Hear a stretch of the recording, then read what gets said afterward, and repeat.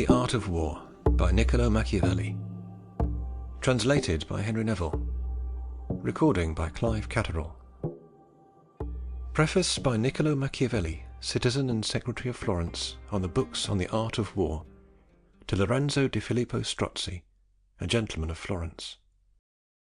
Many, Lorenzo, have held and still hold the opinion that there is nothing which has less in common with another, and that is so dissimilar, as civilian life is from the military. Whence it is often observed, if any one designs to avail himself of an enlistment in the army, that he soon changes, not only his clothes, but also his customs, his habits, his voice, and in the presence of any civilian custom he goes to pieces. For I do not believe that any man can dress in civilian clothes who wants to be quick and ready for any violence, nor can that man have civilian customs and habits who judges those customs to be effeminate, and those habits not conducive to his actions. Nor does it seem right to him to maintain his ordinary appearance and voice, who, with his beard and cursing, wants to make other men afraid. Which makes such an opinion, in these times, to be very true. But if they should consider the ancient institutions, they would not find matter more united, more in conformity, and which of necessity should be like to each other as much as these, civilian and military. For in all the arts that are established in a society for the sake of the common good of men, all those institutions created to make people live in fear of the laws and of God would be in vain if their defence had not been provided for, and which, if well arranged, will maintain not only these, but also those that are not well established. And so, on the contrary, good institutions without the help of the military are not much differently disordered than the habitation of a superb and regal palace, which, even though adorned with jewels and gold, if it is not roofed over, will not have anything to protect it from the rain. And if, in any other institutions of a city or of a republic, every diligence is employed in keeping men loyal, peaceful, and full of fear of God, it is doubled in the military. For in what man ought the country to look for greater loyalty than in that man who has promised to die for her? In whom ought there to be a greater love of peace than in him who can only be injured by war? In whom ought there to be a greater fear of God than in him who, undergoing infinite dangers every day, has more need of his aid?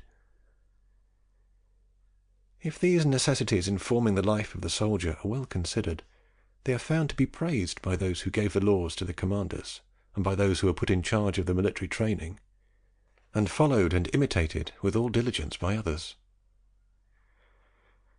But because military institutions have become completely corrupt, and far removed from the ancient ways, these sinister opinions have arisen, which make the military hated, and intercourse with those who train them avoided.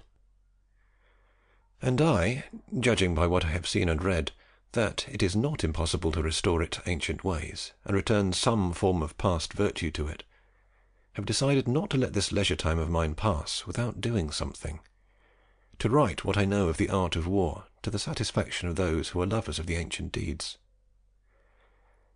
And although it requires courage to treat of those matters of which others have made a profession, none the less I do not believe that it is a mistake to occupy a position with words, which may with greater presumption have been occupied with deeds. For the errors which I should make in writing can be corrected without injury to any one, but those which are made with deeds cannot be found out except by the ruin of the commanders. You, Lorenzo, will therefore consider the quality of these efforts of mine, and will give in your judgment of them that censure or praise which will appear to you to be merited. I send you these as much to show myself grateful for all the benefits I have received from you, although I will not include in them the review of this work of mine, as well as also because, being accustomed to honour similar works of those who shine because of their nobility, wealth, genius, and liberality, I know you do not have many equals in wealth and nobility, few in ingenuity, and no one in liberality. Book 1. As I believe it is possible for one to praise without concern any man after he is dead, since every reason and supervision for adulation is lacking, I am not apprehensive in praising our own Cosimo Rucellai, whose name is never remembered by me without tears, as I have recognised in him those parts which can be desired in a good friend among friends, and in a citizen of his country. For I do not know what pertained to him more than to spend himself willingly, not excepting that courage of his, for his friends. And I do not know of any enterprise that dismayed him when he knew it was for the good of his country. And I confess freely not to have met, among so many men whom I have known and worked with, a man in whom there was a mind more fired with great and magnificent things. Nor does one grieve with the friends of another of his death, except for his having been born to die young, unhonoured within his own home, without having been able to benefit any one with that mind of his. For one would know that no one could speak of him, except to say that a good friend had died. It does not remain for us, however, or for anyone else who, like us, knew him, to be able, because of this, to keep the faith, since deeds do not seem to his laudable qualities. It is true, however, that fortune was not so unfriendly to him that it did not leave some brief memory of the dexterity of his genius, as was demonstrated by some of his writings and compositions of amorous verses, in which, as he was not in love, he employed as an exercise in order not to use his time uselessly in his juvenile years, in order that fortune might lead him to higher thoughts. Here it can be clearly comprehended that if his objective was exercise, how very happily he described his ideas, and how much he was honoured in his poetry. Fortune, however, having deprived us of the use of so great a friend, it appears to me it is not possible to find any other better remedy than for us to seek to benefit from his memory, and recover from it any matter that was either keenly observed or wisely discussed. And as there is nothing of his more recent than the discussions which the Lord Fabrizio Colonna had with him in his gardens, where matters pertaining to war were discussed at length by that lord, with questions keenly and prudently asked by Cosimo, it seemed proper to me, having been present with other friends of ours, to recall him to memory, so that, reading it, the friends of Cosimo who met there will renew in their minds the memory of his virtue, and another part, grieving for not having been there, will learn in part of many things discussed wisely by a most sagacious man, useful not only to the military way of life, but to the civilian as well. I will relate, therefore, how Fabrizio Colonna, when he returned from Lombardy, where he had fought a long time gloriously for the Catholic king, decided to pass through Florence, to rest several days in that city, in order to visit His Excellency the Duke, and see again several gentlemen with whom he had been familiar in the past. Whence it appeared proper to Cosimo to invite him to a banquet in his gardens, not so much to show his generosity, as to have reason to talk to him at length, and to learn and understand several things from him according as one can hope to from such a man, for it appeared to him to give him an opportunity to spend a day discussing such matters as would satisfy his mind. Fabrizio, therefore, came as planned, and was received by Cosimo together with several other loyal friends of his, among whom were Zanobi Buondelmonti, Battista della Palla, and Luigi Alamanni, young men most ardent in the same studies, and loved by him, whose good qualities, because they were also daily praised by himself, we will admit. Fabrizio, therefore, was honoured according to the times and the place, with all the highest honours they could give him. And as soon as the convivial pleasures were past, and the table cleared, and every arrangement of feasting finished, which, in the presence of great men and those who have their minds turned to honourable thoughts, is soon accomplished, and because the day was long and the heat intense, Cosimo, in order to satisfy their desire better, judged it would be well to take the opportunity to escape the heat by leading them to the more secret and shadowy parts of his garden. When they arrived there, and chairs brought out, some sat on the grass, which was most fresh in the place, some sat on chairs placed in those parts under the shadow of very high trees. Fabrizio praised the place as most delightful, and looking especially at the trees, he did not recognize one of them, and looked puzzled. Cosimo, becoming aware of this, said, "Perhaps you have no knowledge of some of these trees, but do not wonder about them, because here are some which were more widely known by the ancients than those commonly seen to-day." And giving him the name of some, and telling him that Bernardo, his grandfather, had worked hard in their culture, Fabrizio replied, "I was thinking that it was what you said I was, and this place and this study made me remember several princes of the kingdom, who delighted in their ancient culture and the shadow they cast."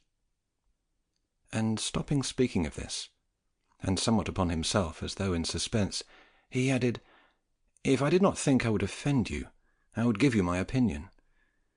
But I do not believe in talking and discussing things with friends in this manner that I insult them.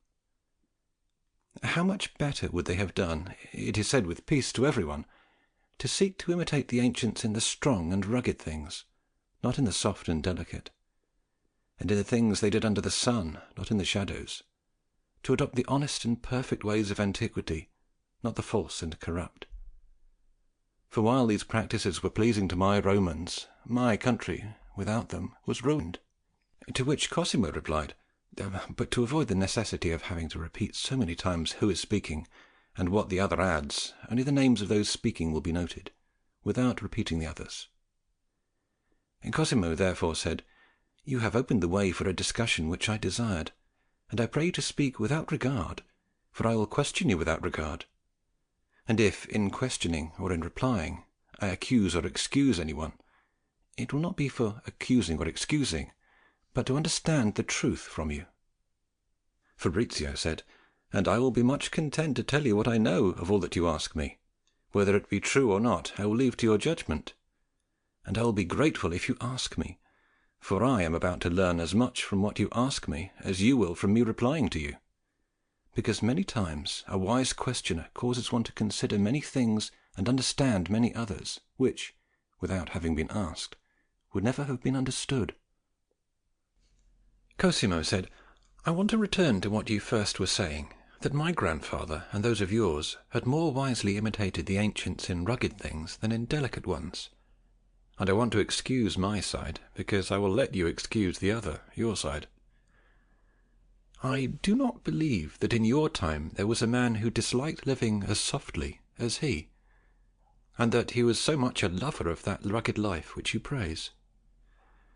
None the less, he recognized he could not practice it in his personal life, nor in that of his sons, having been born in so corrupt an age, where any one who wanted to depart from the common usage would be deformed and despised by every one. For if any one in a naked state should thrash upon the sand under the highest sun, or upon the snow in the most icy months of winter, as did Diogenes, he would be considered mad. If any one, like the Spartan, should raise his children on a farm, make them sleep in the open, go with head and feet bare, bathe in cold water in order to harden them to endure vicissitudes, so that they might love life less and fear death less, he would be praised by few and followed by none. So that, dismayed at these ways of living, he presently leaves the ways of the ancients, and in imitating antiquity does only that which he can with little wonderment." Fabrizio said, "You have excused him strongly in this part, and certainly you speak the truth. But I did not speak so much of those rugged ways of living as of those other more human ways which have a greater conformity to the ways of living to-day, which I do not believe should have been difficult to introduce by one who is numbered among the princes of a city. I will never forego my examples of my Romans. If their ways of living should be examined, and the institutions of their republic, there will be observed in her many things not impossible to introduce in a society where there yet might be something of good." Cosimo said, "What are those things similar to the ancients that you would introduce?" Fabrizio said, "To honour and reward virtue, not to have contempt for poverty, to esteem the modes and orders of military discipline, to constrain citizens to love one another, to live without factions, to esteem less the private than the public good, and other such things which could easily be added in these times. It is not difficult to persuade people to these ways, when one considers these at length and approaches them in the usual manner, for the truth will appear in such examinations that every common talent is capable of undertaking them. Anyone can arrange these things. For example, one plants trees under the shadow of which he lives more happily and merrily than if he had not planted them. Cosimo said, I do not want to reply to anything of what you have spoken, but I do want leave to give judgment on these, which can easily be judged. And I shall address myself to you who accuse those who in serious and important actions are not imitators of the ancients, thinking that in this way I can more easily carry out my intentions. I should want, therefore, to know from you whence it arises that, on the one hand, you condemn those who do not imitate the ancients in their actions. On the other hand, in matters of war, which is your profession, and which you are judged to be excellent, it is not observed that you have employed any of the ancient methods, or those which have some similarity. Fabrizio said, You have come to the point where I expected you to, for what I said did not merit any other question, nor did I wish for any other. And although I am able to save myself with a simple excuse, none the less I want, for your greater satisfaction and mine, since the season, weather allows it, to enter into a much longer discussion. Men who want to do something ought first to prepare themselves with all industry, in order, when the opportunity is seen, to be prepared to achieve that which they have proposed. And whenever the preparations are undertaken cautiously, unknown to anyone, no one can be accused of negligence unless he is first discovered by the occasion, in which, if it is not then successful, it is seen that either he has not sufficiently prepared himself, or that he has not in some part given thought to it. And as the opportunity has not come to me to be able to show the preparations I would make to bring the military to your ancient organization, and if I have not done so, I cannot be blamed either by you or by others, I believe this excuse is enough to respond to your accusation. Cosimo said, It would be enough if I was certain that the opportunity did not present itself.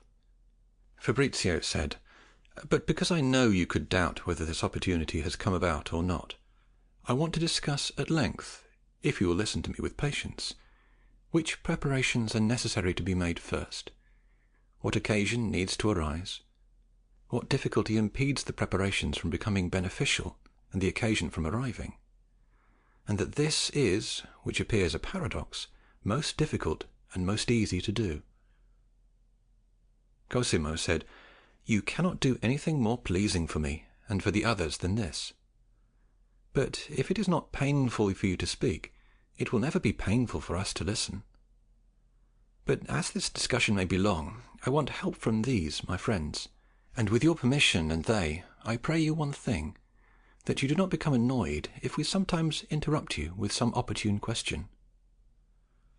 Fabrizio said, I am most content that you, Cosimo, with these other young people here, should question me, for I believe that young men will become more familiar with military matters, and will more easily understand what I have to say. The others, whose hair is white and whose blood is icy, in part are enemies of war, and in part incorrigible, as those who believe that the times and not the evil ways constrain men to live in such a fashion. So, ask anything of me, with assurance and without regard. I desire this as much because it will afford me a little rest, as because it will give me pleasure not to leave any doubt in your minds. I want to begin from your words where you said to me that in war, which is my profession, I have not employed any of the ancient methods. Upon this I say that, this being a profession by which men of every time were not able to live honestly, it cannot be employed as a profession except by a republic or a kingdom. And both of these, if well established, will never allow any of their citizens or subjects to employ it as a profession.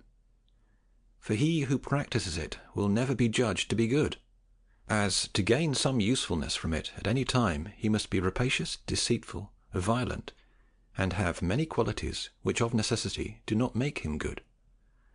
Nor can any men who employ this as a profession, the great as well as the least, be made otherwise, for this profession does not provide for them in peace, whence they are obliged either to hope that there will be no peace, or to gain so much for themselves in times of war that they can provide for themselves in times of peace. And wherever one of these two thoughts exists, it does not occur in a good man. For from the desire to provide for oneself in every circumstance, robberies, violence, and assassinations result, which such soldiers do to friends as well as to enemies. And from not desiring peace, there arises those deceptions which captains perpetrate upon those whom they lead, because war hardens them.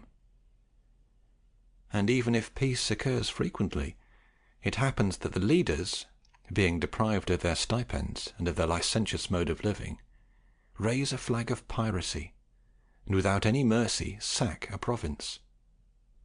Do you not have within the memory of events of your time many soldiers in Italy, finding themselves without employment because of the termination of wars, gathered themselves into very troublesome gangs, calling themselves companies, and went about levying tribute on the towns and sacking the country without there being any remedy able to be applied? Have you not read how the Carthaginian soldiers, when the first war they engaged in with the Romans under Mattus and Spendius was ended, tumultuously chose two leaders and waged a more dangerous war against the Carthaginians than that which they had just concluded with the Romans? And in the time of our fathers, Sforza, in order to be able to live comfortably in times of peace, not only deceived the Milanese, in whose pay he was, but took away their liberty and became their prince. All the other soldiers of Italy who have employed the military as their particular profession have been like this man, and if, through their malignity, they have not become Dukes of Milan, so much more do they merit to be censured, for without such a return, if their lives were to be examined, they all have the same cares. Sforza, father of Francesco, constrained Queen Giovanna to throw herself into the arms of the King of Aragon, having abandoned her suddenly, and left her disarmed amid her enemies, only in order to satisfy his ambition of either levying tribute or taking the kingdom. Braccio, with the same industry, sought to occupy the kingdom of Naples, and would have succeeded had he not been routed and killed at Aquila. Such evils do not result from anything else other than the existence of men who employ the practice of soldiering as their own profession. Do you not have a proverb which strengthens my argument, which says, "War makes robbers, and peace hangs them"? For those who do not know how to live by another practice, and not finding any one who will support them in that, and not having so much virtue that they know how to come and live together honourably, are forced by necessity to roam the streets, and justice is forced to extinguish them. Cosimo said, "You have made me turn this profession and art of soldiering back almost to nothing, and I had supposed it to be the most excellent and most honourable of any. So that if you do not clarify this better, I will not be satisfied. For if it is as you say, I do not know whence arises the glory of Caesar, Pompey, Scipio, Marcellus, and so many Roman captains who are celebrated for their fame as the gods." Fabrizio said, "I have not yet finished discussing all that I proposed, which included two things. The one, that a good man was not able to undertake this practice because of his profession. The other, that a well-established republic or kingdom would never permit its subjects or citizens to employ it for their profession. Concerning the first, I have spoken as much as occurred to me. It remains for me to talk of the second, where I shall reply to this last question of yours. And I say that Pompey and Caesar, and almost all those captains who were in Rome after the last Carthaginian war, acquired fame as valiant men, not as good men. But those who had lived before them acquired glory as valiant and good men, which results from the fact that these latter did not take up the practice of war as their profession, and those whom I named first as those who employed it as their profession. And while the Republic lived immaculately, no great citizen ever presumed by means of such a practice to enrich himself during periods of peace, by breaking laws, despoiling the provinces, usurping and tyrannizing the country, and imposing himself in every way. Nor did any one of the lowest fortune think of violating the sacred agreement, adhere himself to any private individual, not fearing the Senate, or to perform any disgraceful act of tyranny in order to live at all times by the profession of war. But those who were captains, being content with the triumph, returned with a desire for the private life, and those who were members of the army returned with a desire to lay down the arms they had taken up, and every one returned to the art, trade, or profession by which they ordinarily lived. Nor was there ever any one who hoped to provide for himself by plunder and by means of these arts. A clear and evident example of this, as it applies to great citizens, can be found in the regent Attilio, who, when he was captain of the Roman armies in Africa, and having almost defeated the Carthaginians, asked the Senate for permission to return to his house and look after his farms, which were being spoiled by his labourers.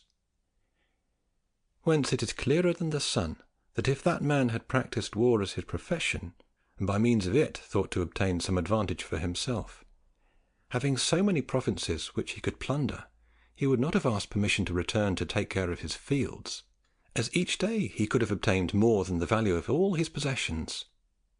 But as these good men, who do not practise war as their profession, do not expect to gain anything from it except hard work, danger, and glory, as soon as they are sufficiently glorious, desire to return to their homes and live from the practice of their own profession. As to men of lower status and gregarious soldiers, it is also true that every one voluntarily withdrew from such a practice, for when he was not fighting he would have desired to fight, but when he was fighting wanted to be dismissed. Which illustrates the many ways, and especially in seeing that it was among the first privileges, that the Roman people gave to one of its citizens, that he should not be constrained unwillingly to fight. Rome, therefore, when she was well organized, which it was up to the time of the Gracchi, did not have one soldier who had to take up this practice as a profession, and therefore had few bad ones, and these were severely punished. A well-ordered city, therefore, ought to desire that this training for war ought to be employed in times of peace as an exercise, and in times of war as a necessity and for glory, and allow the public only to use it as a profession as Rome did. And any citizen who has other aims in using such exercises is not good, and any city which governs itself otherwise is not well ordered. Cosimo said, "I am very much content and satisfied with what you have said up to now, and this conclusion which you have made pleases me greatly, and I believe it will be true when expected from a republic. But as to kings, I do not yet know why I should believe that a king would not want particularly to have around him those who take up such a practice as their profession." Fabrizio said, "A well-ordered kingdom ought so much the more to avoid such artificers, for these only are the things which corrupt the king and all the ministers in a tyranny. And do not on the other side tell me of some present kingdoms, for I will not admit them to be all well-ordered kingdoms. For kingdoms that are well-ordered do not give absolute power to rule to their kings, except in the armies, for only there is a quick decision necessary, and therefore he who rules must have this unique power. In other matters he cannot do anything without counsel, and those who counsel him have to fear those whom he may have near him, who in times of peace desire war because they are unable to live without it. But I want to dwell a little longer on this subject, and look for a kingdom totally good, but similar to those that exist today, where those who take up the profession of war for themselves still ought to be feared by the kings. For the sinews of armies, without any doubt, are the infantry, so that if a king does not organize himself in such a way that his infantry, in times of peace, are content to return to their homes and live from the practices of their own professions, it must happen of necessity that he will be ruined, for there is not to be found a more dangerous infantry than one which is composed of those who make the waging of war as their profession. For you are forced to make war always, or pay them always, or to risk the danger that they will take the kingdom from you. To make war always is not possible, and one cannot pay always, and hence that danger is run of losing the state. My Romans, as I have said, as long as they were wise and good, never permitted that their citizens should take up this practice as their profession, notwithstanding that they were able to raise them at all times, for they made war at all times. But in order to avoid the harm which this continuous practice of theirs could do to them, since the times did not change, they changed the men, and kept turning men over in their legions, so that every 15 years they always completely remanned them. And thus they desired men in the flower of their age, which is from 18 to 35 years, during which time their legs, their hands, and their eyes worked together. Nor did they expect that their strength should decrease in them, or that malice should grow in them, as they did in corrupt times. Otavinus first, and then Tiberius, thinking more of their own power than the public usefulness, in order to rule over the Roman people more easily, began to disarm them, and to keep the same armies continually at the frontiers of the empire. And because they did not think it sufficient to hold the Roman people and the Senate in check, they instituted an army called the Praetorian Guard, which they kept near the walls of Rome in a fort adjacent to that city. And as they now began freely to permit men assigned to the army to practice military matters as their profession, there soon resulted that these men became insolent, and they became formidable to the Senate and damaging to the Emperor. Whence there resulted that many men were killed because of their insolence, for they gave the empire and took it away from anyone they wished. And it often occurred that at one time there were many emperors created by the several armies. From which state of affairs proceeded first the division of the empire, and finally its ruin. Kings ought, therefore, if they want to live securely, have their infantry composed of men who, when it is necessary for him to wage war, will willingly go forth to it for love of him, and afterwards, when peace comes, more willingly return to their homes. Which will always happen if he selects men who know how to live by a profession other than this. And thus he ought to desire, with the coming of peace, that his princes return to governing their people, gentlemen to the cultivation of their possessions, and the infantry to their particular arts, trades, or professions. And every one of these will willingly make war in order to have peace, and will not seek to disturb the peace to have war. Cosimo said, "Truly this reasoning of yours appears to me well considered. None the less, as it is almost contrary to what I have thought up to now, my mind is not yet purged of every doubt. For I see many lords and gentlemen who provide for themselves in times of peace through the training for war, as do your equals who obtain provisions from princes and the community. I also see almost all the men-at-arms remaining in the garrisons of the city and of the fortresses, so that it appears to me that there is a long time of peace for everyone."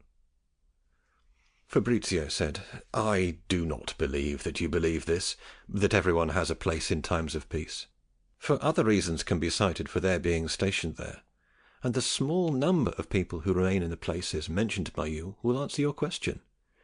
What is the proportion of infantry needed to be employed in time of war to that in peace? For while the fortresses and the city are garrisoned in times of peace, they are much more garrisoned in times of war. To this should be added the soldiers kept in the field, who are great in number, but all of whom are released in times of peace. And concerning the garrisons of states, who are small in number, Pope Julius and you have shown how much they are to be feared who do not know any other profession than war, as you have taken them out of your garrisons because of their insolence, and placed the Swiss there, who are born and raised under the laws, and are chosen by the community in an honest election. So do not say further that in times of peace there is a place for every man. As to the men-at-arms continued in their enlistment in peace-time, the answer appears more difficult. None the less, whoever considers everything well will easily find the answer, for this thing of keeping on the men-at-arms is a corrupt thing, and not good. The reason is this: as there are men who do not have any art, trade, or profession, 1,000 evils will arise every day in those states where they exist, and especially so if they are able to be joined by a great number of companions. But as they are few, and unable by themselves to constitute an army, they therefore cannot do any serious damage. None the less, they have done so many times, as I said of Francesco and of Sforza, his father, and of Braccio of Perugia. So I do not approve of this custom of keeping men-at-arms, both because it is corrupt and because it can cause great evils." Cosimo said, "What would you do without them? Or if you keep them, how do you do so?" Fabrizio said, "By means of an ordinance, not like those of the King of France, because they are as dangerous and insolent as ours, but like those of the ancients, who created cavalry from their subjects, and in times of peace sent them back to their homes to live by the practice of their own profession, as I shall discuss at length before I finish this discussion. So, if this part of the army can now live by such a practice even when there is peace, it stems from a corrupt order. As to the provisions that are reserved for me and the other leaders, I say to you that this likewise is a most corrupt order, for a wise republic ought not to give them to anyone. Rather, it ought to employ its citizens as leaders in war, and in times of peace desire that they return to their professions. Thus also a wise king ought not to give provisions to them, or if he does give them, the reasons ought to be either as a reward for some excellent act, or in order to avail himself of such a man in peace as well as in war. And because you have mentioned me, I want the example to include me, and I say I have never practised war as a profession, for my profession is to govern my subjects and defend them, and in order to defend them I must love peace, but know how to make war.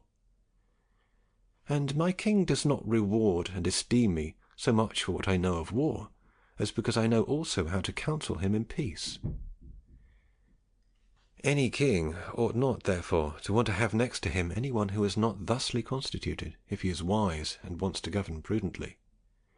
For if he has around him either too many lovers of peace or too many lovers of war, they will cause him to err.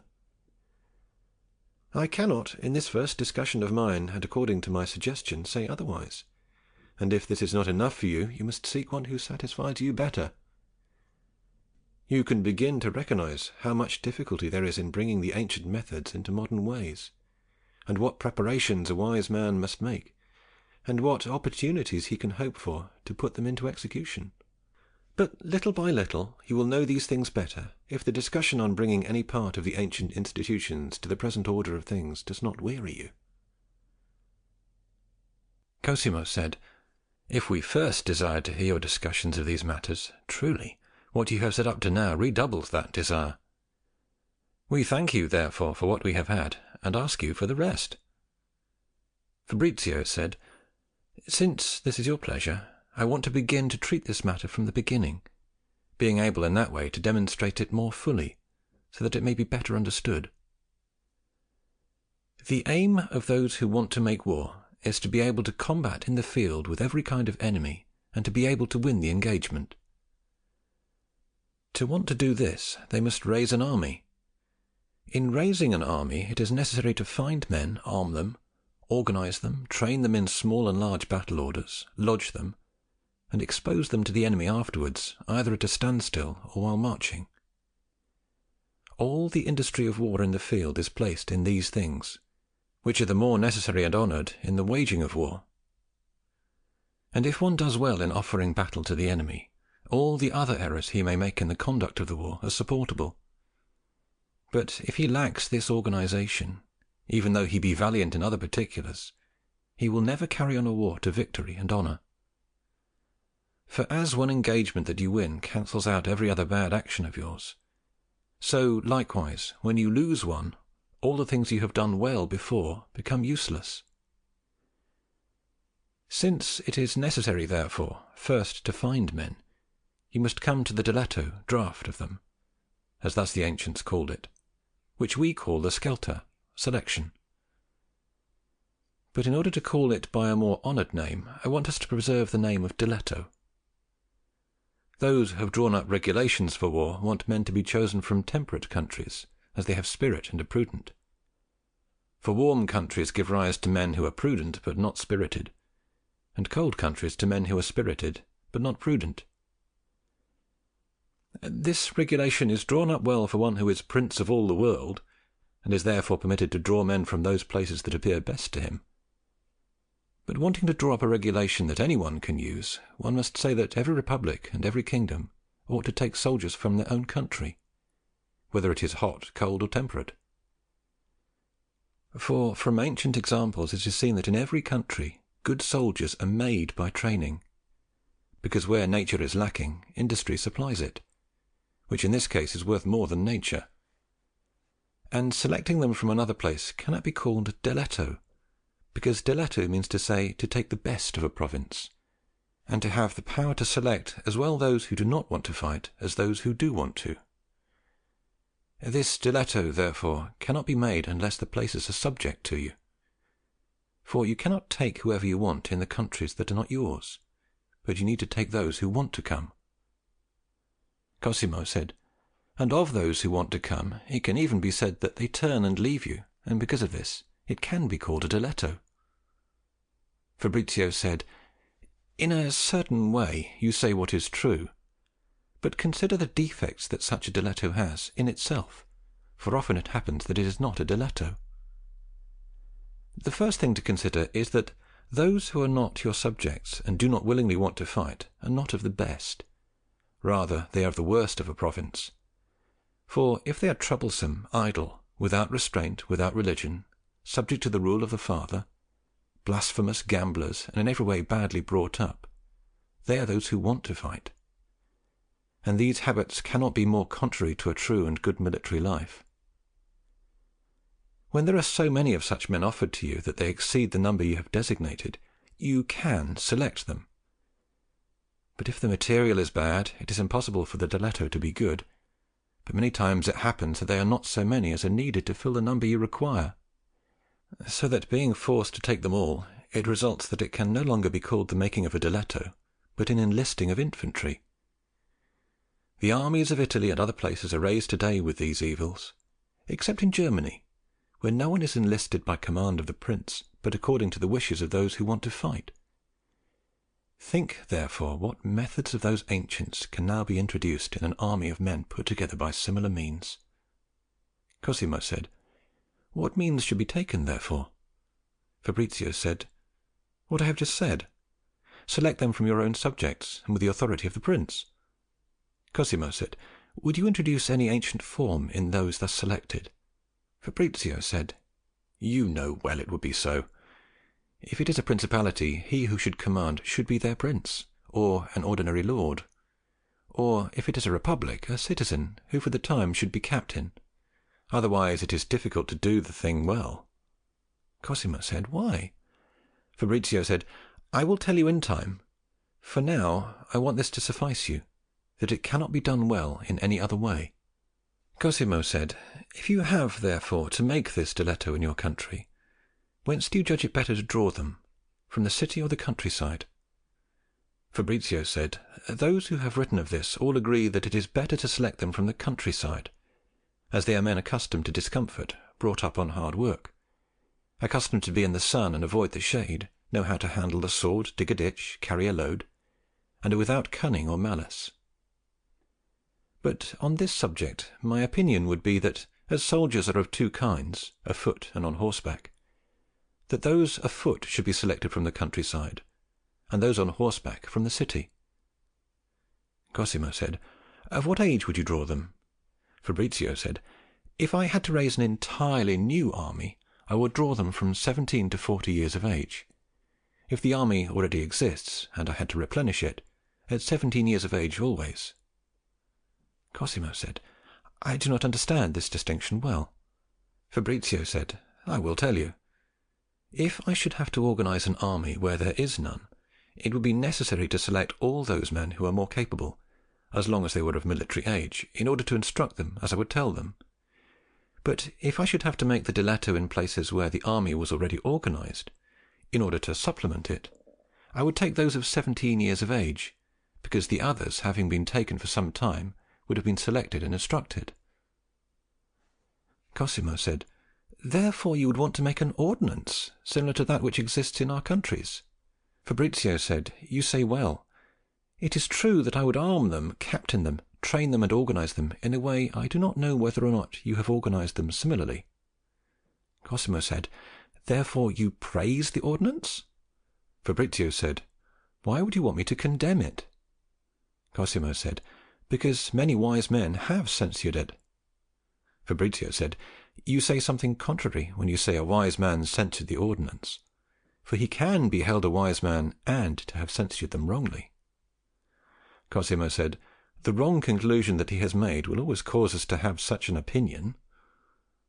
Fabrizio said, "Watch out that the defect is not yours, but his, as that which you recognized before this discussion furnishes proof."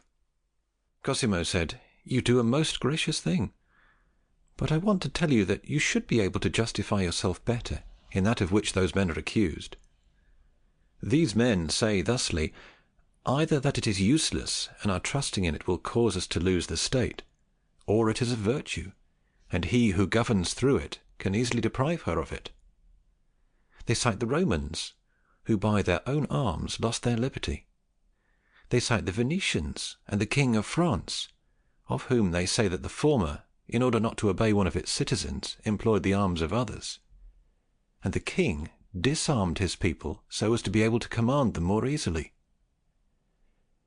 But they fear the uselessness of this much more, for which uselessness they cite two principal reasons: the one because they are inexpert, the other for having to fight by force, because they say that they never learn anything from great men, and nothing good is ever done by force."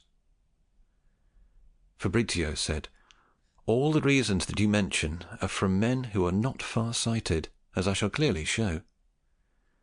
And first, as to their uselessness, I say to you that no army is of more use than your own, nor can an army of your own be organized except in this way. And as there is no debating over this, which all the examples of ancient history does for us, I do not want to lose time over it. And because they cite inexperience and force, I say, as it is true, that inept experience gives rise to little spirit, and force makes for discontent. But experience and enthusiasm gains for themselves the means for arming, training, and organizing them, as you will see in the first part of this discussion. But as to force, you must understand that as men are brought to the army by commandment of the prince, they have to come, whether it is entirely by force or entirely voluntarily. For if it were entirely from desire, there would not be a diletto, as only a few of them would go. So also the going entirely by force would produce bad results. Therefore a middle way ought to be taken, where neither the entirely forced or entirely voluntary means are used, but they should come drawn by the regard they have for the prince, where they are more afraid of his anger than the immediate punishment. And it will always happen that there will be a compulsion mixed with willingness, from which that discontent cannot arise which causes bad effects. Yet I do not claim that an army thus constituted cannot be defeated, for many times the Roman armies were overcome, and the army of Hannibal was defeated, so that it can be seen that no army can be so organized that a promise can be given that it cannot be routed. These wise men of yours therefore ought not to measure this uselessness from having lost one time, but to believe that just as they can lose, so too they can win, and remedy the cause of the defeat. And if they should look into this, they will find that it would not have happened because of a defect in the means, but of the organization which was not sufficiently perfect. And, as I have said, they ought to provide for you, not by censuring the organization, but by correcting it. As to how this ought to be done, you will come to know little by little. As to being apprehensive that such organization will not deprive you of the state by one who makes himself a leader, I reply that the arms carried by his citizens or subjects, given to them by laws and ordinances, never do him harm, but rather are always of some usefulness, and preserve the city uncorrupted for a longer time by means of these arms than without them. Rome remained free 400 years while armed, Sparta 800. Many other cities have been disarmed and have been free less than 40 years. For cities have need of arms, and if they do not have arms of their own, they hire them from foreigners, and the arms of foreigners more readily do harm to the public good than their own, for they are easier to corrupt, and a citizen who becomes powerful can more readily avail himself, and can also manage the people more readily, as he has to oppress men who are disarmed. In addition to this, a city ought to fear two enemies more than one. One who avails itself of foreigners immediately has to fear not only its citizens, but the foreigners that it enlists. And remembering what I told you a short while ago of Francesco Sforza, you will see that fear ought to exist. One which employs its own arms has not other fear except of its own citizens.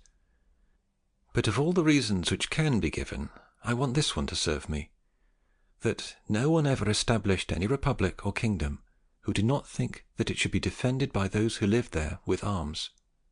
And if the Venetians had been as wise in this as in their other institutions, they would have created a new world kingdom.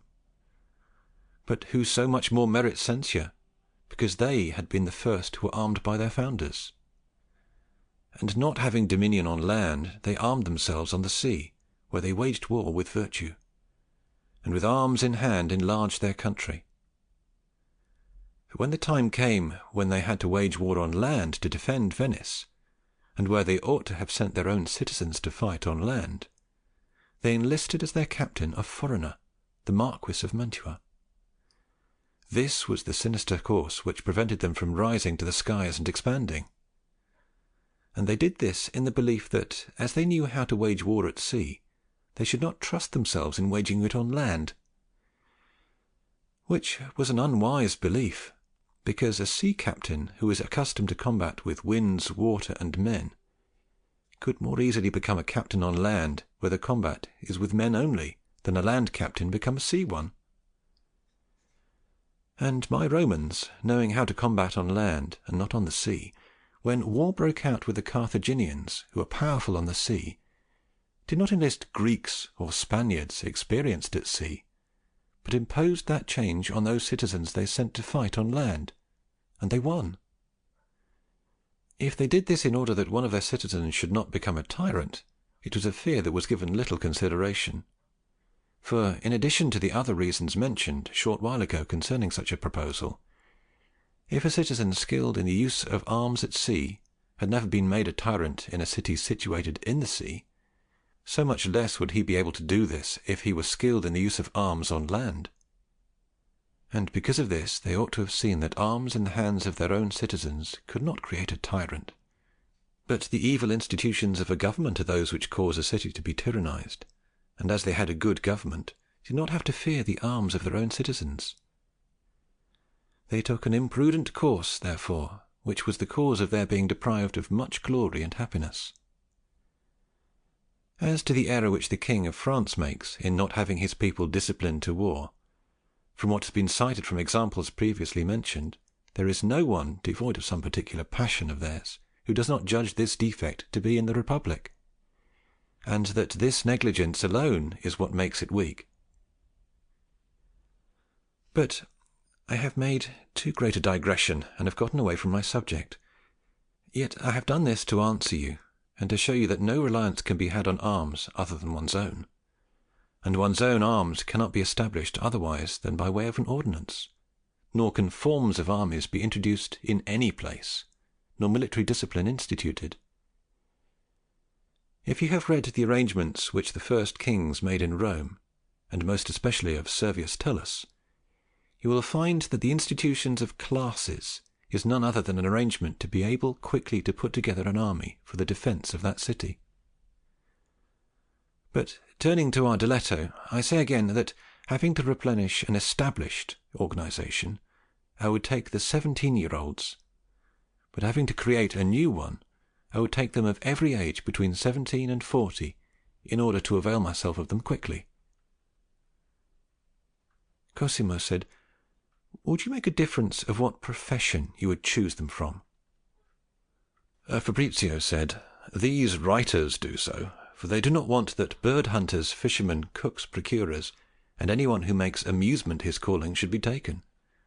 But they want that, in addition to tillers of the soil, smiths and blacksmiths, carpenters, butchers, hunters, and such like should be taken. But I would make little difference in conjecturing from his calling how good this man may be, but how much I can use him with the greatest usefulness. And for this reason the peasants, who are accustomed to working the land, are more useful than anyone else. For of all the professions, this one is used more than any other in the army. After this are the forgers, smiths, carpenters, blacksmiths, shoemakers, of whom it is useful to have many, for their skills succeed in many things, as they are a very good thing for a soldier to have, from whom you would draw double service. Cosimo said, "How are those who are not suitable to fight chosen?" Fabrizio said, "I want to talk of the manner of selecting a new organization in order to make it afterwards into an army, which yet also apply to the discussion of the selection that should be made in remanning an old, established organization. I say, therefore, that how good the man is that you have to select as a soldier is recognized either from his experience, shown by some excellent deeds of his, or by conjecture. The proof of virtue cannot be found in men who are newly selected, and who never before have been selected, and of the former few or none are found in an organization which is newly established. It is necessary, therefore, lacking experience, to have recourse to conjecture, which is derived from their age, profession, and physical appearance. The first two have been discussed. It remains to talk of the third. And yet I say that some have wanted that the soldier be big, among whom was Pyrrhus. Some others have chosen them only from the strength of the body, as Caesar did, which strength of body is conjectured from the composition of the members and the gracefulness of the aspect. And yet some of those who write say that he should have lively and merry eyes, a nervy neck, a large breast, muscular arms, long fingers, a small stomach, round hips, sleek legs and feet, which parts usually render a man strong and agile, which are the two things sought above everything else in a soldier. He ought, above all, to have regard for his habits, and that there should be in him a sense of honesty and shame. Otherwise there will be selected only an instrument of trouble and a beginning of corruption. For there is no one who believes that in a dishonest education and in a brutish mind there can exist some virtue which in some part may be praiseworthy. Nor does it appear to me superfluous, rather I believe it necessary, in order for you to understand better the importance of this selection, to tell you the method that the Roman consuls at the start of their magistracy observed in selecting the Roman legions, in which diletto, because those who had to be selected were to be a mixture of new and veteran men, because of the continuing wars, they proceeded from experience with regard to the old men, and from conjecture with regard to the new. And this ought to be noted, that these diletti are made either for immediate training and use, or for future employment.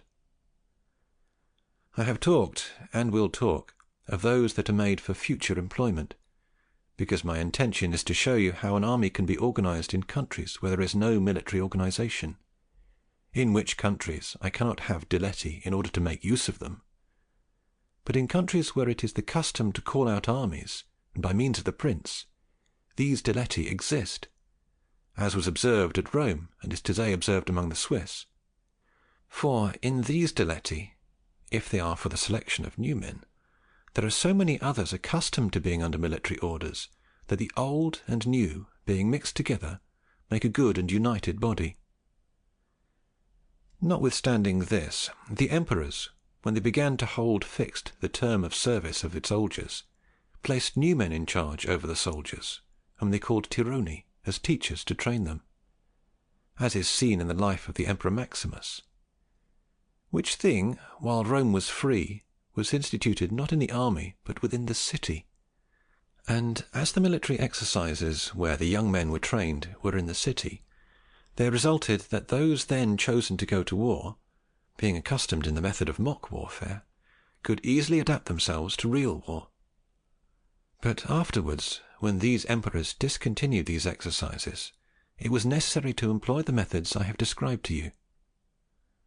Arriving, therefore, at the methods of the Roman selection, I say that as soon as the Roman consuls, on whom it was imposed the carrying on of the war, had assumed the magistracy, in wanting to organize their armies, as it was the custom that each of them had 2 legions of Roman men, and were the nerve centre of their armies, created 24 military tribunes, proposing 6 for each legion, who filled that office which today is done by those whom we call constables.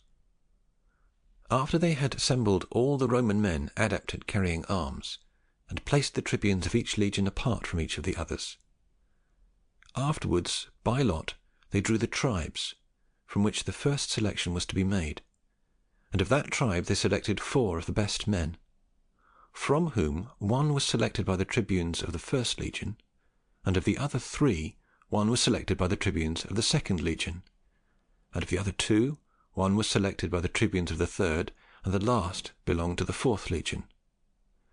After these 4 others were selected, of whom the first man was selected by the tribunes of the second legion, the second by those of the third by those of the fourth remained to the first. After, another 4 were chosen. The first man was selected by the tribunes of the third legion, the second by the fourth, the third by the first, the fourth remained to the second, and thus this method of selection changed successively, so that the selection came to be equal, and the legions equalized. And as we said above, this was done where the men were to be used immediately, and as it was formed of men of whom a good part were experienced in real warfare, and everyone in mock battles, this stiletto was able to be used on conjecture and experience. But when a new army was to be organized and the selection made for future employment, this stiletto cannot be based except on conjecture, which is done by age and physical appearance. Cosimo said, "I believe what you have said is entirely true, but before you pass on to other discussion, I want to ask about one thing which you have made me remember, when you said that the diletto which should be made where these men are not accustomed to fighting should be done by conjecture. For I have heard our organization censured in many of its parts, and especially as to number. For many say that a lesser number ought to be taken, of whom those that are drawn would be better, and the selection better, as there would not be as much hardship imposed upon the men, and some reward given them, by means of which they would be more content, and could be better commanded. Whence I would like to know your opinion on this part, and if you preferred a greater rather than a smaller number, and what methods you would use in selecting both numbers." Fabrizio said, "Without doubt, the greater number is more desirable and more necessary than the smaller. Rather, to say better, where a great number are not available, a perfect organization cannot be made, and I will easily refute all the reasons cited in favour of this. I say, therefore, first, that where there are many people, as there are, for example, in Tuscany, does not cause you to have better ones, or that the diletto is more selective. For desiring in the selection of men to judge them on the basis of experience, only a very few would probably be found in that country who have had this experience, as much because few have been in a war as because of those few who have been, very few have ever been put to the test, so that because of this they merit to be chosen before the others, so that whoever is in a similar situation should select them must leave experience to one side and take them by conjecture. And if I were brought to such a necessity, I would want to see if 20 young men of good physical appearance should come before me, with what rule I ought to take some or reject some. So that, without doubt, I believe that every man will confess that it is a much smaller error to take them all in arming and training them, being unable to know beforehand which of them are better, and to reserve to oneself afterwards to make a more certain diletto, where during the exercises with the army those of greater courage and vitality may be observed. So that, considering everything, the selection in this case of a few in order to have them better is entirely false. As to causing less hardship to the country and to the men, I say that the ordnance, whether it is bad or insufficient, does not cause any hardship. For this order does not take men away from their business, and does not bind them so that they cannot carry on their business, because it only obliges them to come together for training on their free days, which proposition does not do any harm either to the country or the men. Rather, to the young it ought to be delightful, for where on holidays they remain basely indolent in their hangouts, they would now attend these exercises with pleasure, for the drawing of arms, as it is a beautiful spectacle, is thus delightful to the young men. As to being able to pay more to the lesser number, and thereby keeping them more content and obedient, I reply that no organization of so few can be made who are paid so continually that their pay satisfies them. For instance, if an army of 5,000 infantry should be organized, in wanting to pay them so that it should be believed that they will be contented, they must be given at least 10,000 ducats a month. To begin with, this number of infantry is not enough to make an army. The payment is unendurable to the state. And on the other hand, it is not sufficient to keep the men content and obligated to respect your position. So that in doing this, although much would be spent, it would provide little strength, and would not be sufficient to defend you, or enable you to undertake any enterprise. If you should give them more, or take more, so much more impossible would it be for you to pay them. If you should give them less, or take on fewer, so much less would be content, and so much less useful would they be to you. Therefore, those who consider things which are either useless or impossible. But it is indeed necessary to pay them when they are levied to send to war. But even if such an arrangement should give some hardship to those enrolled in it in times of peace, which I do not see, they are still recompensed by all those benefits which an army established in a city brings. For without them nothing is secure. I conclude that whoever desires a small number in order to be able to pay them more, or for any other reason cited by you, does not know what he is doing. For it will also happen, in my opinion, that any number will always diminish in your hands because of the infinite impediments that men have, so that the small number will succeed at nothing. However, when you have a large organization, you can, at your election, avail yourself of few or of many. In addition to this, it serves you in fact and reputation, for the large number will always give you a reputation. Moreover, in creating the organization, in order to keep men trained, if you enroll a small number of men in many countries, and the armies are very distant from each other, you cannot, without the gravest injury to them, assemble them for joint exercises.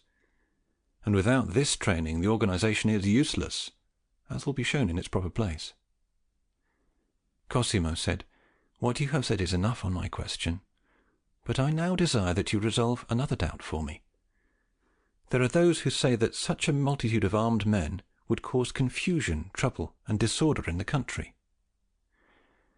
Fabrizio said, "This is another vain opinion, for the reason I will tell you. Those organized under arms can cause disorders in two ways, either among themselves or against others. Both of these can be obviated where discipline by itself should not do so. For as to troubles among themselves, the organization removes them, not brings them up, because in the organization you give them arms and leaders. If the country where you organize them is so unwarlike that there are not arms among its men, and so united that there are no leaders, such an organization will make them more ferocious against the foreigner, but in no way will make it more disunited, because men well organized, whether armed or unarmed, fear the laws, and can never change unless the leaders you give them cause a change, and I will later tell you the manner of doing this. But if the country where you have organized an army is warlike and disunited, this organization alone is reason enough to unite them, for these men have arms and leaders for themselves, but the arms are useless for war, and the leaders causes of troubles. But this organization gives them arms useful for war, and leaders who will extinguish troubles. For as soon as someone is injured in that country, he has recourse to his leader of the party. who, to maintain his reputation, advises him to avenge himself, and not to remain in peace. The public leader does the contrary, so that by this means the causes for trouble are removed and replaced by those for union. And provinces which are united but effeminate or unwarlike lose their usefulness but maintain the union, while those that are disunited and troublesome remain united. And that disordinate ferocity which they usually employ is turned to public usefulness. As to desiring that they do us injury against others, it should be kept in mind that they cannot do this except by the leaders who govern them. In desiring that the leaders do not cause disorders, it is necessary to have care that they do not acquire too much authority over them. And you have to keep in mind that this authority is acquired either naturally or by accident. And as to nature, it must be provided that whoever is born in one place is not put in charge of men enrolled in another place, but is made a leader in those places where he does not have any natural connections. As to accidents, the organization should be such that each year the leaders are exchanged from command to command. For continuous authority over the same men generates so much unity among them, which can easily be converted into prejudice against the prince. As to these exchanges being useful to those who have employed them, and injurious to those who have not observed them, is known from the example of the kingdom of Assyria and from the empire of the Romans, in which it is seen that the former kingdom endured 1,000 years without tumult and without civil war, which did not result from anything else than the exchange of those captains who were placed in charge of the care of the armies from place to place every year. Nor for other reasons did it result in the Roman Empire. Once the blood of Caesar was extinguished, so many civil wars arose among the captains of the armies, and so many conspiracies of the above-mentioned captains against the emperors, resulting from the continuing of those captains in their same commands. And if any of those emperors, and any who later held the empire by reputation, such as Hadrian, Marcus, Severus, and others like them, would have observed such happenings, and would have introduced this custom of exchanging captains in that empire, without doubt they would have made it more tranquil and lasting. For the captains would have had fewer opportunities for creating tumults, and the emperors fewer causes to fear them, and the Senate, when there was a lack in the succession, would have had more authority in the election of emperors, and consequently better conditions would have resulted. But the bad customs of men, whether from ignorance or little diligence, or from examples of good or bad, are never put aside. Cosimo said, "I do not know if, with my question, I have gone outside the limits you set. For from the diletto we have entered into another discussion, and if I should not be excused a little, I shall believe I merit some reproach." Fabrizio said, "This did us no harm, for all this discussion was necessary in wanting to discuss the organization of an army, which, being censured by many, it was necessary to explain it, if it is desired that this should take place before the diletto. And before I discuss the other parts, I want to discuss the diletto for men on horseback. This selection was done by the ancients from among the more wealthy, having regard both for the age and quality of the men, selecting 300 for each legion, so that the Roman cavalry in every consular army did not exceed 600. Cosimo said, "Did you organize the cavalry in order to train them at home and avail yourself of them in the future?" Fabrizio said, "Actually, it is a necessity, and cannot be done otherwise, if you want to have them take up arms for you, and not to want to take them away from those who make a profession of them." Cosimo said, "How would you select them?" Fabrizio said, "I would imitate the Romans. I would take the more wealthy, and give them leaders in the same manner as they are given to others today, and I would arm them and train them." Cosimo said, "Would it be well to give these men some provision?" Fabrizio said, "Yes, indeed, but only as much as is necessary to take care of the horse. For, as it brings an expense to your subjects, they could complain of you. It would be necessary, therefore, to pay them for the horse and its upkeep." Cosimo said, "How many would you make? How would you arm them?" Fabrizio said, "You pass into another discussion. I will tell you in its place, which will be when I have said how the infantry ought to be armed, and how they should prepare for an engagement." Book 2. I believe that it is necessary, once the men are found, to arm them, and in wanting to do this, I believe it is necessary to examine what arms the ancients used, and from them select the best. The Romans divided their infantry into the heavily and lightly armed. The light armed they gave the name veliti.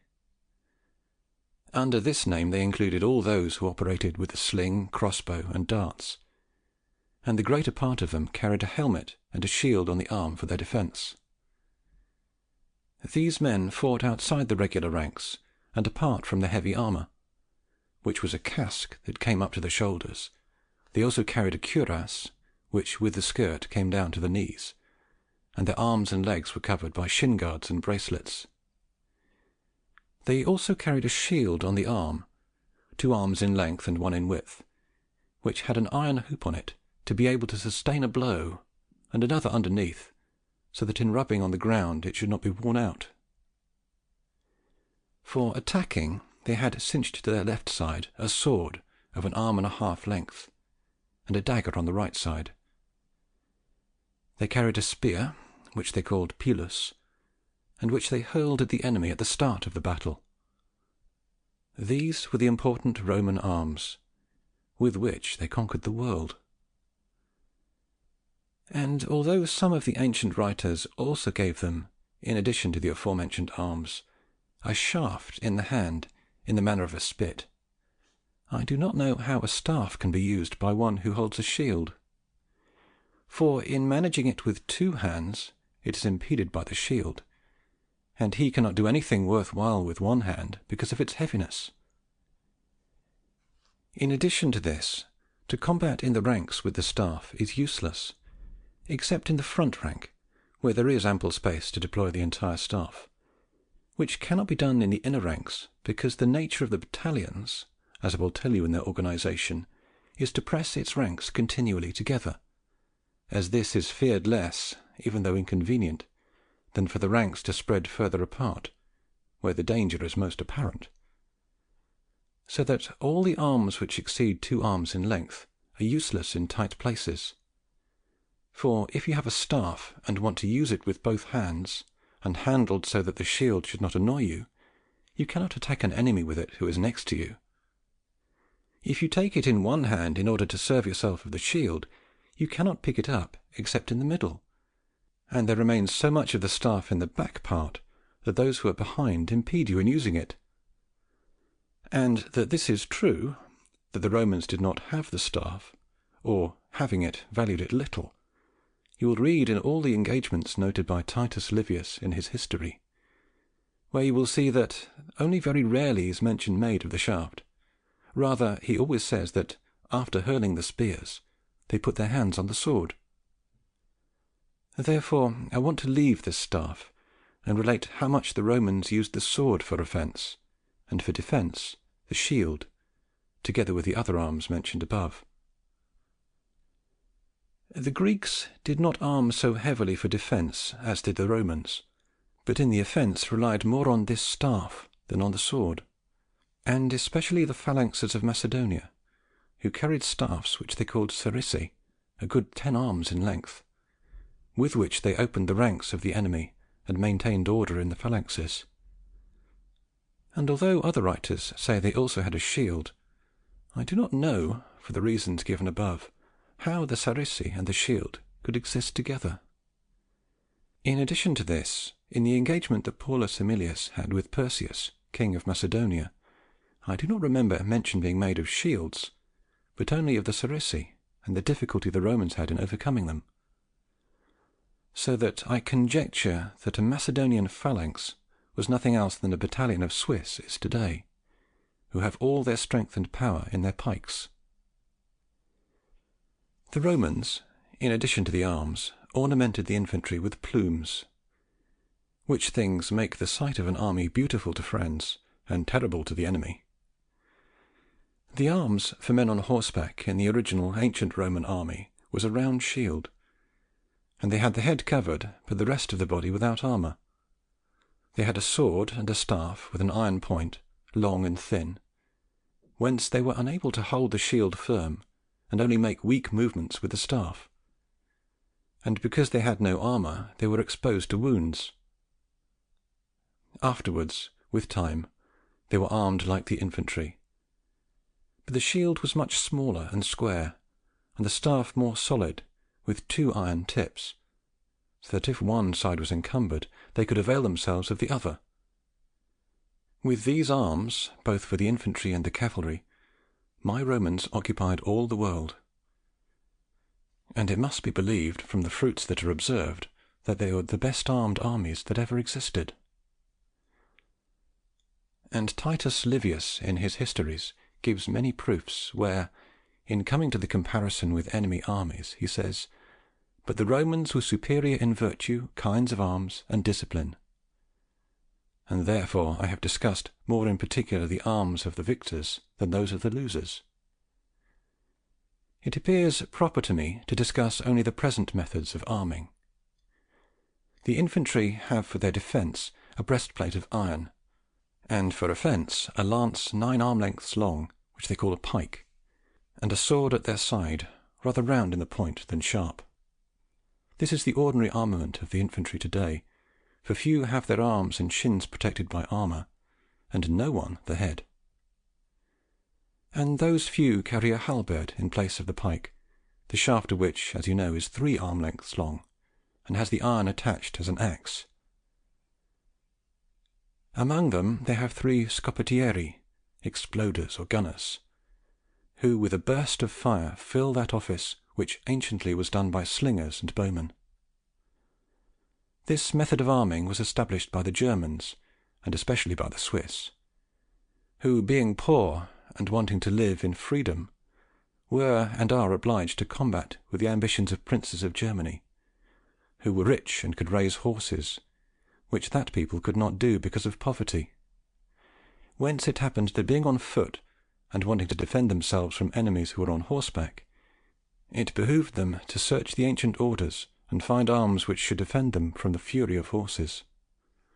This necessity has caused them to maintain or rediscover the ancient orders, without which, as every prudent man affirms, the infantry is entirely useless. They therefore take up pikes as arms, which are most useful not only in sustaining the attacks of horses, but to overcome them. And because of the virtue of these arms and ancient orders, the Germans have assumed so much audacity that 15,000 or 20,000 of them would assault any great number of horse, and there have been many examples of this seen in the last 25 years. And this example of their virtue, founded on these arms and these orders, have been so powerful that after King Charles passed into Italy, every nation has imitated them, so that the Spanish armies have come into very great reputation. Cosimo said, "What method of arms do you praise more, this German one or the ancient Roman?" Fabrizio said, "The Roman, without any doubt, and I will tell you the good and the bad of one and the other. The German infantry can sustain and overcome the cavalry. They are more expeditious in marching and in organizing themselves, because they are not burdened with arms. On the other hand, they are exposed to blows from near and far because of being unarmed. They are useless in land battles and in every fight where there is stalwart resistance. But the Romans sustained and overcame the cavalry, as these Germans do.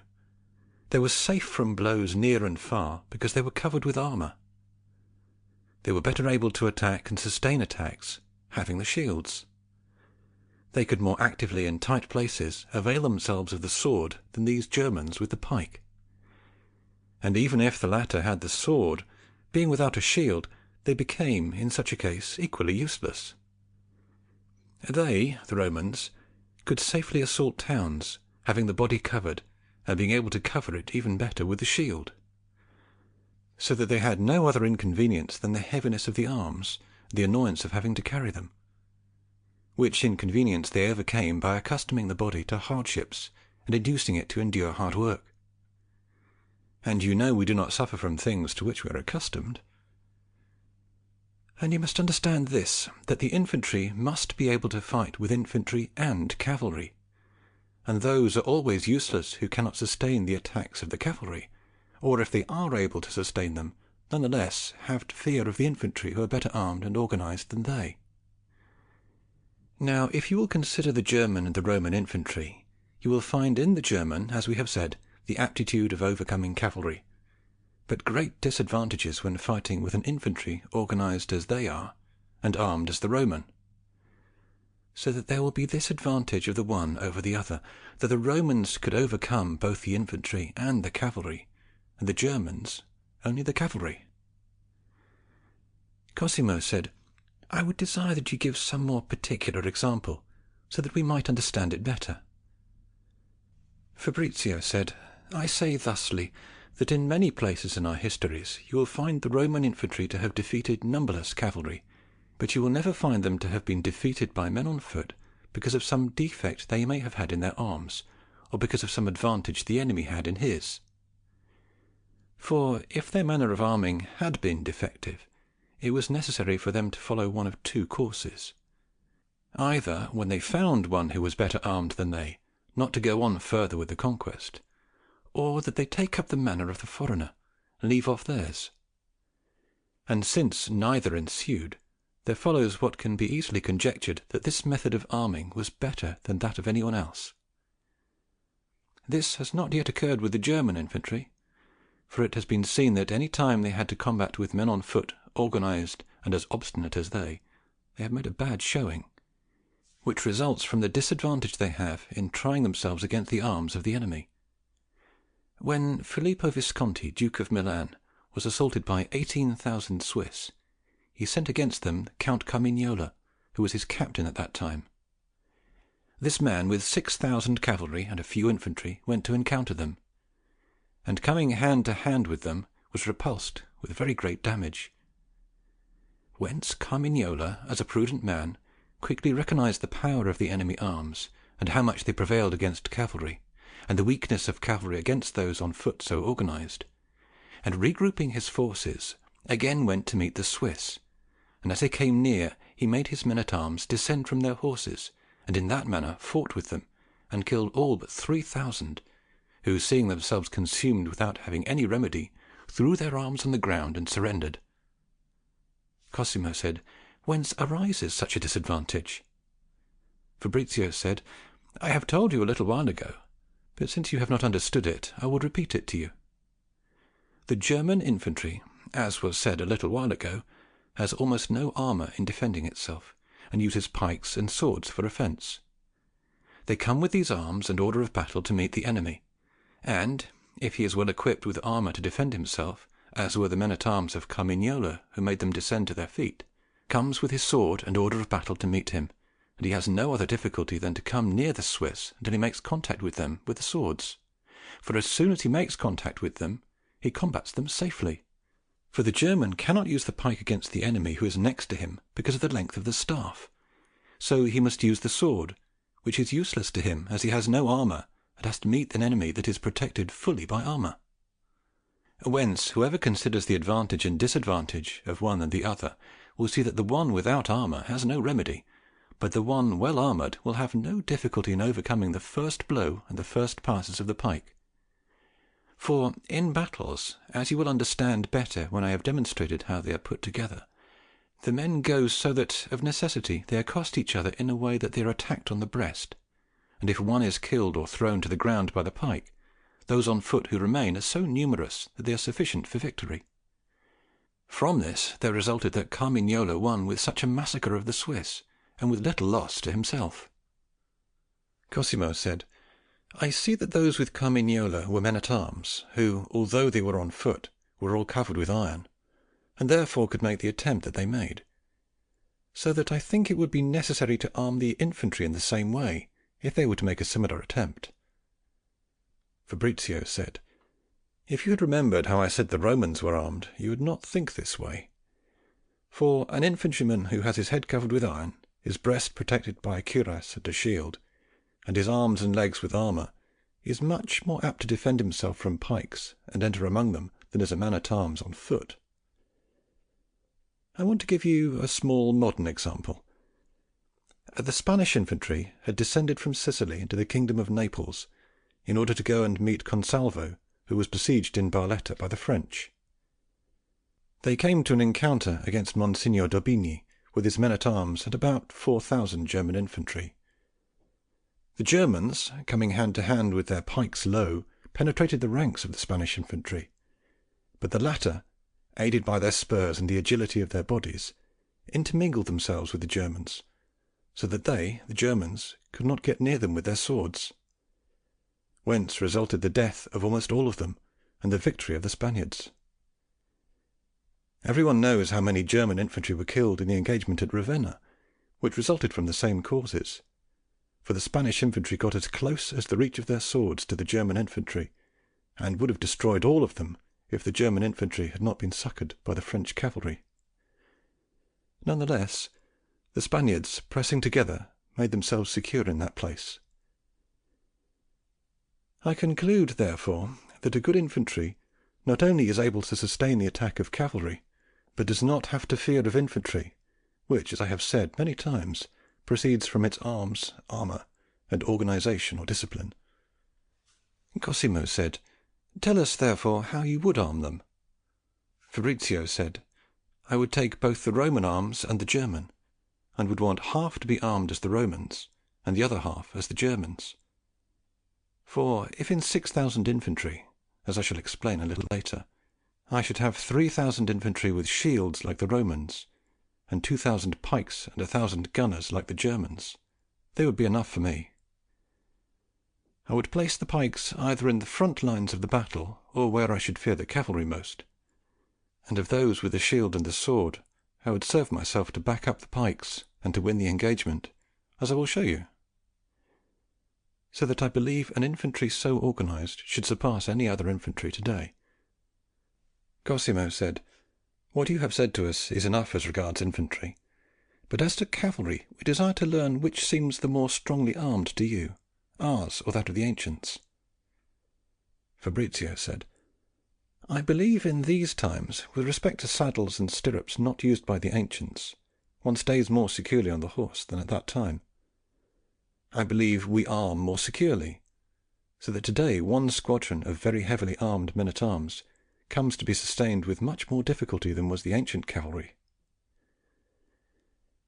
With all of this, I judge, none the less, that no more account ought to be taken of the cavalry than was taken anciently, for, as has been said above, they have often in our times been subjected to disgrace by the infantry, armed and organized as described above. Tigranes, king of Armenia, came against the Roman army of which Lucullus was captain, with an army of 150,000 cavalry, among whom were many armed as our men-at-arms, whom they called cataphrati, while on the other side the Romans did not total more than 6,000 cavalry and 15,000 infantry, so that Tigranes, when he saw the army of the enemy, said, 'These are just about enough horsemen for an embassy.' None the less, when they came to battle, he was routed, and he who writes of that battle blames those cataphrati, showing them to be useless, because he says that, having their faces covered, their vision was impaired, and they were little adept at seeing and attacking the enemy, and as they were heavily burdened by the armour, they could not regain their feet when they fell, nor in any way make use of their persons.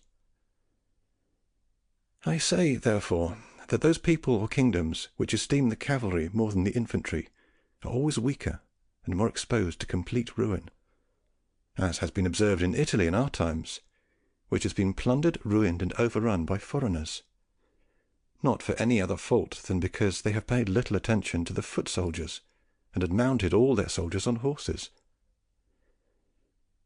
Cavalry ought to be used, but as a second and not the first reliance of an army, for they are necessary and most useful in undertaking reconnaissance, in overrunning and despoiling the enemy country, and to keep harassing and troubling the enemy so as to keep it continually under arms and to impede its provisions.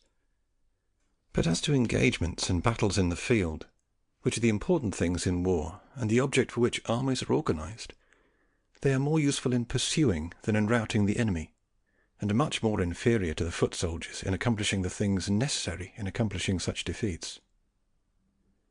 Cosimo said, "But two doubts occur to me. The one, that I know that the Parthians did not engage in war except with cavalry, yet they divided the world with the Romans.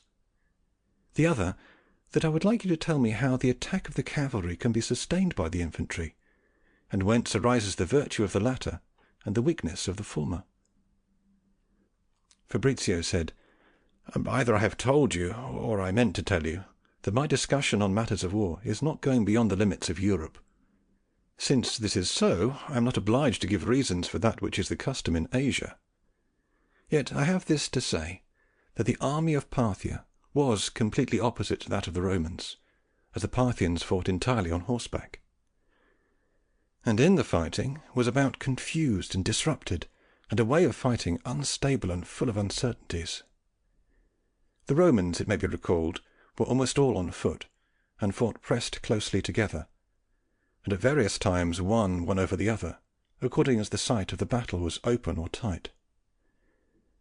For the latter the Romans were superior, but in the former the Parthians, who were able to make a great trial with that army with respect to the region they had to defend, which was very open, with the sea coast 1,000 miles distant, rivers 2 or 3 days' journey apart from each other, towns likewise, and inhabitants rare, so that a Roman army, heavy and slow because of its arms and organization, could not pursue him without suffering great harm, because those who defended the country were on horses and very speedy, so that he would be in one place today and tomorrow 50 miles distant. Because of this the Parthians were able to prevail with cavalry alone, and thus resulted the ruin of the army of Crassus and the dangers to those of Mark Antonio. But as I have said, I did not intend in this discussion of mine to speak of armies outside of Europe, and therefore I want to continue on those which the Romans and Greeks had organized in their time, and that the Germans do today. But let us come to the other question of yours, in which you desire to know what organization or what natural virtue causes the infantry to be superior to the cavalry. And I tell you first that the horses cannot go in all the places that the infantry do, because it is necessary for them either to turn back after they have come forward, or turning back to go forward, or to move from a standstill, or to stand still after moving, so that without doubt the cavalry cannot do precisely thus as the infantry. Horses cannot, after being put into disorder from some attack, return to the order of the ranks except with difficulty, and even if the attack does not occur, the infantry rarely do this. In addition to this, it often occurs that a courageous man is mounted on a base horse, and a base man on a courageous horse, whence it must happen that this difference in courage causes disorder. Nor should anyone wonder that a knot of infantry sustains every attack of the cavalry, for the horse is a sensible animal, and knows the dangers, and goes in unwillingly. And if you would think about what forces make the horse go forward, and what keep him back, without doubt you will see that those which hold him back are greater than those which push him. For spurs make him go forward, and on the other hand the sword and the pike retain him. So that from both ancient and modern experiences it has been seen that a small group of infantry can be very secure from, and even eventually insuperable to, the cavalry. And if you should argue on this, that the élan with which he comes makes it more furious in hurling himself against whoever he wants to sustain his attack, and he responds less to the pike than the spur, I can say that, as soon as the horse so disposed begins to see himself at the point of being struck by the points of the pikes, either he will by himself check his gait, so that he will stop as soon as he sees himself about to be pricked by them, or being pricked by them he will turn to the right or left. If you want to make a test of this, try to run a horse against a wall, and rarely will you find one that will run into it, no matter with what élan you attempt it. Caesar, when he had to combat the Swiss in Gaul, dismounted, and made everyone dismount to their feet, and had the horses removed from the ranks, as they were more adept at fleeing than fighting. But notwithstanding these natural impediments that horses have, the captain who leads the infantry ought to select roads that have as many obstacles for horses as possible, and rarely will it happen that the men will not be able to provide for their safety from the kind of country. If one marches among hills, the location of the march should be such that you may be free from those attacks of which you may be apprehensive. And if you go on the plains, rarely will you find one that does not have crops or woods which will provide some safety for you. For every bush and embankment, even though small, breaks up that dash, and every cultivated area where there are vines and other trees impede the horses. And if you come to an engagement, the same will happen to you as when marching, because every little impediment which the horse meets causes him to lose his fury. None the less, I do not want to forget to tell you one thing, that although the Romans esteemed much their own discipline, and trusted very much on their own arms and armour, that if they had to select a place, either so rough to protect themselves from horses, where they could not be able to deploy their forces, or one where they had more to fear from the horses, but where they were able to spread out, they would always take the latter and leave the former. But as it is time to pass on to the training of the men, having armed this infantry according to the ancient and modern usage, we shall see what training they gave to the Romans before the infantry were led into battle. Although they were well selected and better armed, they were trained with the greatest attention, because without this training a soldier was never any good. This training consisted of 3 parts. The first, to harden the body and accustom it to endure hardships, to act faster and more dexterously. Next, to teach the use of arms. The third, to teach the trainees the observance of orders in marching as well as fighting and encamping. These are the 3 principal actions which make an army, for if an army marches and camps and fights in a regular and practical manner, the captain retains his honour even though the engagement should not have a good ending. All the ancient republics, therefore, provided such training, and both by custom and law no part was left out. They therefore trained their youth so as to make them speedy in running, dexterous in jumping, strong in driving stakes and wrestling. And these 3 qualities are almost necessary in a soldier, for speed makes him adept at occupying places before the enemy, to come upon him unexpectedly, and to pursue him when he is routed. Dexterity makes him adept at avoiding blows, jumping a ditch, and climbing over an embankment.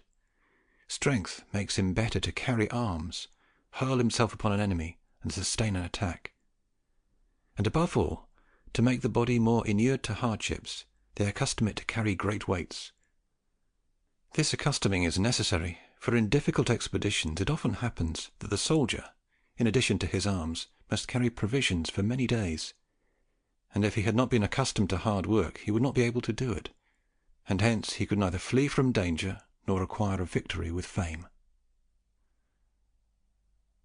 As to the teaching of the use of arms, they were trained in this way. They had the young men put on arms and armour which weighed more than twice that of the real ones, and as a sword they gave them a leaded club, which in comparison was very heavy. They made each one of them drive a pole into the ground, so that 3 arm lengths remained above ground, and so firmly fixed that blows would not drive it to one side or have it fall to the ground. Against this pole the young men were trained with the shield and the club, as against an enemy, and sometimes they went at it as if they wanted to wound the head or the face, another time as if they wanted to puncture the flank, sometimes the legs, sometimes they drew back, another time they went forward. And in this training they had in mind making themselves adept at covering themselves and wounding the enemy. And since the feigned arms were very heavy, the real ones afterward seemed light. The Romans wanted their soldiers to wound the enemy by the driving of a point against him, rather than by cutting or slashing, as much because such a blow was more fatal and had less defence against it, as also because it left less uncovered those who were wounding, making him more adept at repeating his attack than by slashing. Do you not wonder that those ancients should think of these minute details? For they reasoned that where men had to come hand to hand in battle, every little advantage is of the greatest importance. and I will remind you of that, because the writers say of this that I have taught it to you. Nor did the ancients esteem it a more fortunate thing in a republic than to have many of its men trained in arms. For it is not the splendour of jewels and gold that makes the enemy submit themselves to you, but only fear of arms. Moreover, errors made in other things can sometimes be corrected afterwards, but those that are made in war, as the punishment happens immediately, cannot be corrected.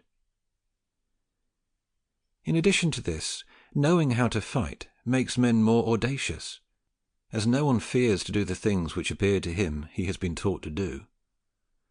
The ancients, therefore, wanted their citizens to train in every warlike activity, and even had them throw darts against the pole heavier than the actual ones, which exercise, in addition to making men expert in throwing, also makes the arms more limber and stronger.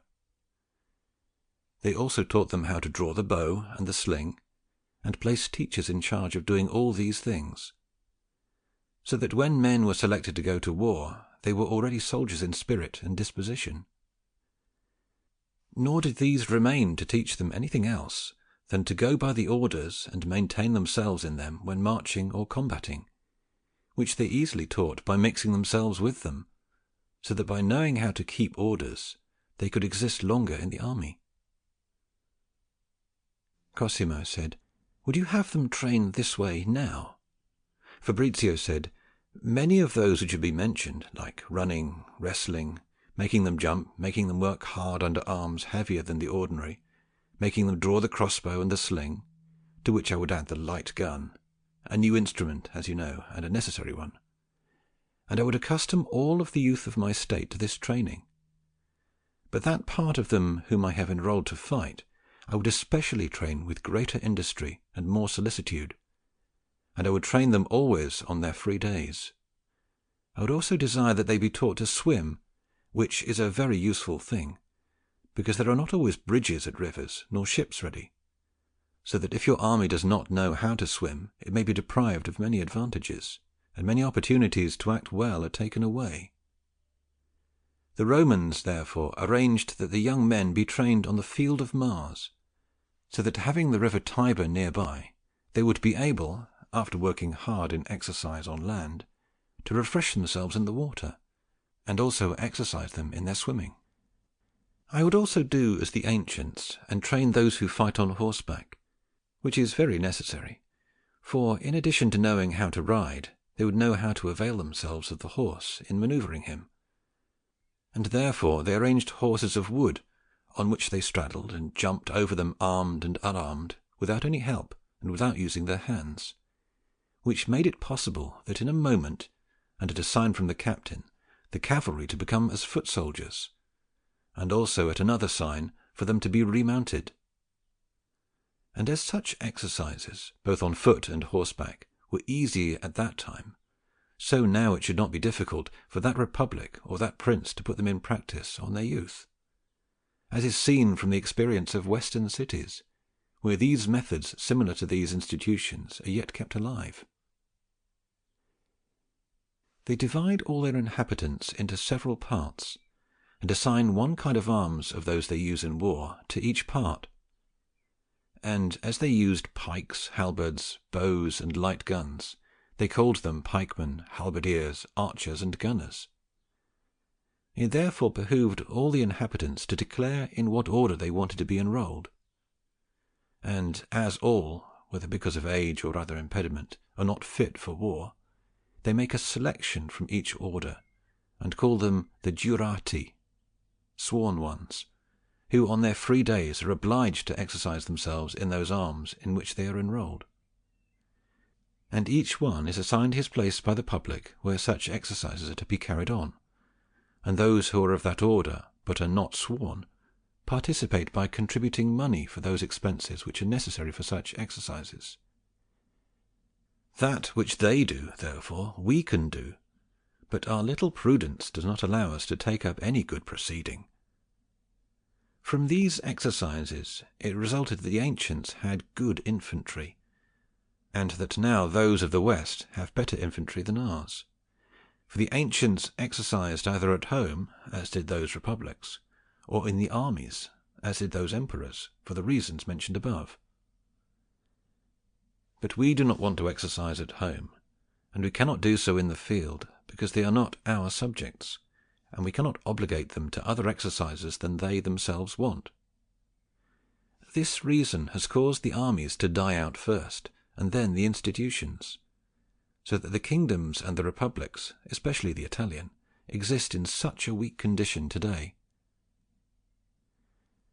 But let us return to our subject, and pursuing this matter of training, I say that it is not enough in undertaking good training to have hardened the men, make them strong, fast, and dexterous, but it is also necessary to teach them to keep discipline, obey the signs, the sounds of the bugle and the voice of the captain, to know when to stand, to retire, to go forward, and when to combat, to march, to maintain ranks.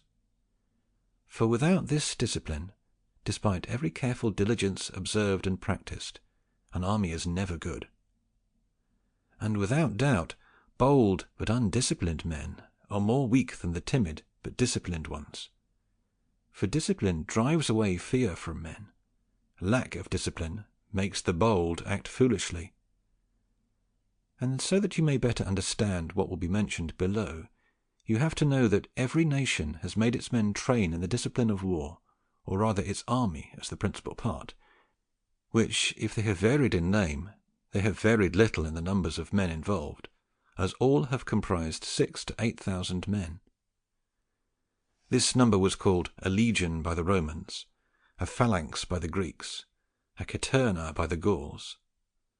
This same number by the Swiss, who alone retain any of that ancient military umbrage, in our times is called in their language what ours signifies a battalion. It is true that each one is further subdivided into small battalia, companies, and organized according to its purpose. It appears to me, therefore, more suitable to base our talk on this more notable name, and then, according to the ancient and modern systems, arrange them as best as is possible. And as the Roman legions were composed of 5,000 or 6,000 men in 10 cohorts, I want to divide our battalion into 10 companies, and to compose it of 6,000 men on foot, and assign 450 to each company, of whom 400 are heavily armed, and 50 lightly armed. The heavily armed include 300 with shields and swords, and will be called scudati, shield bearers, and 100 with pikes, and will be called pikemen. The lightly armed are 50 infantry armed with light guns, crossbows, halberds, and bucklers, and these, from an ancient time, are called regular, ordinary veliti. The whole 10 companies, therefore, come to 3,000 shield bearers, 1,000 ordinary pikemen, and 150 ordinary veliti, all of whom comprise a number of 4,500 infantry. And we said we wanted to make a battalion of 6,000 men. Therefore it is necessary to add another 1,500 infantry, of whom I would make 1,000 with pikes, whom I will call extraordinary pikemen, and 500 lightly armed, whom I will call extraordinary veliti. And thus my infantry would come, according as we said a little while ago, to be composed half of shield bearers, and half among pikemen and other arms. In every company I would put in charge a constable, 4 centurions, and 40 heads of 10, and in addition a head of the ordinary veliti, with 5 heads of 10. To the 1,000 extraordinary pikemen I would assign 3 constables, 10 centurions, and 100 heads of 10. To the extraordinary veliti, 2 constables, 5 centurions, and 50 heads of 10. I would also assign a general head for the whole battalion. I would want each constable to have a distinct flag and bugle sound. Summarizing, therefore, a battalion would be composed of 10 companies, of 3,000 shield bearers, 1,000 ordinary pikemen, 1,000 extraordinary pikemen, 500 ordinary veliti, and 500 extraordinary veliti. Thus there would come to be 6,000 infantry, among whom there would be 1,500 heads of 10, and in addition 15 constables, with 15 buglers and 15 flags, 55 centurions, 10 captains of ordinary veleti, and 1 captain for the whole battalion with its flag and bugler. And I have knowingly repeated this arrangement many times, so that then, when I show you the methods for organizing the companies and the armies, you will not be confounded. I say, therefore, that any king or republic which would want to organize its subjects in arms would provide them with these parties and these arms, and create as many battalions in the country as it is capable of doing. And if it had organized it according to the divisions mentioned above, and wanting to train it according to the orders, they need only to be trained company by company. And although the number of men in each of them could not by themselves provide a reasonably sized army, nonetheless each man can learn to do what applies to him in particular, for 2 orders are observed in the armies: the one, what men ought to do in each company; the other, what the company ought to do afterwards when it is with others in an army. And those men who carry out the first will easily observe the second, but without the first one can never arrive at the discipline of the second. Each of these companies, therefore, can by themselves learn to maintain discipline in their ranks in every kind of place and action, and then to know how to assemble, to know its particular bugle call through which it is commanded in battle, to know how to recognize by it, as galleys do from the whistle, as to what they have to do, whether to stay put, or go forward, or turn back, or the time and place to use their arms. So that, knowing how to maintain ranks well, so that neither the action nor the place disorganizes them, they understand well the commands of the leader by means of the bugle calls, and knowing how to reassemble quickly, these companies then can easily, when many have come together, learn to do what each body of them is obligated to do together with other companies in operating as a reasonably sized army. And as such a general practice also is not to be esteemed little, all the battalions can be brought together once or twice in the years of peace, and give them a form of a complete army, training it for several days as if it should engage in battle, placing the front lines, the flanks, and auxiliaries in their proper places. And as a captain arranges his army for the engagement, either taking into account the enemy he sees, or for that which he does not see but is apprehensive of, the army ought to be trained for both contingencies, and instructed so that it can march and fight when the need arises, showing your soldiers how they should conduct themselves if they should be assaulted by this band or that. And when you instruct them to fight against an army they can see, show them how the battle is enkindled, where they have to retire without being repulsed, who has to take their places, what signs, what bugle calls, and what voice they should obey, and to practice them so with the companies and by mock battles that they have the desire for real battle. For a courageous army is not so because the men in it are courageous, but because the ranks are well disciplined. For if I am of the first line fighters, and being overcome, I know where I have to retire, and who is to take my place, I will always fight with courage, seeing my succour near by. If I am of the second line fighters, I would not be dismayed at the first line being pushed back and repulsed, for I would have presupposed it could happen, and I would have desired it in order to be he who, as it was not them, would give the victory to my patron. Such training is most necessary when a new army is created, and where the army is old it is also necessary, for as the Romans show, although they knew the organization of their army from childhood, none the less those captains, before they came to an encounter with the enemy, continually exercised them in those disciplines.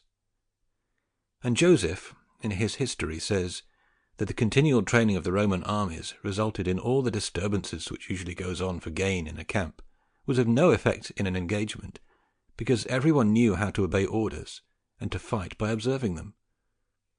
But in the armies of new men which you have put together to combat at the time, or that you have caused to be organized to combat in time, nothing is done without this training, as the companies are different as in a complete army.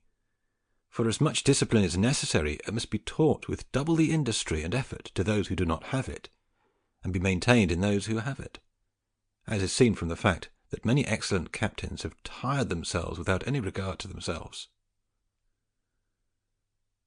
Cosimo said, "And it appears to me that this discussion has somewhat carried you away, for while you have not yet mentioned the means with which companies are trained, you have discussed engagements and the complete army."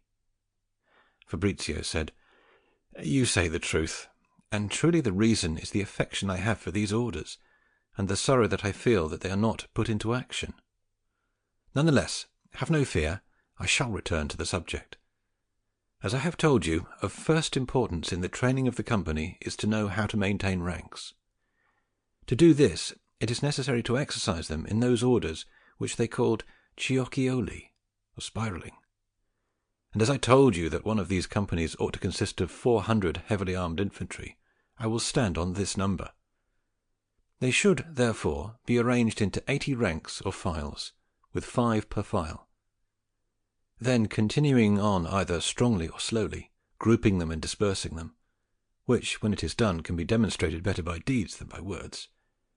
Afterwards it becomes less necessary, for anyone who is practised in these exercises knows how this order proceeds, which is good for nothing else but to accustom the soldiers to maintain ranks.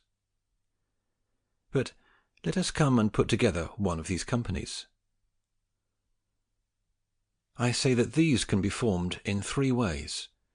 The first and most useful is to make it completely massive and give it the form of 2 squares. The second is to make the square with a home front. The third is to make it with a space in the centre, which they call piazza. The method of putting together the first form can be in 2 steps. The first is to have the files doubled, that is, the second file enters the first, the fourth into the third, the sixth into the fifth, and so on in succession, so that where there were 80 files and 5 men per file, there become 40 files and 10 per file. Then make them double another time in the same manner, placing one file within the other, and thus they become 20 files of 20 men per file. This makes almost a square, for although there are so many on one side as on the other, none the less, on the side of the front they come together so that the side of one man touches the next, but on the other side of the square the men are distant at least 2 arms' length from each other, so that the square is longer from the front to the back or shoulders than from one side or flank to the other, so that the rectangle thus formed is called 2 squares. And as we have to talk often today of the parts in front, in the rear, and on the side of this company, and of the complete army, you will understand that when I will say either head or front, I mean to say the part in front. When I say shoulder, the part behind or rear. When I say flanks, the parts on the side. The 50 ordinary veliti of the company are not mixed in with the other files, but when the company is formed, they extend along its flanks. The other method of putting together or forming the company is this, and because it is better than the first, I want to place it in front of your eyes in detail how it ought to be organized. I believe you remember the number of men and the heads which compose it, and with what arms it is armed. The form, therefore, that this company ought to have is, as I have said, of 20 files, 20 men per file, 5 files of pikemen in front, and 15 files of shield-bearers on the shoulders behind. 2 centurions are in front, and 2 behind in the shoulders, who have the office of those whom the ancients called tergidatori, or rear leaders. The constable, with a flag and bugler, is in that space which is between the 5 files of pikemen and the 15 of shield-bearers. There is one of the captains of 10 on every flank, so that each one is alongside his men, those who are on the left side of his right hand, those on the right side of his left hand. The 50 veliti are on the flanks and shoulders of the company. If it is desired now that regular infantry be employed, this company is put together in this form, and it must organize itself thusly. Have the infantry be brought to 80 files, 5 per file, as we said a little while ago, leaving the veliti at the head and on the tail, even though they are outside this arrangement. and it ought to be so arranged that each centurion has 20 files behind him on the shoulders, and those immediately behind every centurion are 5 files of pikemen, and the remaining shield-bearers. The constable, with his flag and bugler, is in that space that is between the pikemen and the shield-bearers of the second centurion, and occupies the places of 3 shield-bearers. 20 of the heads of 10 are on the flanks of the first centurion on the left hand, and 20 are on the flanks of the last centurion on the right hand. And you have to understand that the head of 10 who has to guide the pikemen ought to have a pike, and those who guide the shield-bearers ought to have similar arms.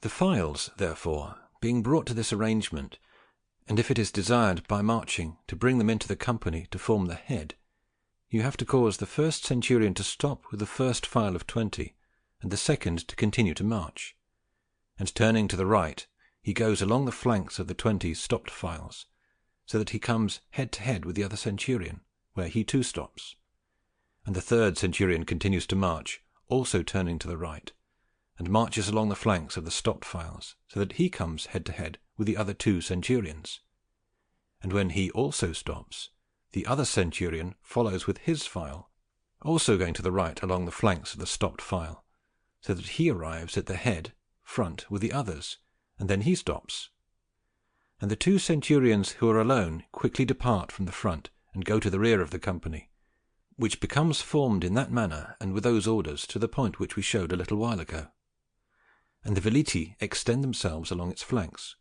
according as they were disposed in the first method, which method is called doubling by the straight line, and this last method is called doubling by the flanks. The first method is easier, while this latter is better organized, and is more adaptable, and can be better controlled by you, for it must be carried out by the numbers, that from 5 you make 10, 10 20, 20 40, so that by doubling at your direction you cannot make a front of 15 or 25 or 30 or 35, but you must proceed to where the number is less.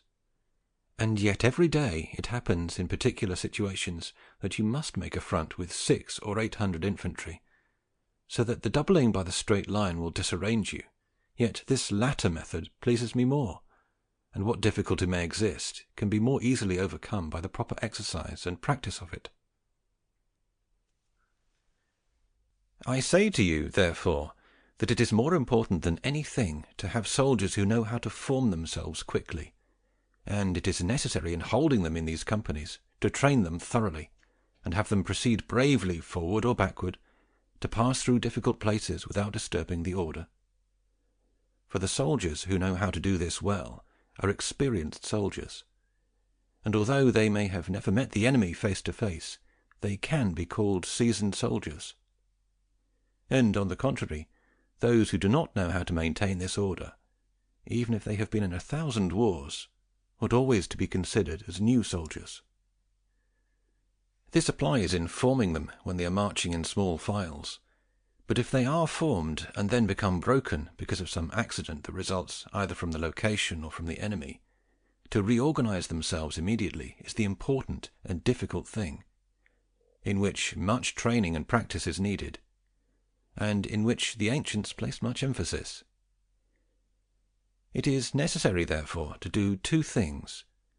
First, to have many countersigns in the company. The other, always to keep this arrangement, that the same infantry always remain in the same file. For instance, if one is commanded to be in the second file, he will afterwards always stay there, and not only in this same file, but in the same position in the file. It is to be observed, as I have said, how necessary are the great number of countersigns, so that, coming together with other companies, it may be reorganized by its own men. Secondly, that the constable and centurion have tufts of feathers on their headdress, different and recognizable, and, what is more important, to arrange that the heads of 10 be recognized. To which the ancients paid very much attention, that nothing else would do but that they wrote numbers on their bucklers, calling then the 1st, 2nd, 3rd, 4th, etc. And they were not above content with this, but each soldier had to write on his shield the number of his file, and the number of his place assigned him in that file. The men, therefore, being thus countersigned, and accustomed to stay within these limits, if they should be disorganized, it is easy to reorganize them all quickly. For the flag staying fixed, the centurions and heads of 10 can judge their place by eye, and bring the left from the right, or the right from the left, with the usual distance between. The infantry, guided by their rules and by the difference in countersigns, can quickly take their proper places. Just as if you were the staves of a barrel which you had first countersigned, I would wager you would put the barrel back together with great ease. But if you had not countersigned the staves, it is impossible to reassemble the barrel. This system, with diligence and practice, can be taught quickly, and can be quickly learned, and once learned, are forgotten with difficulty. For new men are guided by the old, and in time a province which has such training would become entirely expert in war. It is also necessary to teach them to turn in step, and do so when he should turn from the flanks and by the shoulders to the front, or from the front to the flanks or shoulders. This is very easy, for it is sufficient only that each man turn his body towards the side he is commanded to, and the direction in which they are turned becomes the front. It is true that when they turn by the flank, the ranks which turn go outside their usual area, because there is a small space between the breast to the shoulder, while from one flank to the other there is much space, which is all contrary to the regular formation of the company. Hence care should be used in employing it. But this is more important, and where more practice is needed, is when a company wants to turn entirely, as if it was a solid body. Here great care and practice must be employed, for if it is desired to turn to the left, for instance, it is necessary that the left wing be halted, and those who are closer to the halted one march much slower than those who are on the right wing, and have to run. Otherwise everything would be in confusion. But as it always happens when an army marches from place to place, that the companies not situated in front, not having to combat at the front, or at the flanks or shoulders, have to move from the flank or shoulder quickly to the front. And when such companies, in such cases, have the space necessary as we indicated above, it is necessary that the pikemen they have on that flank become the front, and the heads of 10, centurions, and constables belonging to it relocate to their proper places. Therefore, in wanting to do this, when forming them it is necessary to arrange the 80 files of 5 per file, placing all the pikemen in the first 20 files, and placing 5 of the heads of 10 in front of them, and 5 in the rear. The other 60 files situated behind are all shield-bearers, who total to 300. It should therefore be so arranged that the first and last file of every 100 are heads of 10. The constable with his flag and bugler be in the middle of the first 100 of shield-bearers, and the centurions at the head of every century. Thus arranged, when you want the pikemen to be on the left flank, you have to double them century by century from the right flank. If you want them to be on the right flank, you have to double them from the left. And thus the company turns, with the pikemen on the flank, with the heads of 10 on the front and rear, with the centurions at the front of them, and the constable in the middle. Which formation holds when going forward. But when the enemy comes, and the time for the companies to move from the flanks to the front, it cannot be done unless all the soldiers face towards the flank where the pikemen are, and then the company is turned, with its files and heads, in that manner that was described above. For the centurions being on the outside, and all the men in their places, the centurions quickly enter the ranks without difficulty. But when they are marching frontwards and have to combat in the rear, they must arrange the files so that, in forming the company, the pikes are situated in the rear. And to do this, no other order has to be maintained, except that where in the formation of the company ordinarily every century has 5 files of pikemen in front, it now has them behind. But in all other parts, observe the order that I have mentioned. Cosimo said, "You have said, if I remember well, that this method of training is to enable them to form these companies into an army, and that this training serves to enable them to be arranged within it. But if it should occur that these 450 infantry have to operate as a separate party, how would you arrange them? Fabrizio said, I will now guide you in judging where he wants to place the pikes, and who should carry them, which is not in any way contrary to the arrangement mentioned above.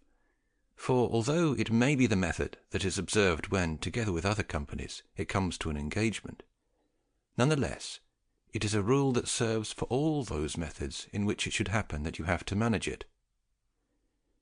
But in showing you the other two methods for arranging the companies proposed by me, I will also better satisfy your question, for either they are never used, or they are used when the company is alone, and not in the company of others. And to come to the method of forming it with 2 horns or wings, I say that you ought to arrange the 80 files at 5 per file in this way. Place a centurion in the middle, and behind him 25 files that have 2 pikemen each on the left side, and 3 shield-bearers on the right. And after the first 5, in the next 20 heads of 10 be placed, all between the pikemen and shield-bearers, except that those heads who carry pikes stay with the pikemen. Behind these 25 files thusly arranged, another centurion is placed, who has 15 files of shield-bearers behind him. After these, the constable between the flag and the bugler, who also has behind him another 15 files of shield-bearers. The third centurion is placed behind these, and he has 25 files behind him, in each of which are 3 shield-bearers on the left side and 2 pikemen on the right. And after the first 5 files are 20 heads of 10 placed between the pikemen and the shield-bearers. After these files there is the 4th centurion. If it is desired, therefore, to arrange these files to form a company with 2 horns or wings, the 1st centurion has to be halted with the 25 files which are behind him. The 2nd centurion then has to be moved with the 15 shield-bearers who are on his rear, and turning to the right, and on the right flank of the 25 files, to proceed so far that he comes to the 15 files, and here he halts. After, the constable has to be moved with the 15 files of shield-bearers who are behind, and turning towards the right, over by the right flank of the 15 files which were moved first, marches so that he comes to their front, and here he halts. After, move the 3rd centurion with the 25 files and with the 4th centurion who is behind them, and turning to the right, march by the left flank of the last 15 files of shield-bearers, and he does not halt until he is at the head of them, but continues marching up until the last files of 25 are in line with the files behind. And having done this, the centurion who was the head of the first 15 files of shield-bearers leaves the place where he was, and goes to the hour of the left angle. And thus he will turn a company of 25 solid files, of 20 infantry per file, with 2 wings on each side of his front, and there will remain a space between them, as much as would be occupied by 10 men side by side. The captain will be between the 2 wings, and a centurion in each corner of the wing. There will be 2 files of pikemen, and 20 heads of 10 on each flank. These 2 wings serve to hold between them the artillery, whenever the company has any with it, and the carriages. The veleti have to stay along the flanks beneath the pikemen. But in wanting to bring this wing-formed company into the form of a piazza or plaza, nothing else need be done than to take 8 of the 15 files of 20 per file, and place them between the points of the 2 horns or wings, which then from wings become the rear shoulder of the piazza or plaza. The carriages are kept in this plaza, and the captain and the flag there, but not the artillery, which is put either in the front or along the flanks. These are the methods which can be used by a company when it has to pass by suspicious places by itself. None the less, the solid company, without wings and without the plaza, is best. But in wanting to make safe the disarmed ones, the winged one is necessary. The Swiss also have many forms of companies, among which they form one into the manner of a cross, as in the spaces between the arms they keep their gunners safe from the attacks of the enemy. But since such companies are good in fighting by themselves, and my intention is to show how several companies united together combat with the enemy, I do not belabour myself further in describing it." Cosimo said, "And it appears to me I have very well comprehended the method that ought to be employed in training the men in these companies. But if I remember well, you said that in addition to the 10 companies in a battalion, you would add 1,000 extraordinary pikemen and 400 extraordinary veliti. Would you not describe how to train these?" Fabrizio said, "I would, and with the greatest diligence. And I would train the pikemen group by group, at least in the formation of the companies, as the others. For I would serve myself of these more than of the ordinary companies in all the particular actions, how to escort, to raid, and such things. But the veliti I would train at home, without bringing them together with the others. For, as it is their office to combat brokenly, in the open or separately, it is not as necessary that they come together with the others, or to train in common exercises, than to train them well in particular exercises. They ought, therefore, as was said in the beginning, and now it appears to me laborious to repeat it, to train their own men in these companies, so that they know how to maintain their ranks, know their places, return there quickly when either the evening or the location disrupts them. For when this is caused to be done, they can easily be taught the place the company has to hold, and what its office should be in the armies. And if a prince or a republic works hard and puts diligence in these formations and in this training, it will always happen that there will be good soldiers in that country, and they will be superior to their neighbours, and will be those who give and not receive laws from other men. But, as I have told you, the disorder in which one exists causes them to disregard and not to esteem these things, and therefore our training is not good. And even if there should be some heads or members naturally of virtue, they are unable to demonstrate it." Cosimo said, "What carriages would you want each of these companies to have?"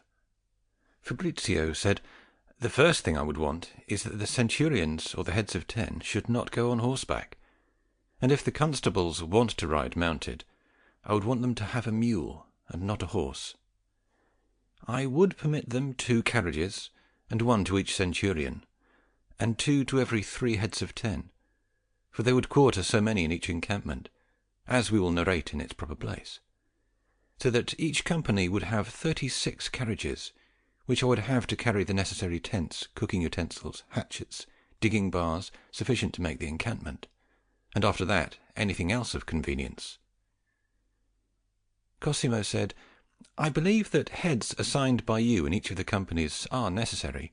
None the less, I would be apprehensive that so many commanders would be confusing." Fabrizio said, "They would be so if I would refer to one, but as I refer to many, they make for order. And actually, without those orders, it would be impossible to control them, for a wall which inclines on every side would need many and frequent supports, even if they are not so strong. But if few, they must be strong. For the virtue of only one, despite its spacing, can remedy any ruin.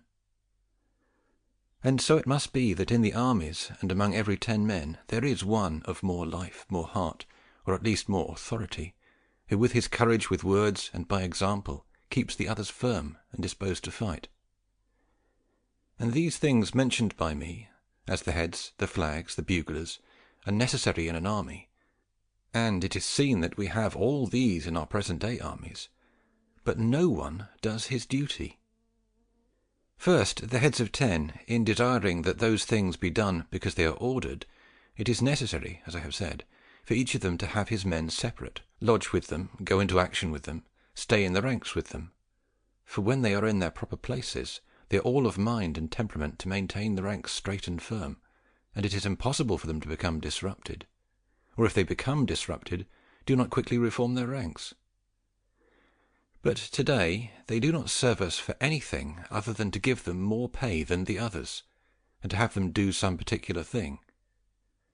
The same happens with the flags, for they are kept rather to make a beautiful show than for any military use. But the ancients served themselves of it as a guide and to reorganize themselves, for everyone, when the flag was standing firm, knew the place he had to be near his flag, and always returned there. He also knew that if it were moving or standing still, he had to move or halt. It is necessary in an army, therefore, that there be many bodies, and that each body have its own flag and its own guide. For if they have this, it needs must be that they have much courage, and consequently are livelier. The infantry, therefore, ought to march according to the flag, and the flag move according to the bugle call, which call, if given well, commands the army, which, proceeding in step with those, comes to serve the orders easily. Whence the ancients, having whistles, pipes, fifes, and bugles, controlled them perfectly. For as he who dances proceeds in time with the music, and keeping with it does not make a misstep, so an army obedient in its movement to that call will not become disorganized. And therefore they varied the calls according as they wanted to enkindle or quiet or firm the spirits of men. And as the sounds were various, so they named them variously. The Doric call brought on constancy, frigio, fury or boldness. Whence they tell that Alexander, being at table, and someone sounding the frigio call, it so excited his spirit that he took up arms. It would be necessary to rediscover all these methods, and if this is difficult, it ought not at least to be totally put aside by those who teach the soldiers to obey, which each one can vary and arrange in his own way, so long as with practice he accustoms the ears of his soldiers to recognize them. But today no benefit is gotten from these sounds in great part other than to make noise. Cosimo said, I would desire to learn from you, if you have ever pondered this with yourself, whence such baseness and disorganization arises, and such negligence of this training in our times. Fabrizio said, I will tell you willingly what I think. You know, of the men excellent in war, there have been many famed in Europe, few in Africa, and less in Asia. This results from the fact that these last two parts of the world have had a principality or two, and few republics. But Europe alone has had some kingdoms and an infinite number of republics. And men become excellent and show their virtue according as they are employed and recognized by their prince, republic, or king, whichever it may be. It happens, therefore, that where there is much power, many valiant men spring up; where there is little, few. In Asia there are found Ninus, Cyrus, Artaphersus, Mithridates, and very few others to accompany these. In Africa there are noted, omitting those of ancient Egypt, Maximinus, Jugurtha, and those captains who are raised by the Carthaginian Republic, and these are very few compared to those of Europe. For in Europe there are excellent men without number, and there would be many more, if there should be named together with them those others who have been forgotten by the malignity of the time, since the world has been more virtuous when there have been many states which have favoured virtue, either from necessity or from other human passion. Few men, therefore, spring up in Asia, because as that province was entirely subject to one kingdom, in which, because of its greatness, there was indolence for the most part, it could not give rise to excellent men in activity. The same happened in Africa, yet several, with respect to the Carthaginian Republic, did arise.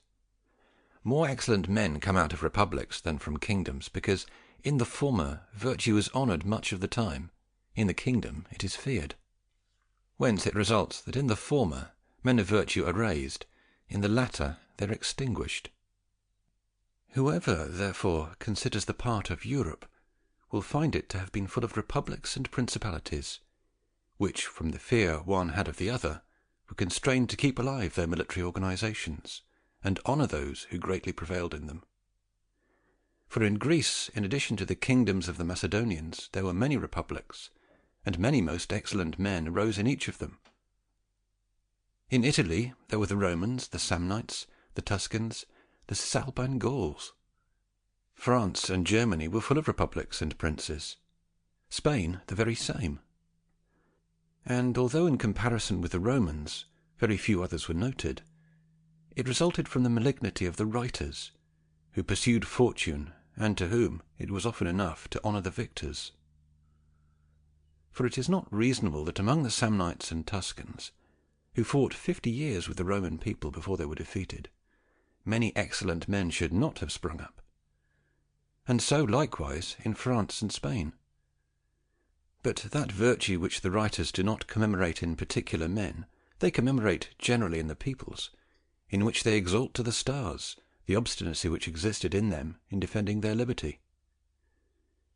It is true, therefore, that where there are many empires, more valiant men spring up, and it follows of necessity that those being extinguished, little by little virtue is extinguished, as there is less reason which causes men to become virtuous.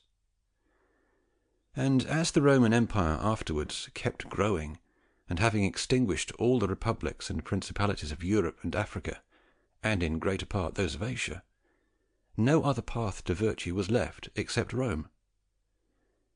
Whence it resulted that men of virtue began to be few in Europe as in Asia, which virtue ultimately came to decline. For all the virtue being brought to Rome, and as it was corrupted, so almost the whole world came to be corrupted, and the Scythian people were able to come to plunder that empire, which had extinguished the virtue of others, but did not know how to maintain its own. And although afterwards that empire, because of the inundation of those barbarians, became divided into several parts, this virtue was not renewed. First, because a price is paid to recover institutions when they are spoiled; another, because the mode of living today, with regard to the Christian religion, does not impose that necessity to defend it that anciently existed, in which, at the time, men defeated in war were either put to death or remained slaves in perpetuity, where they led lives of misery. The conquered lands were either desolated or the inhabitants driven out, their goods taken away, and they were sent dispersed throughout the world, so that those overcome in war suffered every last misery. Men were terrified from the fear of this, and they kept their military exercises alive, and honoured those who were excellent in them. But today this fear in large part is lost, and few of the defeated are put to death, and no one is kept prisoner long, for they are easily liberated. The citizens, although they should rebel 1,000 times, are not destroyed. Goods are left to their people, so that the greatest evil that is feared is a ransom, so that men do not want to subject themselves to dangers which they little fear.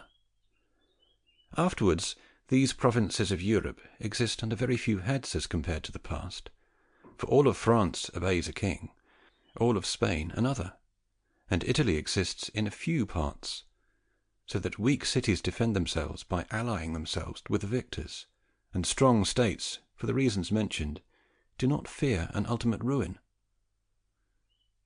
Cosimo said, "And in the last 25 years many towns have been seen to be pillaged and lost their kingdoms, which examples ought to teach others to live and reassume some of the ancient orders."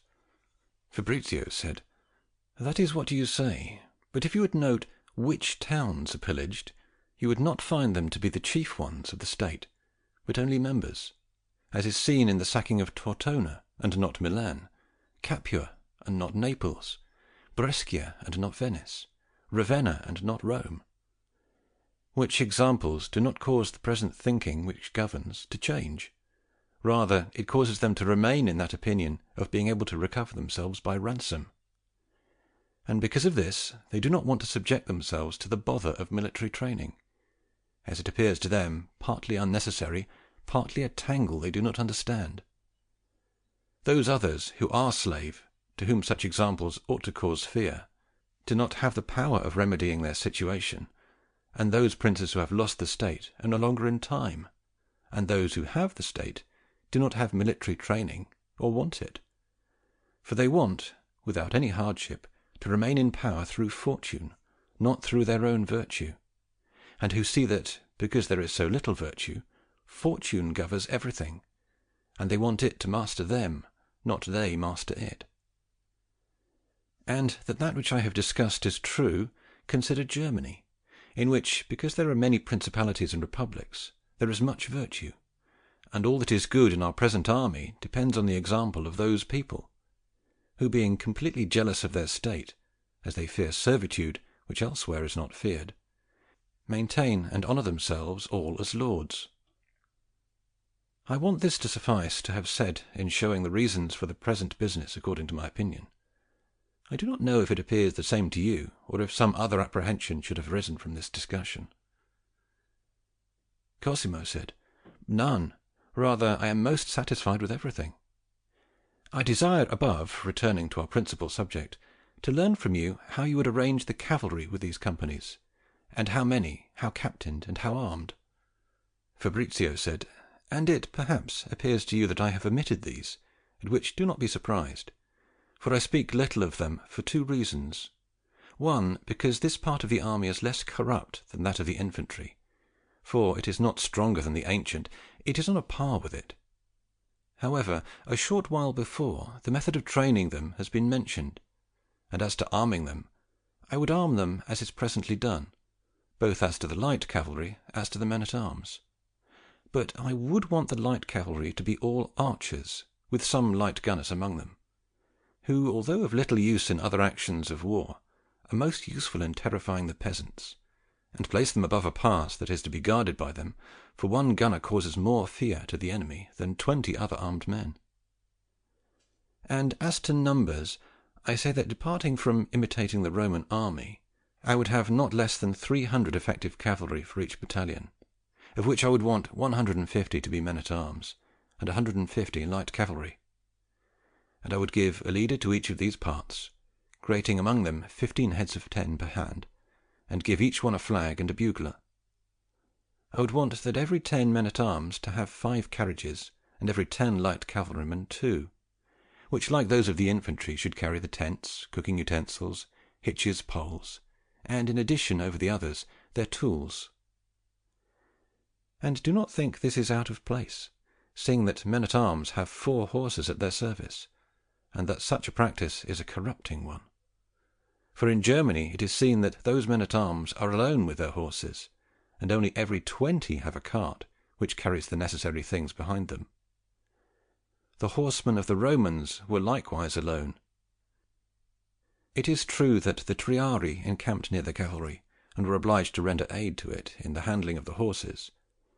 This can easily be imitated by us, as will be shown in the distribution of quarters. That, therefore, which the Romans did, and that which the Germans do, we also can do, and in not doing it we make a mistake.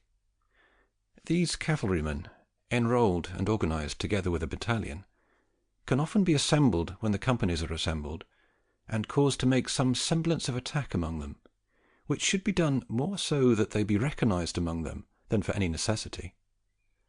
But I have said enough on this subject for now, and let us descend to forming an army which is able to offer battle to the enemy and hope to win it, which is the end for which an army is organized, and so much study put into it. Book 3. Cosimo said, "Since we are changing the discussion, I would like the questioner to be changed, so that I may not be held to be presumptuous, which I have always censured in others. I therefore resign the speakership, and I surrender it to any of these friends of mine who want it." Zenobi said, "It would be most gracious of you to continue, but since you do not want to, you ought at least to tell us which of us should succeed in your place." Cosimo said, "I would like to pass this burden on to the Lord Fabrizio." Fabrizio said, "I am content to accept it, and would like to follow the Venetian custom, that the youngest talks first. For this being an exercise for young men, I am persuaded that young men are more adept at reasoning than they are quick to follow." Cosimo said, "It falls therefore to you, Luigi, and I am pleased with such a successor, as long as you are satisfied with such a questioner." Fabrizio said, "I am certain that, in wanting to show how an army is well organized for undertaking an engagement, it would be necessary to narrate how the Greeks and the Romans arranged the ranks in their armies. None the less, as you yourselves are able to read and consider these things through the medium of ancient writers, I shall omit many particulars, and will cite only those things that appear necessary for me to imitate in the desire, in our times, to give some part of perfection to our army. This will be done, and in time I will show how an army is arranged for an engagement, how it faces a real battle, and how it can be trained in mock ones. The greatest mistake that those men make who arrange an army for an engagement is to give it only one front, and commit it to only one onrush and one attempt or fortune. This results from having lost the method the ancients employed of receiving one rank into the other. For without this method one cannot help the rank in front, or defend them, or change them by rotation in battle, which was practised best by the Romans.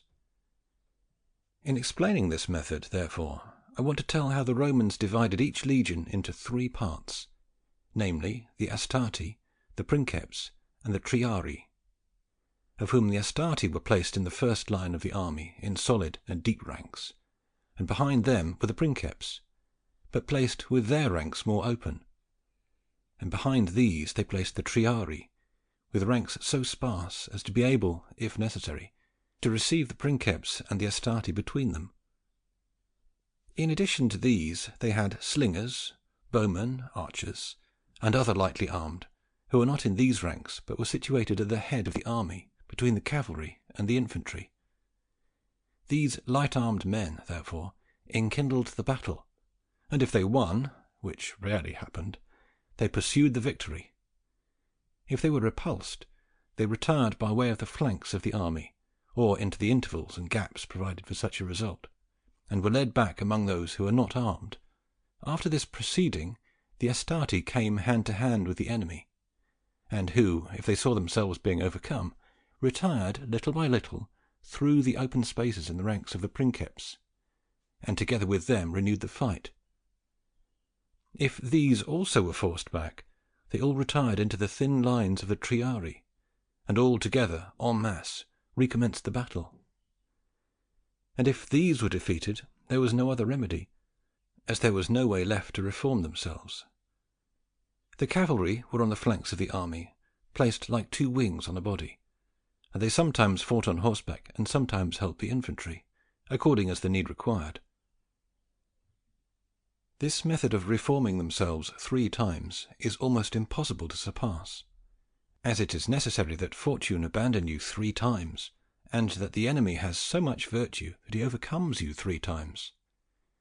The Greeks, with their phalanxes, did not have this method of reforming themselves, and although these had many ranks and leaders within them, none the less they constituted one body, or rather one front, so that in order to help one another they did not retire from one rank into the other, as the Romans, but one man took the place of another, which they did in this way. Their phalanxes were made up of ranks, and supposing they had placed 50 men per rank, when their front came up against the enemy, only the first 6 ranks of all of them were able to fight, because their lances, which they called sarisi, were so long that the point of the lances of those in the 6th rank reached past the front rank. When they fought, therefore, if any of the first rank fell, either killed or wounded, whoever was behind him in the 2nd rank immediately entered into his place, and whoever was behind him in the 3rd rank immediately entered into the place of the 2nd rank, which became vacant, and thus successively all at once the ranks behind restored the deficiencies of those in front, so that the ranks were always remained complete, and no position of the combatants was vacant except in the last rank, which became depleted because there was no one in its rear to restore it, so that the injuries which the first rank suffered depleted the last, and the first rank always remained complete. And thus the phalanxes, because of this arrangement, were able rather to become depleted than broken, since the large size of its body made it more immobile. The Romans, in the beginning, also employed phalanxes, and it struck their legions in a way similar to theirs. Afterwards they were not satisfied with this arrangement, and divided the legion into several bodies, that is, into cohorts and maniples, for they judged, as was said a little while ago, that that body should have more life in it, be more active, which should have more spirit, and that it should be composed of several parts, and each regulate itself. The battalions of the Swiss, in these times, employed all the methods of the phalanxes, as much in the size and entirety of their organization as in the method of helping one another. And when coming to an engagement, they place the battalions one on the flank of the other, or they place them one behind the other. They have no way in which the first rank, if it should retire, to be received by the second, but with this arrangement, in order to help one another, they place one battalion in front and another behind it, to the right, so that if the first has need of aid, the latter can go forward and succour it. They put a third battalion behind these, but distant a gunshot. This they do because if the other two are repulsed, this third one can make its way forward, and the others have room in which to retire, and avoid the onrush of the one which is going forward. For a large multitude cannot be received in the same way as a small body, and therefore the small and separate bodies that existed in a Roman legion could be so placed together as to be able to receive one another among themselves, and help each other easily.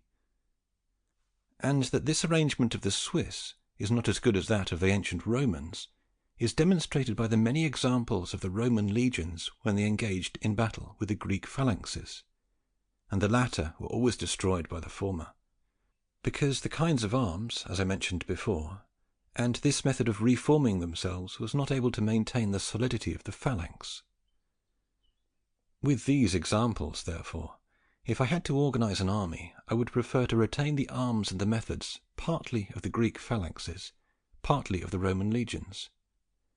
And therefore I have mentioned wanting in a battalion 2,000 pikes, which are the arms of the Macedonian phalanxes, and 3,000 swords and shield, which are the arms of the Romans. I have divided the battalion into 10 companies, as the Romans divided the legion into 10 cohorts.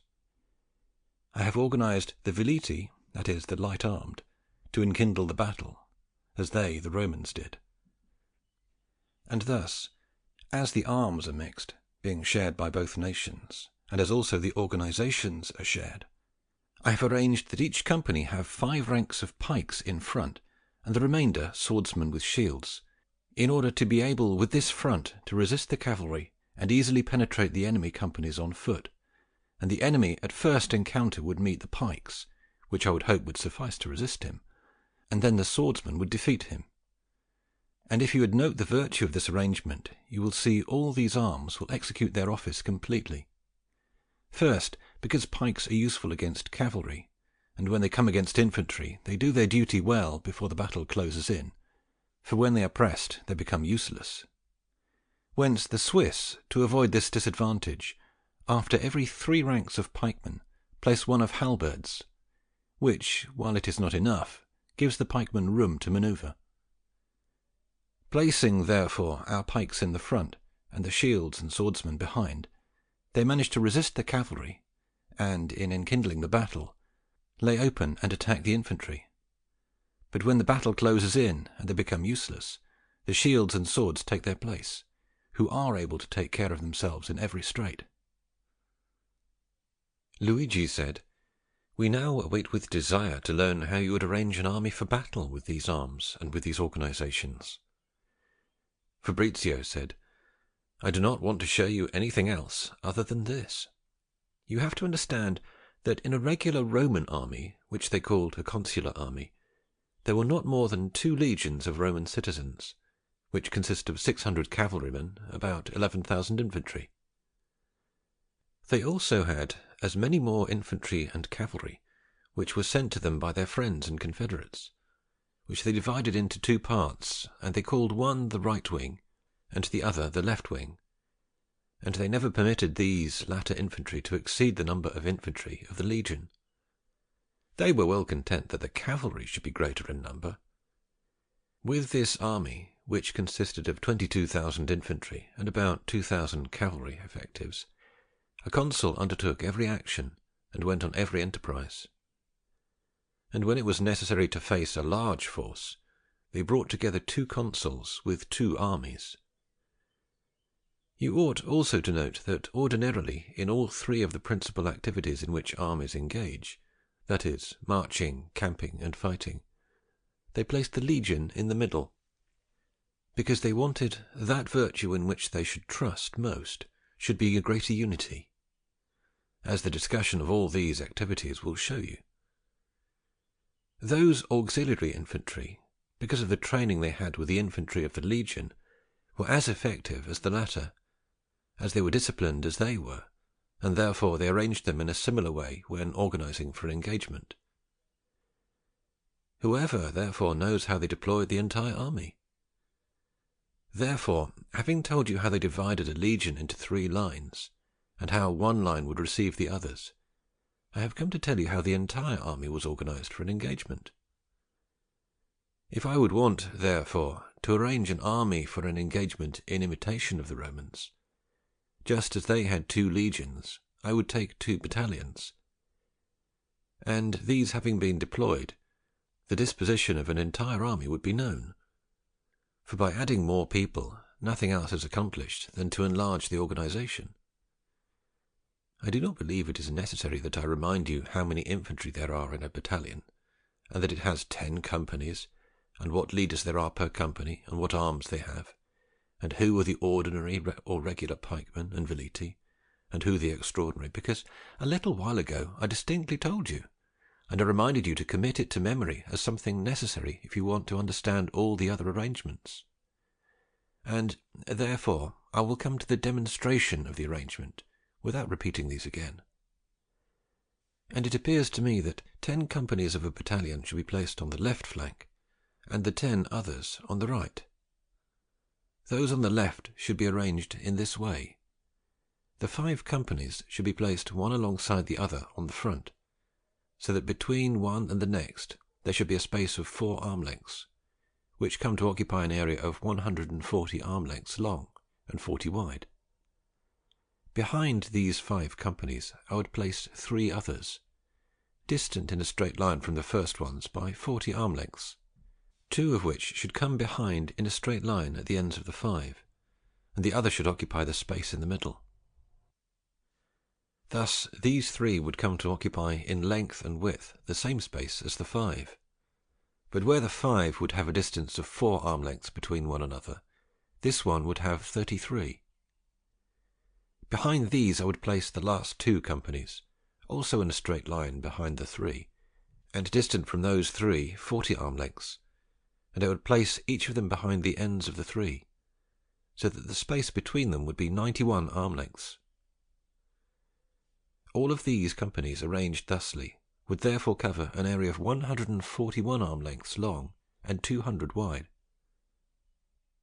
The extraordinary pikemen I would extend along the flanks of these companies on the left side, distant 20 arm lengths from it, creating 143 files of 7 per file, so that they should cover the entire length of the 10 companies arranged as I have previously described. And there would remain 40 files for protecting the wagons and the unarmed people in the tail of the army, and assigning the heads of 10 and the centurions in their proper places. And of the 3 constables I would put one at the head, another in the middle, and the third in the last file, who should fill the office of tergidatore, as the ancients called the one placed in the charge of the rear of the army. But returning to the head or van of the army, I say that I would place the extraordinary veliti alongside the extraordinary pikemen, which, as you know, are 500, and would place them at a distance of 40 arm lengths. On the side of these, also on the left hand, I would place the men-at-arms, and would assign them a distance of 150 arm lengths away. Behind these the light cavalry, to whom I would assign the same space as the men-at-arms. The ordinary veliti I would leave around their companies, who would occupy those spaces which I placed between one company and another, and would act to minister to those companies, unless I had already placed them under the extraordinary pikemen, which I would do or not do according as it should benefit my plans. The general head of all the battalions I would place in that space that exists between the first and second order of companies, or rather at the head, and in that space which exists between the last of the first 5 companies and the extraordinary pikemen, according as it should benefit my plans, surrounded by 30 or 60 picked men, and who should know how to execute a commission prudently and stalwartly resist an attack, and should also be in the middle of the buglers and flag carriers. This is the order in which I would deploy a battalion on the left side, which would be the deployment of half the army, and would cover an area 511 arm lengths long, and as much as mentioned above in width, not including the space which that part of the extraordinary pikemen should occupy who act as a shield for the unarmed men, which would be about 100 arm lengths. The other battalions I would deploy on the right side, exactly in the same way as I deployed those on the left, having a space of 30 arm lengths between one battalion and the other, in the head of which space I would place some artillery pieces, behind which would be the Captain General of the entire army, who should have around him, in addition to the buglers and flag carriers, at least 200 picked men, the greater portion on foot, among whom should be 10 or more adept at executing every command, and should be so provided with arms and a horse as to be able to go on horseback or afoot as the need requires. 10 cannon of the artillery of the army suffice for the reduction of towns, which should not exceed 50 pounds per charge, of which in the field I would employ more in the defence of the encampment than in waging a battle, and the other artillery should all be rather often than 15 pounds of charge. This I would place in front of the entire army, unless the country should be such that I could situate it on the flank in a safe place, where it should not be able to be attacked by the enemy. This formation of the army, thusly arranged, in combat can maintain the order both of the phalanxes and of the Roman legions, because the pikemen are in front, and all the infantry so arranged in ranks that, coming to battle with the enemy, and resisting him, they should be able to reform the first ranks from those behind, according to the usage of the phalanxes. On the other hand, if they are attacked so that they are compelled to break ranks and retire, they can enter into the space of the second company behind them, and uniting with them, and en masse be able to resist the combat of the enemy again. And if this should not be enough, they can in the same way retire a second time, and combat a third time, so that in this arrangement, as to combating, they can reform according to both the Greek method and the Roman. As to the strength of the army, it cannot be arranged any stronger, for both wings are amply provided with both leaders and arms, and no part is left weak, except that part behind which is unarmed, and even that part has its flanks protected by the extraordinary pikemen. Nor can the enemy assault it in any part where he will not find them organized, and the part in the back cannot be assaulted because there cannot be an enemy who has so much power that he can assail every side equally. For if there is one, you don't have to take the field with him. But if he should be a third greater than you, and as well organized as you, if he weakens himself by assaulting you in several places, as soon as you defeat one part, all will go badly for him. If his cavalry should be greater than yours, be most assured, for the ranks of pikemen that gird you will defend you from every onrush of theirs, even if your cavalry should be repulsed. In addition to this, the heads are placed on the side, so that they are able easily to command and obey. And the spaces that exist between one company and the next one, and between one rank and the next, not only serve to enable one to receive the other, but also to provide a place for the messengers who go and come by order of the captain. And as I told you before, as the Romans had about 20,000 men in an army, so too ought this one have. And as other soldiers borrowed their mode of fighting and the formation of their army from the legions, so too those soldiers that you assembled into your 2 battalions would have to borrow their formations and organization.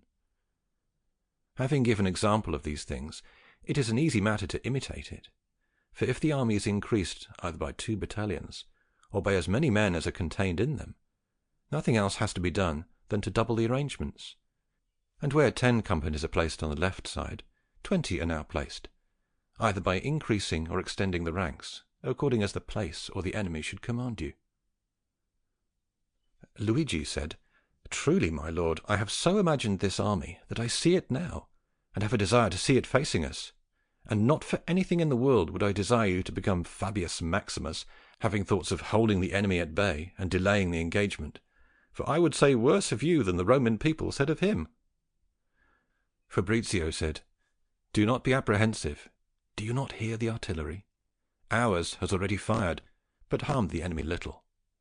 And the extraordinary veleti come forth from their places, together with the light cavalry, and spread out, and with as much fury and the loudest shouts of which they are capable, assault the enemy, whose artillery has fired one time, and has passed over the heads of our infantry without doing them any injury.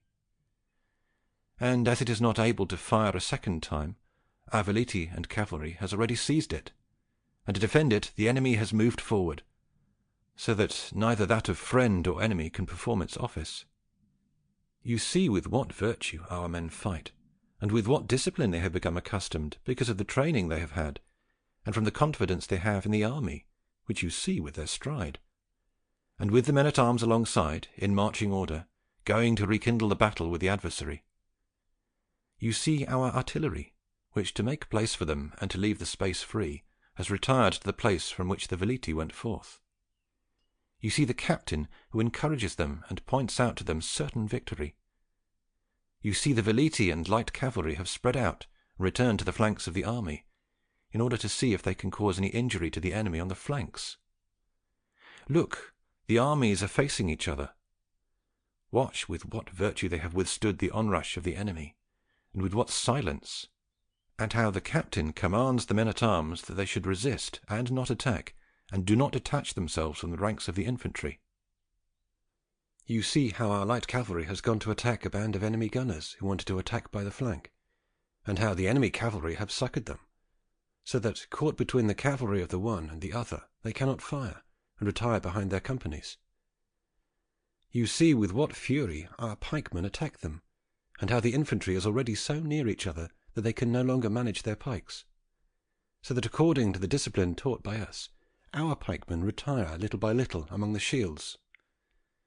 Watch how, in this encounter, so great an enemy band of men-at-arms has pushed back our men-at-arms on the left side, and how ours, according to discipline, have retired under the extraordinary pikemen, and, having reformed the front with their aid, have repulsed the adversary and killed a good part of them.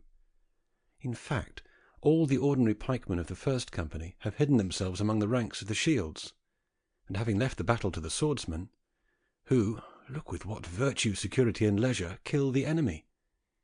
Do you not see that, when fighting, the ranks are so straitened that they can handle the swords only with much effort? Look with what hurry the enemy moves, for armed with the pike and their swords useless, the one because it is too long, the other because of finding the enemy too greatly armed, in part they fall dead or wounded, in part they flee. See them flee on the right side, they also flee on the left. Look, the victory is ours. Have we not won an engagement very happily? But it would have been won with greater felicity if I should have been allowed to put them in action. And see that it was not necessary to avail ourselves of either the second or third ranks, that our first line was sufficient to overcome them. In this part I have nothing else to tell you, except to dissolve any doubt that should arise in you. Luigi said, "You have won this engagement with so much fury that I am astonished, and in fact so stupefied that I do not believe I can well explain if there is any doubt left in my mind. Yet, trusting in your prudence, I will take courage to say that I intend. Tell me first, why did you not let your artillery fire more than one time? And why did you have them quickly retire within the army, not afterward make any other mention of them? It seems to me also that you pointed the enemy artillery high, and arranged it so that it should be of much benefit to you. Yet if it should occur, and I believe it happens often, that the lines are pierced, what remedy do you provide?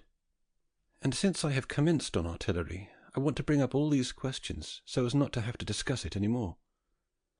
I have heard many disparage the arms and the organization of the ancient armies, arguing that today they could do little, or rather how useless they would be against the fury of artillery, for these are superior to their arms and break the ranks, so that it appears to them to be madness to create an arrangement that cannot be held, and to endure hardship in carrying a weapon that cannot defend you. Fabrizio said, "This question of yours has need, because it has so many items, of a long answer. It is true that I did not have the artillery fire more than one time, and because of it one remains in doubt. The reason is that it is more important to one to guard against being shot than shooting the enemy. You must understand that if you do not want the artillery to injure you, it is necessary to stay where it cannot reach you, or to put yourself behind a wall or embankment. Nothing else will stop it, but it is necessary for them to be very strong. Those captains who must make an engagement cannot remain behind walls or embankments, nor can they remain where it may reach them. They must, therefore, since they do not have a way of protecting themselves, find one by which they are injured less. Nor can they do anything other than to undertake it quickly. The way of doing this is to find it quickly and directly, not slowly or en masse, for speed does not allow them to shoot again, and because the men are scattered, they can injure only a few of them. A band of organized men cannot do this, because if they march in a straight line, they become disorganized, and if they scatter, they do not give the enemy the hard work to rout them, for they have routed themselves. And therefore I would organize the army so that it should be able to do both.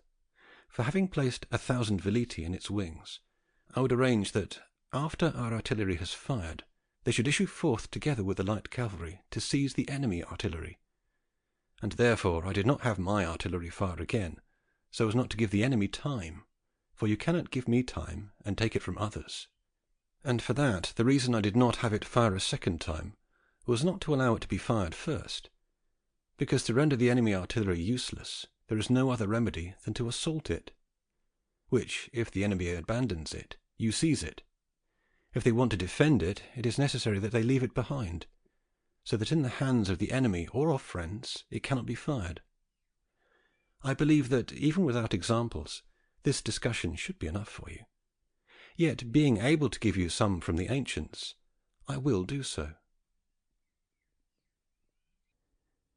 Ventidius, coming to battle with the Parthians, the virtue of whom in great part consisted in their bows and darts, he allowed them to come almost under his encampment before he led the army out, which he only did in order to be able to seize them quickly, and not give them time to fire.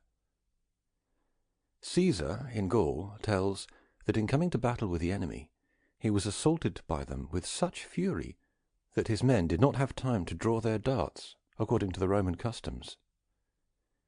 It is seen, therefore, that being in the field, if you do not want something fired from a distance to injure you, there is no other remedy than to be able to seize it as quickly as possible.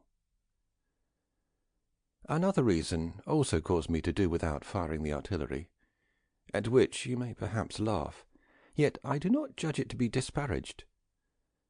There is nothing that causes greater confusion in an army than to obstruct its vision, whence most stalwart armies have been routed for having their vision obstructed, either by dust or by the sun. There is also nothing that impedes the vision more than the smoke which the artillery makes when fired. I would think, therefore, that it would be more prudent to let the enemy blind himself than for you to go blindly to find him. I would, therefore, not fire, or, as this would not be approved because of the reputation the artillery has, I would put it on the wings of the army, so that firing it, its smoke should not blind the front of what is most important of our forces. And that obstructing the vision of the enemy is something useful can be adduced from the example of Epaminondas, who, to blind the enemy army which was coming to engage him, had his light cavalry run in front of the enemy, so that they raised the dust high, which obstructed their vision, and gave him the victory in the engagement. As to it appearing to you that I aimed the shots of the artillery in my own manner, making it pass over the heads of the infantry, I reply that there are more times, and without comparison, that the heavy artillery does not penetrate the infantry than it does, because the infantry lies so low, and the artillery are so difficult to fire, that any little that you raise them causes them to pass over the heads of the infantry, and if you lower them, they damage the ground, and the shot does not reach the infantry. Also, the unevenness of the ground saves them, for every little mound or height which exists between the infantry and the artillery impedes it. And as to cavalry, and especially men-at-arms, because they are taller and can more easily be hit, they can be kept in the rear of the army until the time the artillery has fired. It is true that often they injure the smaller artillery and the gunners more than the latter, to which the best remedy is to come quickly to grips. And if in the first assault some are killed, as some always do die, a good captain and a good army do not have to fear an injury that is confined, but a general one. And to imitate the Swiss, who never shun an engagement, even if terrified by artillery, rather they punish with the capital penalty those who, because of fear of it, either break ranks or by their person give the sign of fear. I made them, once it had been fired, to retire into the army, because it left the passage free to the companies. No other mention of it was made, as something useless once the battle has started. You have also said, in regard to the fury of this instrument, that many judge the arms and the systems of the ancients to be useless. And it appears from your talk that the moderns have found an army and systems which are useful against the artillery.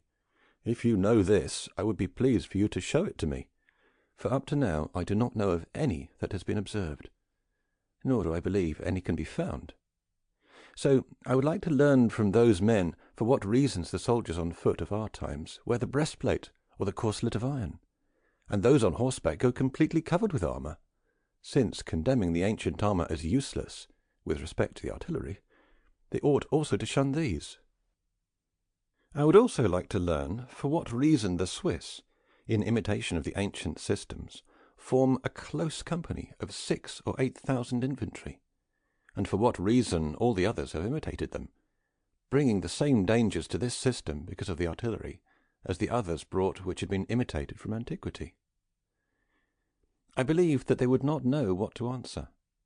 But if you asked the soldiers, who should have some experience, they would answer, first, that they go armed, because even if that armour does not protect them from the artillery, it does every other injury inflicted by an enemy, and they would also answer that they go closely together, as the Swiss, in order to be better able to attack the infantry, resist the cavalry, and give the enemy more difficulty in routing them. So that it is observed that soldiers have to fear many other things beside the artillery, from which they defend themselves with armour and organization. From which it follows that, as much as an army is better armed, and as much as its ranks are more serrated and more powerful, so much more is it secure. So that whoever is of the opinion you mentioned must be either of little prudence, or has thought very little on this matter. For if we see the least part of an ancient way of arming in use today, which is the pike, and the least part of those systems which are the battalions of the Swiss, which do us so much good and lend so much power to our armies, why shouldn't we believe that the other arms and other systems that they left us are also useful? Moreover, if we do not have any regard for the artillery when we place ourselves close together, like the Swiss, what other system than that can make us afraid? Inasmuch as there is no other arrangement that can make us afraid than that of being pressed together. In addition to this, if the enemy artillery does not frighten me when I lay siege to a town, where he may injure me with great safety to himself, and where I am unable to capture it as it is defended from the walls, but can stop him only with time with my artillery, so that he is able to redouble his shots as he wishes, why do I have to be afraid of him in the field, where I am able to seize him quickly? So I conclude this, that the artillery, according to my opinion, does not impede anyone who is able to use the methods of the ancients and demonstrate the ancient virtue. And if I had not talked another time with you concerning this instrument, I would extend myself further. But I want to return to what I have now said. Luigi said, "We are able to have a very good understanding, since you have so much discoursed about artillery, and in sum, it seems to me that you have shown that the best remedy one has against it, when he is in the field and having an army in an encounter, is to capture it quickly. Upon which a doubt rises in me, for it seems to me the enemy can so locate it on the side of his army from which he can injure you, and would be so protected by the other sides that it cannot be captured. You have, if you will remember, in your army's order for battle, created intervals of 4 arm lengths between one company and the next, and place 20 of the extraordinary pikemen of the company there. If the enemy should organize his army similarly to yours, and place his artillery well within those intervals, I believe that from here he would be able to injure you with the greatest safety to himself, for it would not be possible to enter among the enemy forces to capture it." Fabrizio said, "You doubt very prudently, and I will endeavour either to resolve the doubt or give you a remedy. I have told you that these companies, either when going out or when fighting, are continually in motion, and by nature always end up close together, so that if you make the intervals small in which you would place the artillery, in a short time they would be so closed up that the artillery can no longer perform its function. If you make them large, to avoid this danger, you incur a greater, so that because of those intervals you not only give the enemy the opportunity to capture your artillery, but to rout you. But you have to know that it is impossible to keep the artillery between the ranks, especially those that are mounted on carriages, for the artillery travel in one direction and are fired in the other, so that if they are desired to be fired while travelling, it is necessary before they are fired that they be turned, and when they are being turned they need so much space that 50 carriages of artillery would disrupt every army. It is necessary, therefore, to keep them outside the ranks, where they can be operated in the manner which we showed you a short time ago. But let us suppose they can be kept there, and that a middle way can be found, and of a kind which, when closed together, should not impede the artillery, yet not be so open as to provide a path for the enemy. I see that this is easily remedied at the time of the encounter by creating intervals in your army which give a free path for its shots, and thus its fury will be useless, which can be easily done, because the enemy, if it wants its artillery to be safe, must place it at the end position of the intervals, so that its shots, if they should not harm its own men, must pass in a straight line and always in the same line, and therefore by giving them room can easily be avoided, because this is a general rule, that you must give way to those things which cannot be resisted, as the ancients did to the elephants and chariots with sickles. I believe, rather, I am more than certain, that it must appear to you that I prepared and won an engagement in my own manner. None the less, I will repeat this, if what I have said up to now is not enough, that it would be impossible for an army thus organized and armed not to overcome, at the first encounter, every other army organized as modern armies are organized, which often, unless they have shields or swordsmen, do not form a front, and are of an unarmed kind, which cannot defend themselves from a near-by enemy, and so organized that, if they place their companies on the flanks next to each other, not having a way of receiving one another, they cause it to be confused, and apt to be easily disturbed. And although they give their armies 3 names and divide them into 3 ranks, the vanguard, the company or main body, and the rear guard, none the less they do not serve for anything else than to distinguish them in marching and in their quarters, but in an engagement they are all pledged to the first attack and fortune." And Luigi said, "I have also noted that in making your engagement your cavalry was repulsed by the enemy cavalry, and that it retired among the extraordinary pikemen, whence it happened that with their aid they withstood and repulsed the enemy in the rear. I believe the pikemen can withstand the cavalry, as you said, but not a large and strong battalion, as the Swiss do, which in your army have 5 ranks of pikemen at the head, and 7 on the flank, so that I do not know how they are able to withstand them." Fabrizio said, "Although I have told you that 6 ranks were employed in the phalanxes of Macedonia at one time, none the less you have to know that a Swiss battalion, if it were composed of 1,000 ranks, could not employ but 4 or at most 5, because the pikes are 9 arm lengths long, and an arm length and a half is occupied by the hands, whence only 7½ arm lengths of the pike remain to the first rank. And the second rank, in addition to what the hand occupies, uses up an arm length of the space that exists between one rank and the next, so that not even 6 arm lengths of pike remain of use. For the same reasons there remain 4 1/2 arm lengths to the third rank, 3 to the fourth, and 1 1/2 to the fifth. The other ranks are useless to inflict injury, but they serve to replace the first ranks, as we have said, and serve as reinforcements for those first 5 ranks. If, therefore, 5 of their ranks can control cavalry, why cannot 5 of ours control them, to whom 5 ranks behind them are also not lacking to sustain them, and give the same support, even though they do not have pikes as the others do? And if the ranks of extraordinary pikemen, which are placed along the flanks, seem thin to you, they can be formed into a square, and placed by the flank of the 2 companies which I place in the last ranks of the army, from which place they would all together be able easily to help the van and the rear of the army, and lend aid to the cavalry according as their need may require. Luigi said, "Would you always use this form of organization when you would want to engage in battle?"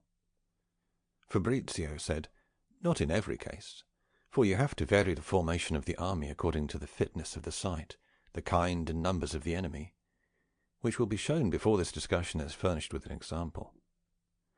But the formation that is given here, not so much because it is stronger than others, which is in truth very strong, as much because from it is obtained a rule and a system, to know how to recognize the manner of organization of the others.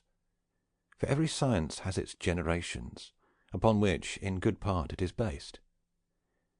One thing only I would remind you, that you never organize an army so that whoever fights in the van cannot be helped by those situated behind, because whoever makes this error renders useless the great part of the army, and if any virtue is eliminated, he cannot win." Luigi said, "And on this part some doubt has arisen in me. I have seen that in the disposition of the companies you form the front with 5 on each side, the centre with 3, and the rear with 2. And I would believe that it should be better to arrange them oppositely, because I think that an army can be routed with more difficulty. For whoever should attack it, the more he should penetrate into it, so much harder would he find it. But the arrangement made by you appears to me results that the more one enters into it, the more he finds it weak." Fabrizio said, "If you would remember that the Triarii, who were the third rank of the Roman legions, were not assigned more than 600 men, you would have less doubt, when you leave that they were placed in the last ranks, because you will see that I, motivated by this example, have placed 2 companies in the last ranks, which comprise 900 infantry. So that I come to err rather with the Roman people in having taken away too many than few. And although this example should suffice, I want to tell you the reasons, which is this. The first line of the army is made solid and dense, because it has to withstand the attack of the enemy, and does not have to receive any friends into it. And because of this, it must abound in men, for few men would make it weak both from their sparseness and their numbers. But the second line, because it has to receive the friends from the first line who have withstood the enemy, must have large intervals, and therefore must have a smaller number than the first. For if it should be of a greater or equal number, it would result in not leaving any intervals, which would cause disorder. Or if some should be left, it would extend beyond the ends of those in front, which would make the formation of the army imperfect. And what you say is not true, that the more the enemy enters into the battalions, the weaker he will find them. For the enemy can never fight with the second line if the first one is not joined up with it, so that he will come to find the centre of the battalion stronger and not weaker, having to fight with the first and second lines together. The same thing happens if the enemy should reach the third line, because here he will not only have to fight with 2 fresh companies, but with the entire battalion. And as this last part has to receive more men, its spaces must be larger, and those who receive them lesser in number." Luigi said, "And I like what you have said, but also answer me this.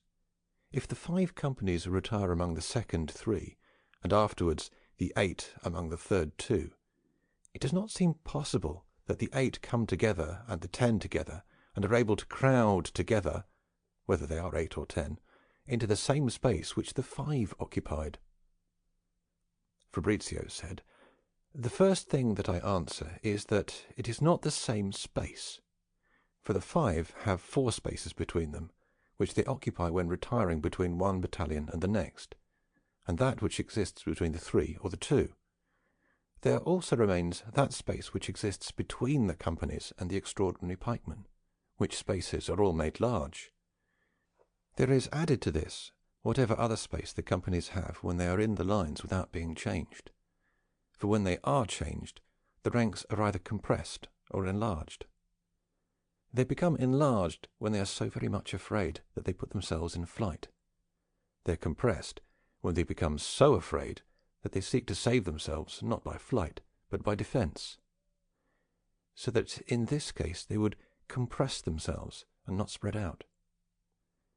There is added to this that the 5 ranks of pikemen who are in front, once they have started the battle, have to retire among their companies in the rear of the army to make space for the shield-bearers, who are able to fight. And when they go into the rear of the army, they can serve whoever the captain should judge should employ them well, whereas in the front, once the fight becomes mixed, they would be completely useless. And therefore the arranged spaces come to be very capacious for the remaining forces. But even if these spaces should not suffice, the flanks on the side consist of men and not walls, who, when they give way and spread out, are able to create a space of such capacity which should be sufficient to receive them.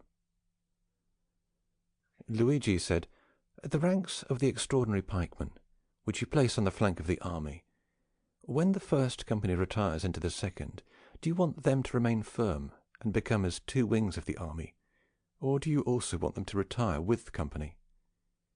Which, if they have to do this, I do not see how they can, as they do not have companies behind them with wide intervals which would receive them."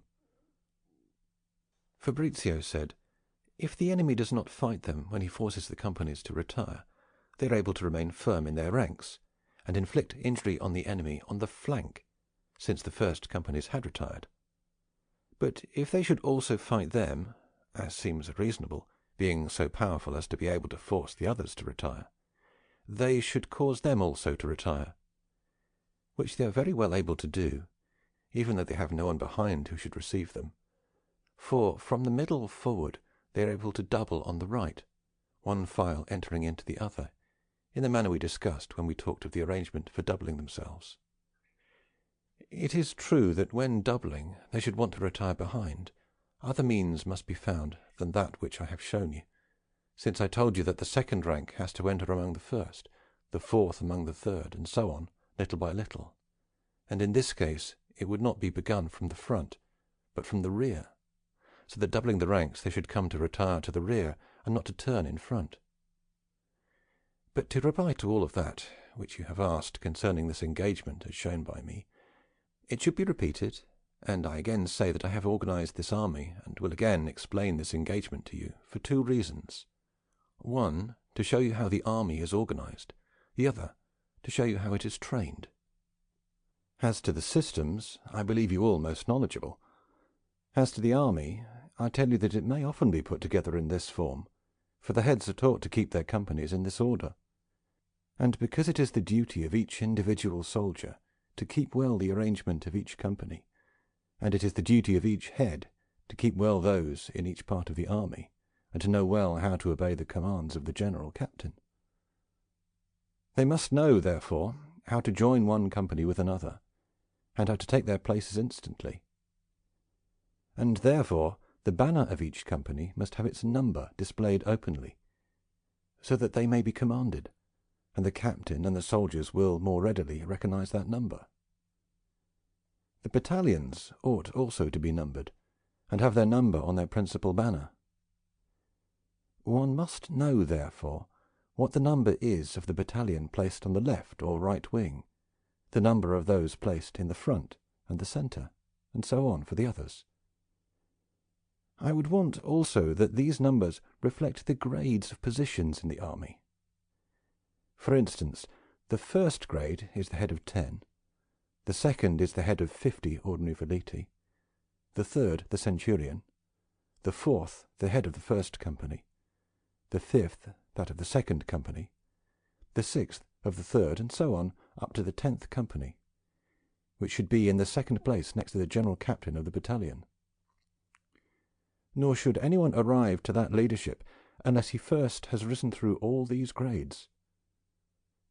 And as in addition to these heads there are the 3 constables in command of the extraordinary pikemen and the 2 of the extraordinary veleti, I would want them to be of the grade of constable of the first company. Nor would I care if they were men of equal grade, as long as each of them should vie to be promoted to the second company.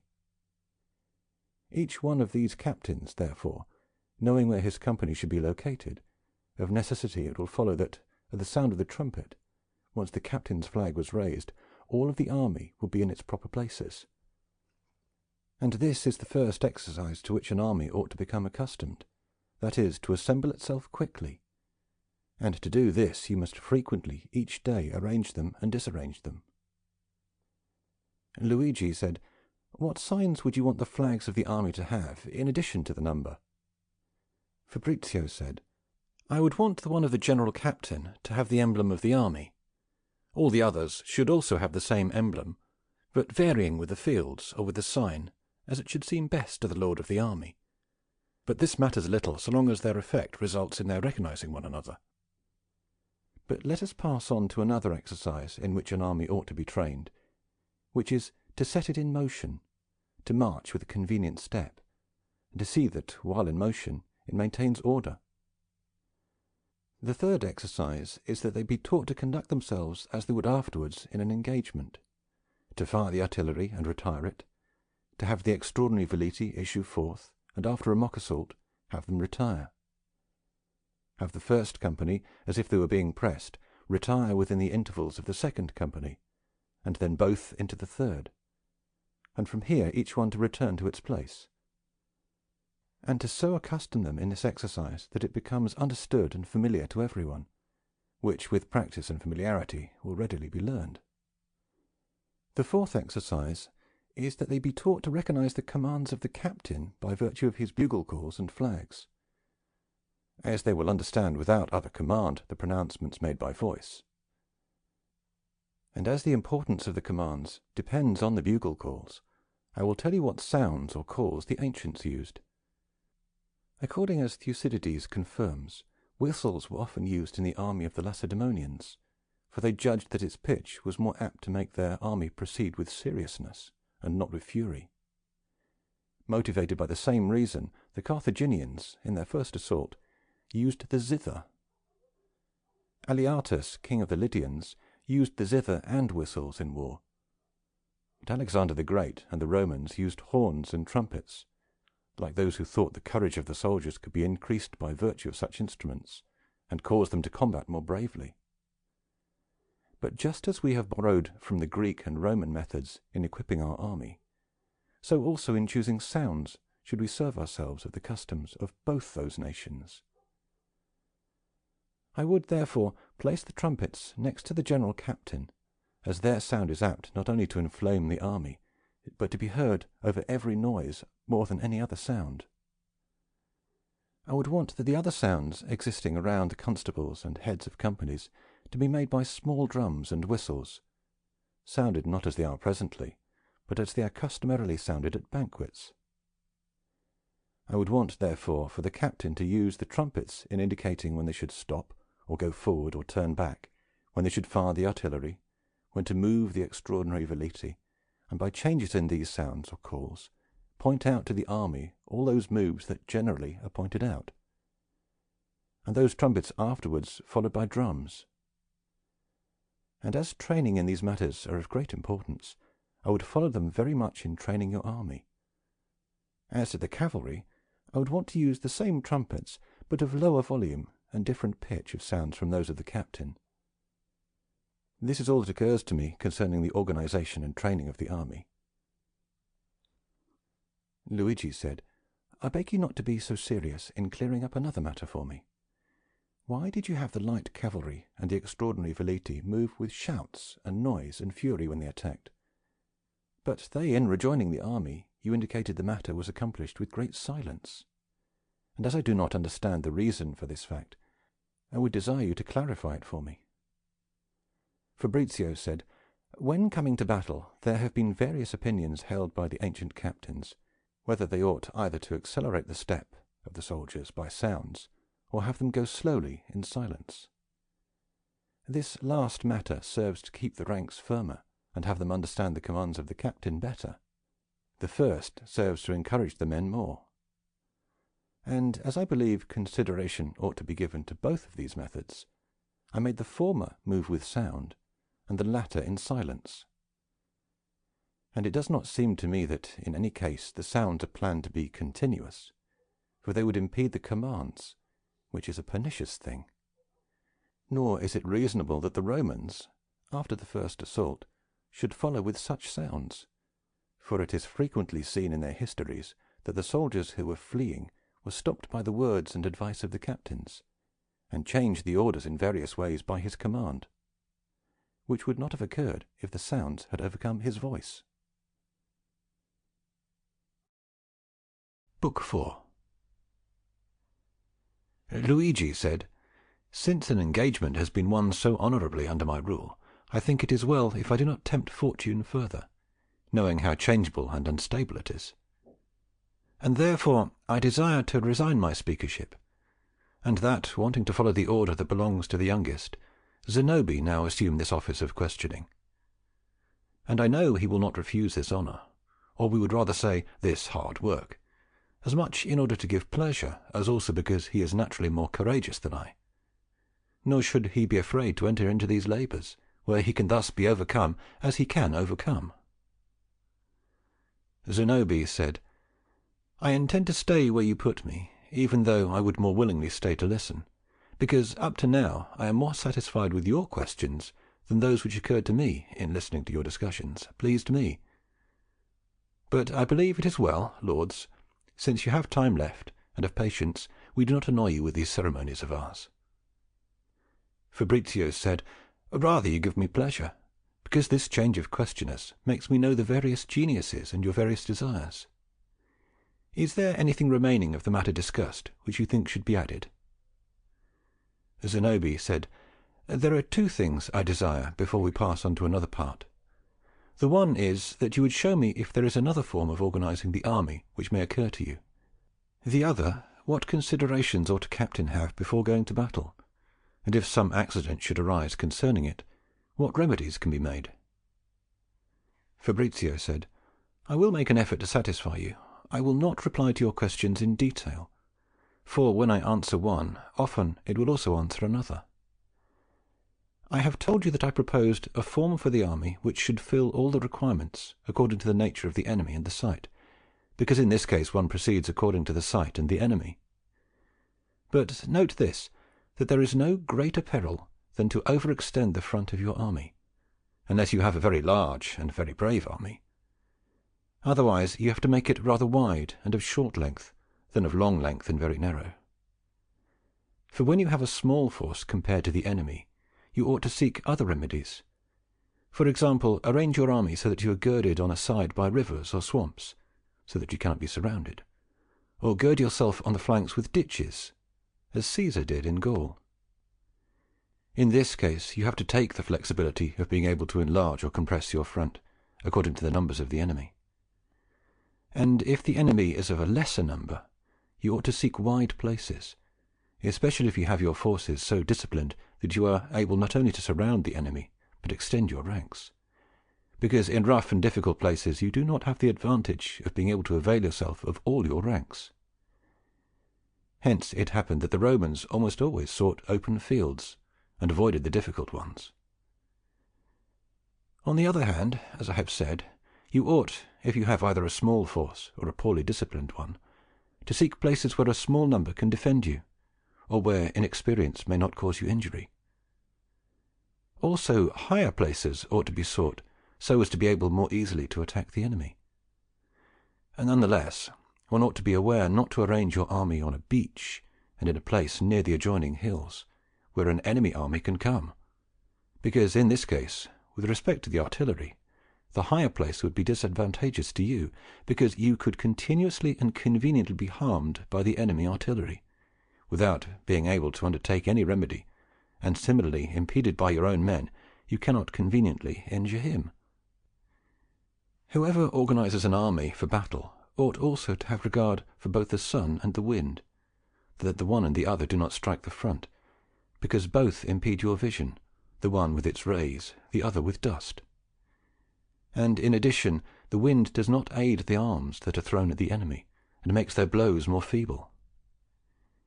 And as to the sun, it is not enough that you take care that it is not in your face at the time, but you must think about it not harming you when it comes up. And because of this, in arranging the army, I would have the sun behind them, so that much time should pass before it should come in front of you. This method was observed by Hannibal at Cannae, and by Marius against the Cimbrians. If you should be greatly inferior in cavalry, arrange your army between vines and trees and such impediments, as the Spaniards did in our time when they routed the French in the kingdom of Naples on the Serene. And it has been frequently seen that the same soldiers, when they changed only their arrangement and location, from being overcome became victorious, as happened to the Carthaginians, who, after having been often defeated by Marius Regulus, were afterwards victorious through the council of Xantippe, the Lacedaemonian, who had them descend to the plain, where, by virtue of their cavalry and elephants, they were able to overcome the Romans. And it appears to me, according to the examples of the ancients, that almost all the excellent captains, when they learned that the enemy had strengthened one side of the company, did not attack the stronger side, but the weaker, and the other stronger side they opposed to the weaker. Then, when starting a battle, they cornered the stronger part, that it only resist the enemy, and not push it back, and the weaker part that it allow itself to be overcome, and retire into the rear ranks of the army. This causes two great disorders to the enemy. The first, that he finds his stronger part surrounded.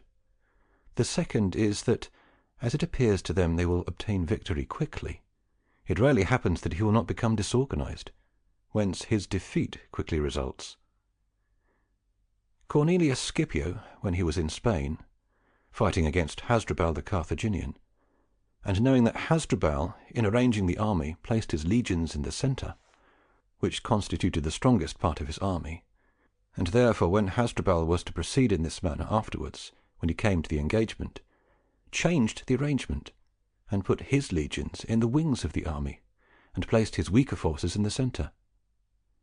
Then, when they came hand to hand, he quickly had those forces in the centre to walk slowly, and the wings to move forward swiftly, so that only the wings of both armies fought, and the ranks in the centre, being distant from each other, did not join in battle, and thus the strongest part of the army of Scipio came to fight the weakest part of that of Hasdrubal, and defeated it. This method at that time was useful, but today, because of the artillery, could not be employed, because that space that existed between one and the other army gives them time to fire, which is most pernicious, as was said above. This method, therefore, must be set aside, and be used, as was said a short time ago, when all the army is engaged, and the weaker part made to yield. When a captain finds himself to have an army larger than that of the enemy, and not wanting to be prevented from surrounding him, arranges his army with fronts equal to those of the enemy, and when the battle is started, has his front retire, and the flanks extend little by little, and it will always happen that the enemy will find himself surrounded without being aware of it. When a captain wants to fight almost secure in not being routed, he arranges his army in a place where he has a safe refuge nearby, either amid swamps or mountains, or in a powerful city, for in this manner he cannot be pursued by the enemy, but the enemy cannot be pursued by him. This means was employed by Hannibal when fortune began to become adverse for him, and he was apprehensive of the valor of Marcus Marcellus. Several, in order to disorganize the ranks of the enemy, have commanded those who are lightly armed that they begin the fight, and having begun it, retire among the ranks. Then, when the armies afterwards have joined fronts together, and each front is occupied in fighting, they have allowed them to issue forth from the flanks of the companies, and disorganized and routed them. If anyone finds himself inferior in cavalry, he can, in addition to the methods mentioned, place a company of pikemen behind his cavalry, and in the fighting arrange for them to give way for the pikemen, and he will always remain superior. Many have accustomed some of the lightly armed infantry to get used to combat amidst the cavalry, and this has been a very great help to the cavalry. Of all those who have organized armies for battle, the most praiseworthy have been Hannibal and Scipio when they were fighting in Africa. And as Hannibal had his army composed of Carthaginians and auxiliaries of various kinds, he placed 80 elephants in the front van, and then placed the auxiliaries. After these he placed the Carthaginians, and in the rear he placed the Italians, whom he trusted little. He arranged matters thusly because the auxiliaries, having the enemy in front and their rear closed by his men, they could not flee, so that being compelled to fight, they should overcome or tire out the Romans, thinking afterwards, with his forces of virtue fresh, he could easily overcome the already tired Romans. In the encounter with this arrangement, Scipio placed the Astati, the Principi, and the Triari in the accustomed fashion, for one to be able to receive the other, and one to help the other. He made the vans of the army full of intervals, and so that they should not be seen through, but rather appear united, he filled them with veliti, whom he commanded that, as soon as the elephants arrived, they should give way, and enter through the regular spaces among the legions, and leave the way open to the elephants, and thus come to render the attack vain, so that, coming hand to hand with him, he was superior. Zenobi said, "You have made me remember, in telling me of this engagement, that Scipio, during the fight, did not have the Astati retire into the ranks of the Principi, but divided them, and had them retire into the wings of the army, so as to make room for the Principi if he wanted to push them forward. I would desire, therefore, that you tell me what reason motivated him not to observe the accustomed arrangement." Fabrizio said, "I will tell you. Hannibal had placed all the virtue of his army in the second line, whence Scipio, in order to oppose a similar virtue to it, assembled the Principi and the Triari, so that the intervals of the Principi being occupied by the Triari, there was no place to receive the Astati, and therefore he caused the Astati to be divided and enter the wings of the army, and did not bring them among the Principi. But take note that this method of opening up the first lines to make a place for the second cannot be employed except when the other are superior, because then the convenience exists to be able to do it, as Scipio was able to. But being inferior and repulsed, it cannot be done except with your manifest ruin. And therefore you must have ranks in the rear which will receive you. But let us return to our discussion. The ancient Asiatics, among other things thought up by them to injure the enemy, used chariots which had scythes on their sides, so that they not only served to open up the lines with their attack, but also kill the adversary with the scythes. Provisions against these attacks were made in three ways. It was resisted by the density of the ranks, or they were received within the lines, as were the elephants, or a stalwart resistance was made with some stratagems, as did Sulla the Roman against Archelaus, who had many of those chariots which they called falcati. He, Sulla, in order to resist them, fixed many poles in the ground behind the first ranks, by which the chariots, being resisted, lost their impetus. And note is to be taken of the new method which Sulla used against this man in arranging the army, since he put the veliti and the cavalry in the rear, and all the heavily armed in front, leaving many intervals in order to be able to send those in the rear forward if necessity should require it. Whence, when the battle was started, with the aid of the cavalry, to whom he gave the way, he obtained the victory. To want to worry the enemy during the battle, something must be made to happen which dismays him, either by announcing new help which is arriving, or by showing things which look like it, so that the enemy, being deceived by that sight, becomes frightened. And when he is frightened, he can be easily overcome. These methods were used by the Roman consuls Minucius Rufus and Acilius Glabrius. Caius Sulpicius also placed many soldier packs on mules and other animals useless in war, but in a manner that they looked like men-at-arms, and commanded that they appear on a hill while they were in hand-to-hand combat with the Gauls, whence his victory resulted.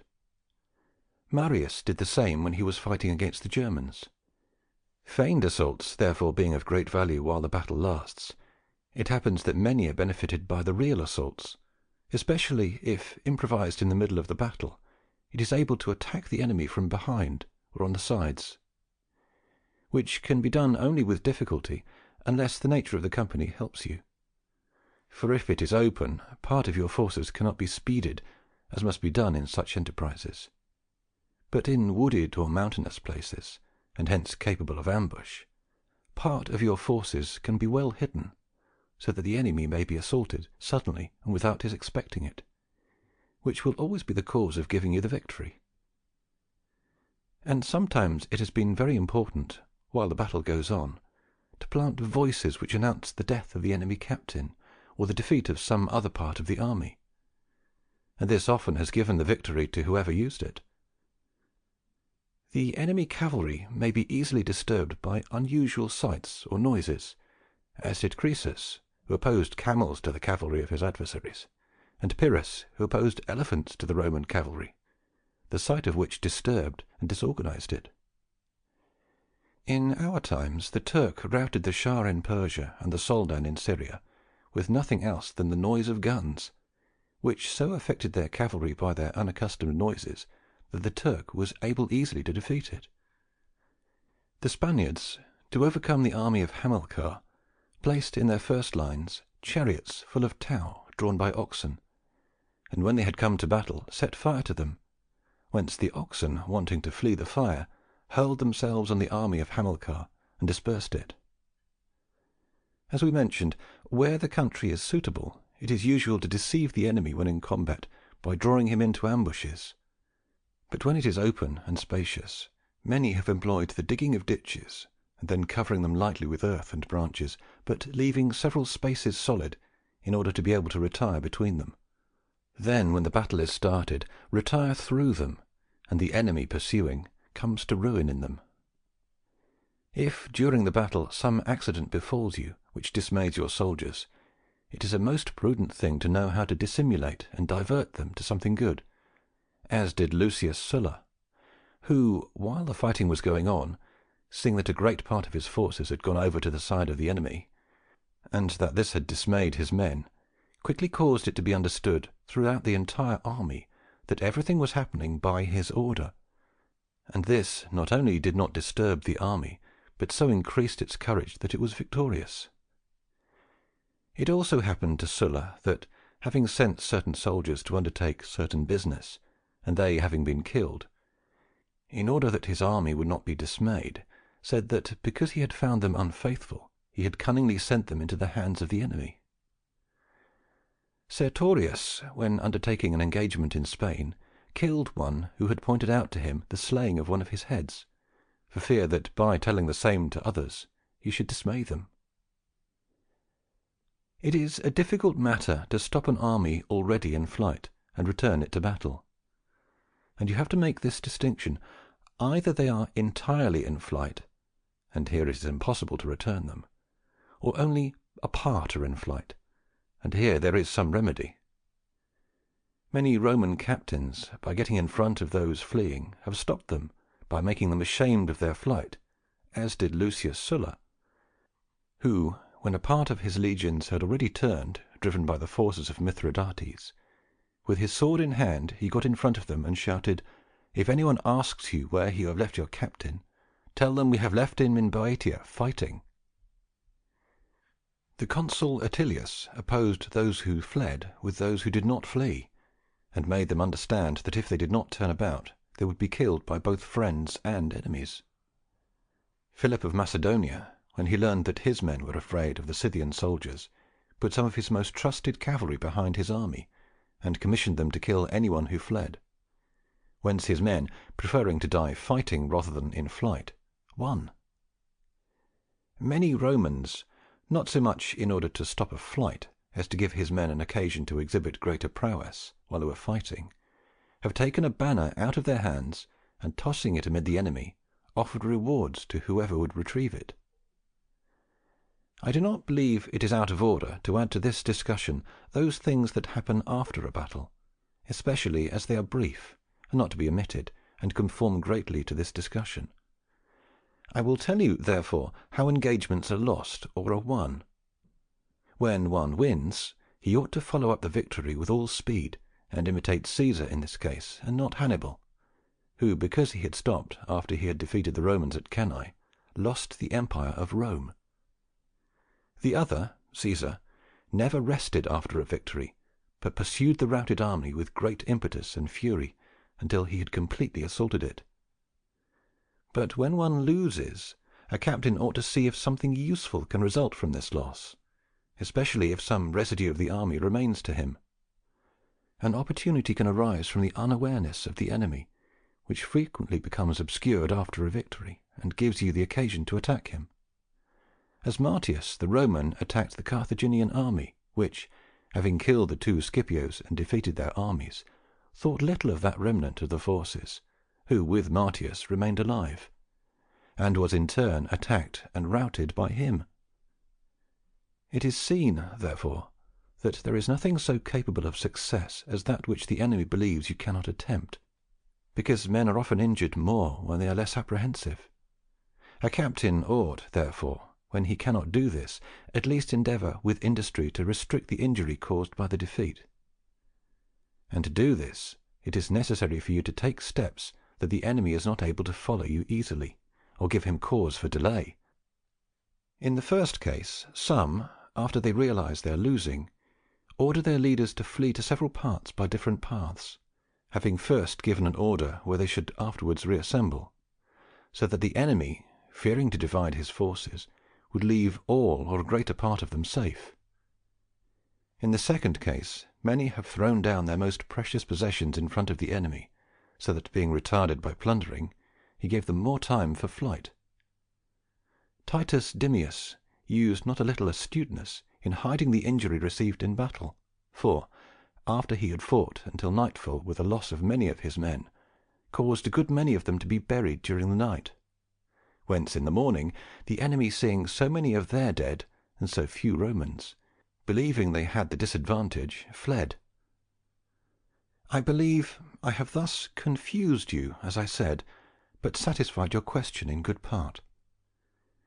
It is true that concerning the shape of the army there remains for me to tell you how sometimes it is customary for some captains to make the front in the form of a wedge, judging in that way to be more able readily to penetrate the army of the enemy.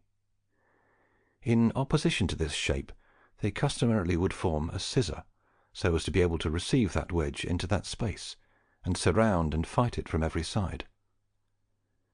On this I would like you to have this general rule, that the greatest remedy used against the design of the enemy is to do that willingly which he designs for you to do by force, because, doing it willingly, you do it with order and to your advantage, but to his disadvantage. If you should do it by force, it would be to your ruin. As to the fortifying of this, I would not care to repeat anything already said. Does the adversary make a wedge in order to open your ranks?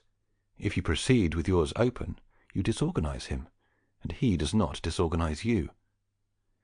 Hannibal placed elephants in front of his army to open that of the army of Scipio. Scipio went with his open, and was the cause of his own victory and the ruin of Hannibal. Hasdrubal placed his most stalwart forces in the centre of the van of his army to push back the forces of Scipio. Scipio commanded in like fashion that they should retire, and defeated him. So that such plans, when they are put forward, are the cause of the victory of him against whom they were organized. It remains for me yet, if I remember well, to tell you what considerations a captain ought to take into account before going into battle. Upon which I have to tell you first that a captain never has to make an engagement if he does not have the advantage, or if he is not compelled to. Advantages arise from the location, from the organization, and from having either greater or better forces. Necessity or compulsion arises when you see that by not fighting you must lose in any event. For example, when you see you are about to lack money, and therefore your army has to be dissolved in any case, when hunger is about to assail you, or when you expect the enemy to be reinforced again by new forces. In these cases one ought always to fight, even at your disadvantage, for it is much better to try your fortune when it can favour you, than by not trying when you see your ruin sure. And in such a case it is as serious an error for a captain not to fight, as it is to pass up an opportunity to win, either from ignorance or from cowardice. The enemy sometimes gives you the advantage, and sometimes it derives from your prudence. Many have been routed while crossing a river by an alert enemy of theirs, who waited until they were in the middle of the stream, and then assaulted them on every side, as Caesar did to the Swiss, when he destroyed a fourth part of them after they had been split by the river. Sometime you may find your enemy tired from having pursued you too inconsiderately, so that, finding yourself fresh and rested, you ought not to lose such an opportunity. In addition to this, if an enemy offers you battle at a good hour of the morning, you can delay going out of your encampment for many hours. And if he has been under arms for a long time, and has lost that first ardour with which he started, you can then fight with him. Scipio and Metellus employed this method in Spain, the first against Hasdrubal, and the other against Sertorius. If the enemy had diminished in strength, either from having divided the armies, as the Scipios did in Spain, or from some other cause, you ought to try your fortune. The greater part of prudent captains would rather receive the onrush of the enemy who impetuously go to assault them, for their fury is easily withstood by firm and resolute men, and that fury which was withstood easily converts itself into cowardice. Fabius acted thusly against the Samnites and against the Gauls, and was victorious, but his colleague Decius was killed. Some who feared the virtue of their enemy have begun the battle at an hour near nightfall, so that if their men were defeated, they might be able to be protected by its darkness and save themselves. Some, having known that the enemy army, because of certain superstitions, does not want to undertake fighting at such a time, selected that time for battle, and won, which Caesar did in Gaul against Ariovistus, and Vespasianus in Syria against the Jews. The greater and more important awareness that a captain ought to have is to see that he has about him men loyal and most expert in war, and prudent, with whom he counsels continuously and discusses his forces and those of the enemy with them, which are the greater in number, which are better armed or better trained, which are more apt to suffer deprivation, which to confide in more, the infantry or the cavalry. Also they consider the location in which they are, and if it is more suitable for the enemy than for themselves, which of them has the better convenience of supply, whether it is better to delay the engagement or undertake it, and what benefit the weather might give you or take away from them. For often, when the soldiers see the war becoming long, they become irritable, and, weary from hard work and tedium, will abandon you. Above all, it is important for the captain to know the enemy, and who he has around him, if he is foolhardy or cautious, if timid or audacious. See whether you can trust the auxiliary soldiers, and above all you ought to guard against leading an army into battle which is afraid or distrustful in any way of victory, for the best indication of defeat is when one believes he cannot win. And therefore, in this case, you ought to avoid an engagement, either by doing as Fabius Maximus did, who, by encamping in strong places, did not give Hannibal courage to go and meet him, or by believing that the enemy, also in strong places, should come to meet you. You should depart from the field and divide your forces among your towns, so that the tedium of capturing them will tire him. Zenobi said, "Can he not avoid the engagement in other ways than by dividing the army into several parts and putting them in towns?" Fabrizio said, "I believe at another time I have discussed with some of you that whoever is in the field cannot avoid an engagement if he has an enemy who wants to fight in any case. And he has but one remedy, and that is to place himself with his army at least 50 miles distant from his adversary, so as to be in time to get out of his way if he should come to meet him. And Fabius Maximus never avoided an engagement with Hannibal, but wanted it at his advantage. And Hannibal did not presume to be able to overcome him by going to meet him in the places where he encamped. but if he supposed he could defeat him, it was necessary for Fabius to undertake an engagement with him in any case, or to flee.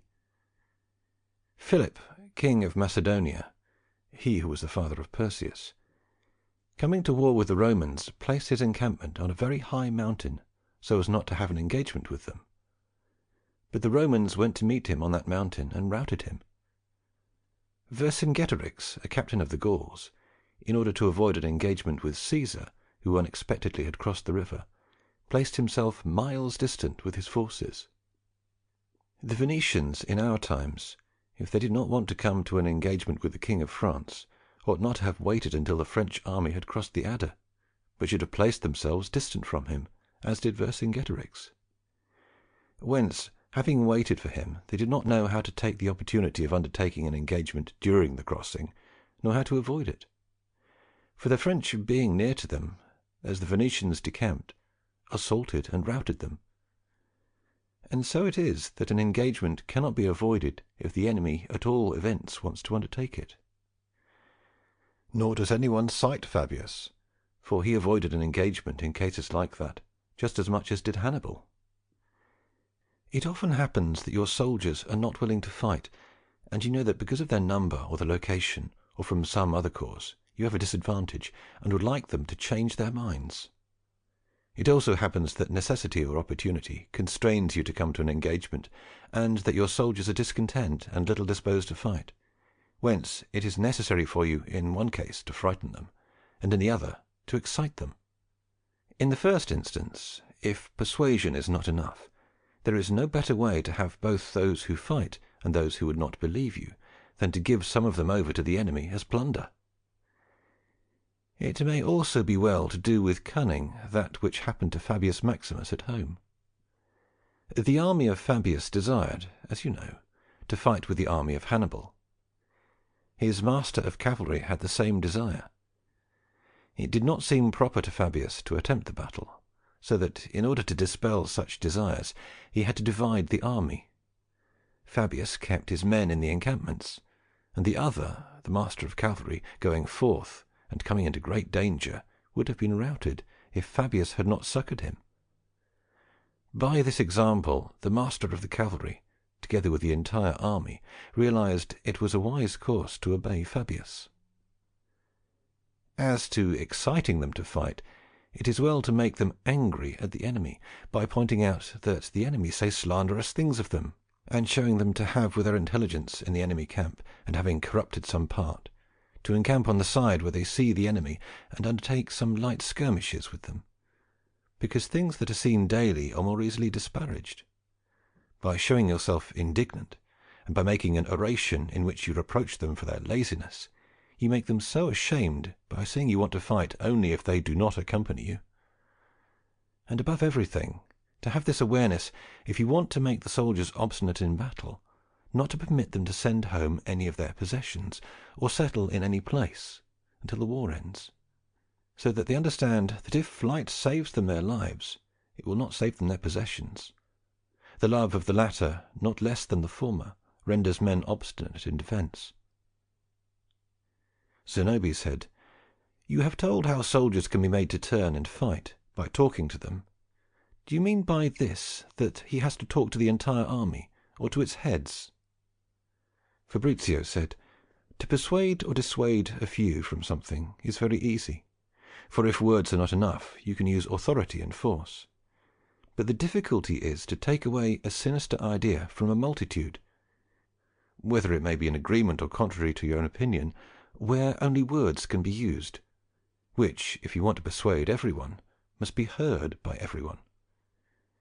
Captains, therefore, must be excellent orators, for without knowing how to talk to the entire army, good things can only be done with difficulty, which in these times of ours is completely done away with. Read the biography of Alexander the Great, and see how many times it was necessary to harangue and speak publicly to the army.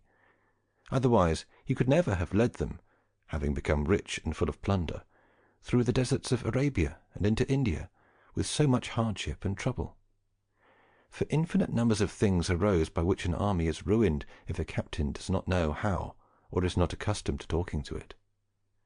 For this speaking takes away fear, incites courage, increases obstinacy, and sweeps away deceptions, promises rewards, points out dangers and the ways to avoid them, reprimands, begs, threatens, fills with hope, praises, slanders, and does away all those things by which human passion are extinguished or enkindled. Whence that prince or republic planning to raise a new army, and to give this army reputation, ought to accustom the soldiers to listen to the talk of the captain, and the captain to know how to talk to them. Religion was also of much value in keeping the ancient soldiers well disposed, and an oath was taken by them when they came into the army. For whenever they made a mistake, they were threatened not only by those evils that can be feared by men, but also by those that can be expected from the deity. This practice, mixed with other religious means, often made an entire enterprise easy for the ancient captains, and would always be so whenever religion was feared and observed. Sertorius availed himself of this when he told of talking with a hind or female stag, which promised him victory on the part of the deity. Sulla was said to talk with a statue which he had taken from the temple of Apollo. Many have told of God appearing to them in their sleep and admonishing them to fight. In the times of our fathers, Charles VII, King of France, in the war he waged against the English, was said to counsel with a young girl sent by God, who was called the Maid of France, and who was the cause for victory. You can also take means to make your soldiers value the enemy little, as Agesilaus the Spartan did, who showed his soldiers some Persians in the nude, so that, seeing their delicate members, they should have no cause for being afraid of them. Some have constrained them to fight from necessity, by removing from their paths all hope of saving themselves except through victory. This is the strongest and the best provision that can be made when you want to make your soldiers obstinate, which obstinacy is increased by the confidence and the love either of the captain or of the country. Confidence is instilled by arms organization, fresh victories, and the knowledge of the captain. Love of country springs from nature, that of the captain from his virtue more than any other good event. Necessities can be many, but that is the strongest which constrains you either to win or to die. Book 5. Fabrizio said, "I have shown you how to organize an army to battle another army which is seen posted against you, and I have told you how it is overcome, and also of the many circumstances which can occur because of the various incidents surrounding it, so that it appears to me now to be the time to show you how to organize an army against an enemy which is unseen, but which you are continually afraid will assault you. This happens when marching through country which is hostile, or suspected of being so. And first you have to understand that a Roman army ordinarily always sent ahead some groups of cavalry as observers for the march. Afterwards the right wing followed. After this came all the wagons which pertained to it. After those another legion, and next its wagons. After these come the left wing with its wagons in the rear, and the remainder of the cavalry followed in the last part. This was in effect the manner in which one ordinarily marched, and if it happened that the army should be assaulted on the march in front or from the rear, they quickly caused all the wagons to be withdrawn either on the right or on the left, according as it happened, or rather as best they could, depending on the location, and all the forces together, free from their baggage, set up a front on that side from which the enemy was coming. If they were assaulted on the flank, they would withdraw the wagons to the side which was secure, and set up a front on the other. This method being good and prudently conducted, appears to me ought to be imitated, sending cavalry ahead to observe the country, then having 4 battalions, having the march in line, and each with its wagons in the rear. And as the wagons are of 2 kinds, that is, those pertaining to individual soldiers, and the public ones for use by the whole camp, I would divide the public wagons into 4 parts, and assign a part to each battalion, also dividing the artillery and all the unarmed men, so that each one of those armed should have its equal share of the impedimenta. But as it sometimes happens that one marches in a country not only suspect, but hostile in fact, that you are afraid of being attacked hourly, in order to go more securely, you are compelled to change the formation of the march, and go on in the regular way, so that in some unforeseen place neither the inhabitants nor the army can injure you. In such a case, the ancient captains usually went on with the army in squares, for such they called these formations, not because it was entirely square, but because it was capable of fighting on 4 sides, and they said they were going prepared either for marching or for battle. I do not want to stray far from this method, and want to arrange my 2 battalions, which I have taken as a rule for an army, in this manner.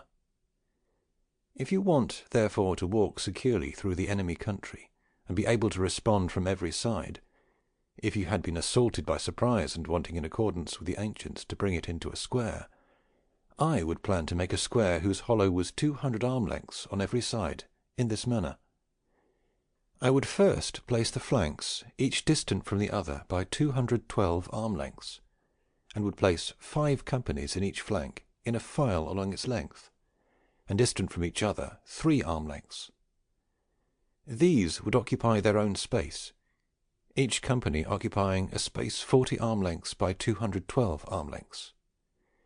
Between the front and rear of these 2 flanks, I would place another 10 companies, 5 on each side, arranging them in such a way that 4 should be next to the front of the right flank, and 5 at the rear of the left flank, leaving between each one an interval or gap of 4 arm lengths, one of which should be next to the front of the left flank, and 1 at the rear of the right flank. And as the space existing between the one flank and the other is 212 arm lengths, and these companies placed alongside each other by their width and not length, they would come to occupy, with the intervals, 134 arm lengths, and there would be between the 4 companies placed on the front of the right flank and 1 placed on the left, a remaining space of 78 arm lengths, and a similar space be left among the companies placed in the rear parts. And there would be no other difference except that one space would be on the rear side towards the right wing, the other would be on the front side towards the left wing. In the space of 78 arm lengths, in front I would place all the ordinary veleti, and that in the rear the extraordinary veleti, who would come to be 1,000 per space. And if you want that the space taken up by the army should be 212 arm lengths on every side, I would see that 5 companies are placed in front, and those that are placed in the rear should not occupy any space already occupied by the flanks, and therefore I would see that the 5 companies in the rear should have their front touch the rear of their flanks, and those in the front should have their rear touch the front of their flanks, so that on every side of the army space would remain to receive another company. And as there are 4 spaces, I would take 4 banners away from the extraordinary pikemen, and would put 1 on every corner, and the 2 banners of the aforementioned pikemen left to me I would place in the middle of the hollow of their army, formed in a square of companies, at the heads of which the general captain would remain with his men around him. And as these companies so arranged all march in one direction, but not all fight in one, in putting them together one has to arrange which sides are not guarded by other companies during the battle. And therefore it ought to be considered that the 5 companies in front protect all the other sides except the front, and therefore these have to be assembled in an orderly manner, and with the pikemen in front. The 5 companies behind protect all the sides except the side in the back, and therefore ought to be assembled so that the pikemen are in the rear, as we will demonstrate in its place. The 5 companies on the right flank protect all the sides from the right flank outward. The 5 on the left engird all the sides from the left flank outward, and therefore in arranging the companies the pikemen ought to be placed so that they turn by that flank which is uncovered. And as the heads of 10 are placed in the front and rear, so that when they have to fight all the army and its members are in their proper places, the manner of accomplishing this was told when we discussed the methods of arranging the companies.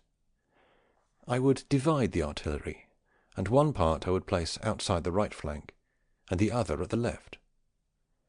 I would send the light cavalry ahead to reconnoitre the country. Of the men-at-arms, I would place part in the rear on the right wing, and part on the left, distant 40 arm lengths from the companies. And no matter how you arrange your army, you have to take up as the cavalry this general rule, that you have to place them always either in the rear or on the flanks. Whoever places them ahead in front of the army must do one of two things. Either he places them so far ahead that if they are repulsed, they have so much room to give them time to be able to obtain shelter for themselves from your infantry and not collide with them, or to range them, the infantry, with so many intervals that by means of them the cavalry can enter among them without disorganizing them. Let not anyone think little of this instruction, because many, not being aware of this, have been ruined and have been disorganized and routed by themselves. The wagons and the unarmed men are placed in the plaza that exists within the army, and so compartmented that they easily make way for whoever wants to go from one side to the other, or from one front of the army to the other. These companies, without artillery and cavalry, occupy 280 arm lengths of space on the outside in every direction, and as this square is composed of 2 battalions, it must be devised as to which part one battalion makes up, and which part the other. And since the battalions are called by number, and each of them has, as you know, 10 companies and a general head, I would have the first battalion place its first 5 companies in the front, and the other 5 on the left flank, and the head should be in the left angle of the front. The first 5 companies of the second battalion then should be placed on the right flank, and the other 5 in the rear, and the head should be in the right angle, who would undertake the office of tergitatore. The army, organized in this manner, is ready to move, and in its movement should completely observe this arrangement, and without doubt it is secure from all the tumults of the inhabitants. Nor ought the captain make other provisions against these tumultuous assaults than sometimes to give a commission to some cavalry or band of veliti to put them in their place. Nor will it ever happen that these tumultuous people will come to meet you with the drawing of sword or pike, because disorderly people are afraid of order. And it will always be seen that they make a great assault with shouts and noises without otherwise approaching you, in the way of yelping dogs around a mastiff. Hannibal, when he came to harm from the Romans in Italy, passed through all of France, and always took little account of the tumults of the French. When you want to march, you must have levellers and men with pickaxes ahead, who clear the road for you, and who are well protected by that cavalry sent ahead to reconnoitre. An army will march in this order 10 miles a day, and enough sun and light will remain for them to dine and camp, since ordinarily an army marches 20 miles. If it happens that it is assaulted by an organized army, this assault cannot arise suddenly, because an organized army travels at its own rate, so that you are always in time to reorganize for the engagement, and quickly bring yourself to that formation, or similar to that formation, of the army which I showed you above. For if you are assaulted on the front side, you do nothing except to have the artillery in the flanks and the cavalry behind come forward and take those places and with those distances mentioned above. The 1,000 veliti who are forward come forth from their positions, and dividing into groups of 100, enter into their places between the cavalry and the wings of the army.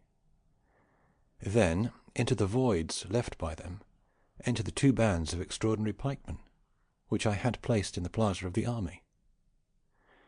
The 1,000 veliti that I had placed in the rear depart from there and distribute themselves among the flanks of the companies to strengthen them, and from the open space they leave, all the wagons and unarmed men issue forth and place themselves in the rear of the companies.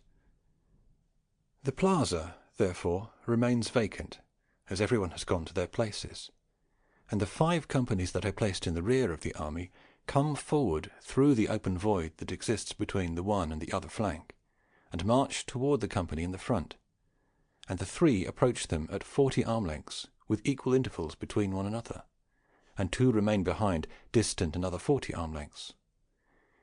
This formation can be organized quickly, and comes to be almost the same as the first disposition of the army which we described before. And if it becomes more straightened at the front, it becomes larger in the flanks, which does not weaken it. But as the 5 companies in the back have their pikemen in the rear for the reasons mentioned above, it is necessary to have them come from the forward part, if you want them to get behind the front of the army. And therefore one must either make them turn company by company as a solid body, or make them enter quickly between the ranks of the shield-bearers or swordsmen, and bring them forward, which method is more swift and less disorderly than to make them turn. And thus you ought to do with all those who are in the rear in every kind of assault, as I will show you. If it should happen that the enemy comes from the rear, the first thing that ought to be done is to have everyone turn to face the enemy, so that at once the front of the army becomes the rear, and the rear the front. Then all those methods of organizing the front should be followed which I mentioned above. If the enemy attacks on the right flank, the entire army ought to be made to face in that direction, and then those things ought to be done to strengthen that new front which were mentioned above, so that the cavalry, the veleti, and the artillery are in the position assigned in this front. There is only this difference, that in the changing of fronts, of those who move about, some have to go further and some less. It is indeed true that when a front is made on the right flank, the veleti would have to enter the intervals or gaps that exist between the wings of the army, and the cavalry would be those nearer to the left flank, in the position of those who would have to enter into the 2 bands of extraordinary pikemen placed in the centre. But before they enter, the wagons and unarmed men stationed at the openings should clear the plaza and retire behind the left flank, which then becomes the rear of the army. And the other veleti, who should be placed in the rear according to the original arrangement, in this case should not be changed, as that place should not remain open, which from being the rear would become a flank. All the other things ought to be done as was said concerning the first front. What has been said concerning making a front from the right flank is intended also in making one from the left flank, since the same arrangements ought to be observed. If the enemy should happen to be large and organized to assault you on 2 sides, the 2 sides on which he assaults you ought to be strengthened from the 2 that are not assaulted, doubling the ranks in each one, and distributing the artillery, veleti, and cavalry among each side. If he comes from 3 or 4 sides, it needs must be either you or he lacks prudence. For if you were wise, you would never put yourself on the side where the enemy could assault you from 3 or 4 sides with large and organized forces. And if he wanted to attack you in safety, he must be so large and assault you on each side with a force almost as large as you have in your entire army. And if you are so little prudent that you put yourself in the midst of the territory and forces of an enemy who has 3 times the organized forces that you have, you cannot complain if evil happens to you, except of yourself. If it happens not by your fault, but by some misadventure, the injury will be without shame, and it will happen to you as it did to the Scipios in Spain and the Hasdrubal in Italy. But if the enemy has a much larger force than you, and in order to disorganize you wants to assault you on several sides, it will be his foolishness and his gamble. For to do this he must spread himself thin, and you can always attack on one side and resist on another, and in a brief time ruin him. This method of organizing an army, which is not seen but who is feared, is necessary, and it is a most useful thing to accustom your soldiers to assemble and march in such order, and in marching arrange themselves to fight according to the first front planned, and then return to marching formation. From that make a front from the rear, and then from the flank, and from that return to the original formation. These exercises and accustomization are necessary matters if you want a disciplined and trained army. Captains and princes have to work hard at these things, nor is military discipline anything else than to know how to command and how to execute these things. Nor is a disciplined army anything else than an army which is well trained in these arrangements. Nor would it be possible for anyone in these times who should well employ such discipline ever to be routed. And if this square formation which I have described is somewhat difficult. Such difficulty is necessary if you take it up as an exercise, since, knowing how to organize and maintain oneself well in this, one would afterwards know how to manage more easily those which will not be as difficult.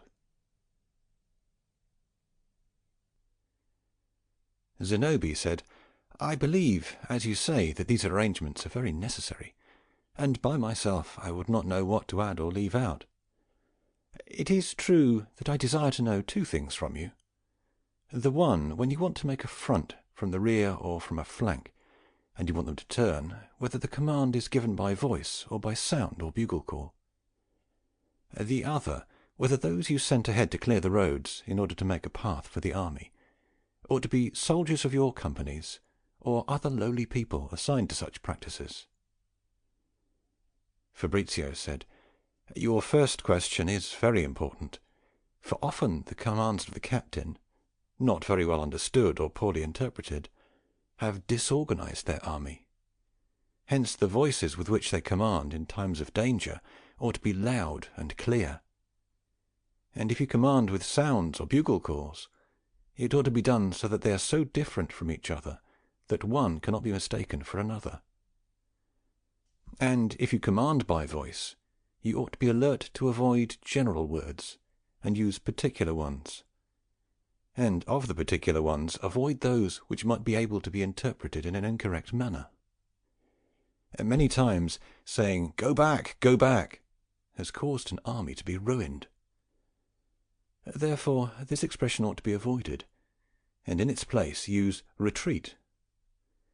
If you want them to turn so as to change the front, either from the rear or from the flank, never use 'turn around,' but say 'to the left, to the right, to the rear, to the front.'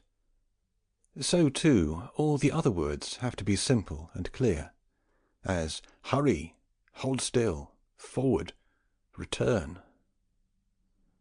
And all those things which can be done by words are done. The others are done by sounds or calls. As to the road clearers, which is your second question, I would have this job done by my own soldiers, as much because the ancient military did so, as also because there would be fewer unarmed men and less impediments in the army. And I would draw the number needed from every company, and I would have them take up the tools suitable for clearing, and leave their arms in those ranks that are closest to them, which would carry them so that if the enemy should come, they would have nothing to do but take them up again and return to their ranks." Zenobia said, "Who would carry the clearing equipment?" Fabrizio said, "The wagons assigned to carry such equipment." Zenobia said, "I'm afraid you have never led these soldiers of ours to dig." Fabrizio said, "Everything will be discussed in its place. For now I want to leave these parts alone, and discuss the manner of living of the army. For it appears to me that, having worked them so hard, it is time to refresh and restore them with food. You have to understand that a prince ought to organize his army as expeditiously as possible, and take away from it all those things that add burdens to it, and make the enterprise difficult. Among those that cause more difficulty are to have to keep the army provided with wine and baked bread. The ancients did not think of wine, for lacking it they drank water tinted with a little vinegar, and not wine. They did not cook bread in ovens, as is customary throughout the cities, but they provided flour, and every soldier satisfied himself of that in his own way, having lard and grease for condiment, which gave flavour to the bread they made, and which kept them strong. So that the provisions of eating for the army were flour, vinegar, bacon and lard, and barley for the horses. Ordinarily they had herds of large and small beasts that followed the army, which, as they did not need to be carried, did not impede them much. This arrangement permitted an ancient army to march sometimes for many days through solitary and difficult places without suffering hardship for lack of provisions, for it lived from things which could be drawn behind. The contrary happens in modern armies, which, as they do not want to lack wine and eat baked bread in the manner of those at home do, and of which they cannot make provision for long, often are hungry. Or, even if they are provided, it is done with hardship and at very great expense. I would, therefore, return an army to this form of living, and I would not have them eat other bread than that which they cook for themselves. As to wine, I would not prohibit its drinking, or that it should come into the army, but I would not use either industry or hard work to obtain it, and as to other provisions, I would govern myself entirely as the ancients. If you would consider this matter well, you will see how much difficulty is removed, and how many troubles and hardships an army and a captain avoid, and what great advantage it will give any enterprise which you want to undertake." Zenobie said, "We have overcome the enemy in the field, and then marched on his country. Reason wants that there be no booty, ransoming of towns, prisoners taken. Yet I would like to know how the ancients governed themselves in these matters." Fabrizio said, "Here I will satisfy you. I believe you have considered, since I have at another time discussed this with some of you, that modern wars impoverish as much those lords who win as those who lose. For if one loses the state, the other loses his money and movable possessions, which anciently did not happen, as the winner of a war then was enriched. This arises from not keeping track in these times of the booty acquired, as was done anciently, but everything is left to the direction of the soldiers. This method makes for two very great disorders. The one, that of which I have spoken; the other, that a soldier becomes more desirous of booty and less an observer of orders. And it has often been said that the cupidity for booty has made him lose who has been victorious. The Romans, however, who were princes in this matter, provided for both these inconveniences, ordering that all the booty belonged to the public, and that hence the public should dispense it as it pleased. And so they had quaestors in the army, who were, as we would say, chamberlains, to whom all the ransoms and booty was given to hold, from which the consul served himself to give the soldiers their regular pay, to help the wounded and infirm, and to provide for the other needs of the army. The consul could indeed, and often did, concede a booty to the soldiers, but this concession did not cause disorders. For when the enemy army was routed, all the booty was placed in the middle, and was distributed to each person according to the merits of each. This method made for the soldiers attending to winning and not robbing, and the Roman legions defeating the enemy but not pursuing him, for they never departed from their orders. Only the cavalry and lightly armed men pursued him, unless there were other soldiers than legionaries, which, if the booty would have been kept by whoever acquired it, it was neither possible nor reasonable to expect to hold the legion firm, and would bring on many dangers. From this it resulted, therefore, that the public was enriched, and every consul brought, with his triumphs, much treasure into the treasury, which constituted entirely of ransoms and booty. Another thing well considered by the ancients was the pay they gave to each soldier. They wanted a third part to be placed next to him who carried the flag of the company, who never was given any except that furnished by the war. They did this for two reasons. The first, so that the soldier would make capital and save some of his pay. For the greater part of them being young and irresponsible, the more they had, the more they spent without need to. The other part because, knowing that their movable possessions were next to the flag, they would be forced to have greater care and defend it with greater obstinacy, and thus this method made them savers and strong. All of these things are necessary to observe if you want to bring the military up to your standards." Zenobie said, "I believe it is not possible for an army, while marching from place to place, not to encounter dangerous incidents, and where the industry of the captain and the virtue of the soldier is needed if they are to be avoided. Therefore, if you should have something that occurs to you, I would take care to listen." Fabrizio said, "I will willingly content you, especially as it is necessary if I want to give you complete knowledge of the practice.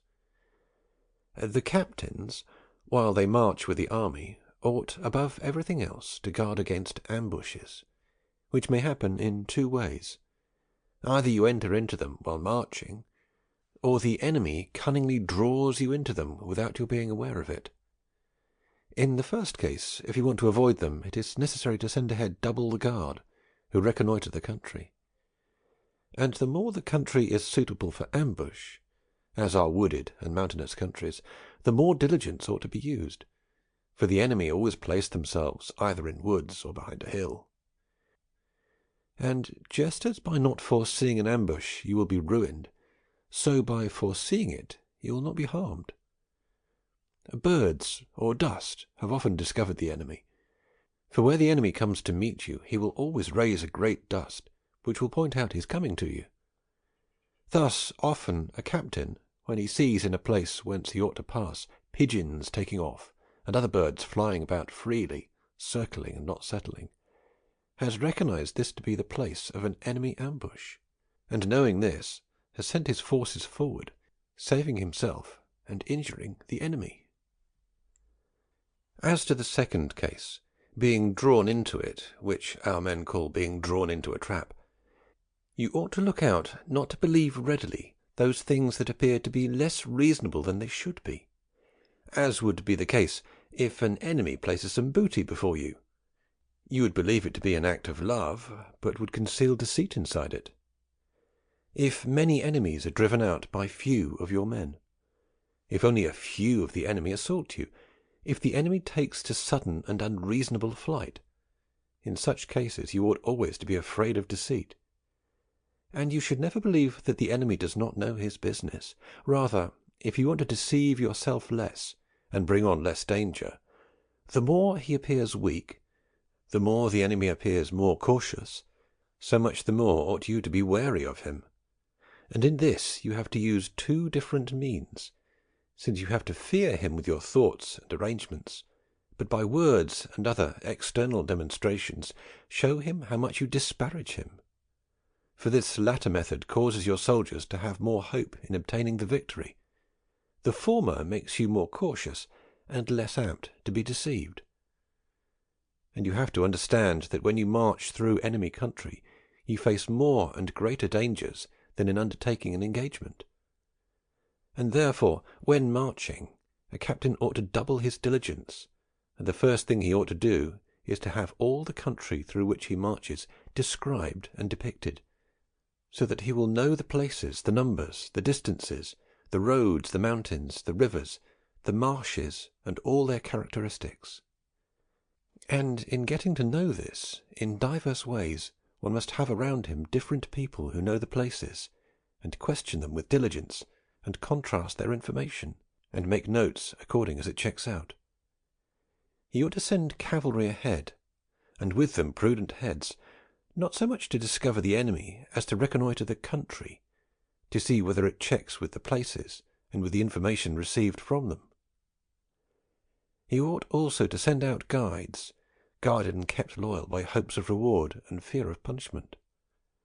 And above all, he ought to see to it that the army does not know to which sides he guides them, since there is nothing more useful in war than to keep silent about the things that have to be done. And so that a sudden assault does not disturb your soldiers, you ought to advise them to be prepared with their arms, since things that are foreseen cause less harm. Many have, in order to avoid the confusion of the march, placed the wagons and the unarmed men under the banners, and commanded them to follow them, so that having to stop or retire during the march, they are able to do so more easily, which I approve very much as something useful. He ought also to have an awareness during the march that one part of the army does not detach itself from another, or that one part going faster and the other more slowly, the army does not become compacted, which things cause disorganization. It is necessary, therefore, to place the heads along the sides, who should maintain the steps uniform, restraining those who are too fast, and hastening the slow, which step cannot be better regulated than by sound. The roads ought to be widened, so that at least one company can always move in order. The customs and characteristics of the enemy ought to be considered, and if he wants to assault you in the morning, noon, or night, and if he is more powerful in infantry or cavalry, from what you have learned you may organize and prepare yourself. But let us come to some incident in particular. It sometimes happens that, as you are taking yourself away from in front of the enemy, because you judge yourself to be inferior to him, and therefore do not want to come to an engagement with him, he comes upon your rear as you arrive at the banks of a river, which causes you to lose time in its crossing, so that the enemy is about to join up and combat with you. There have been some who have found themselves in such peril, their army girded on the rear side by a ditch, and filling it with tow, have set it afire. Then they have passed on with the army without being able to be impeded by the enemy, he being stopped by that fire which was in between.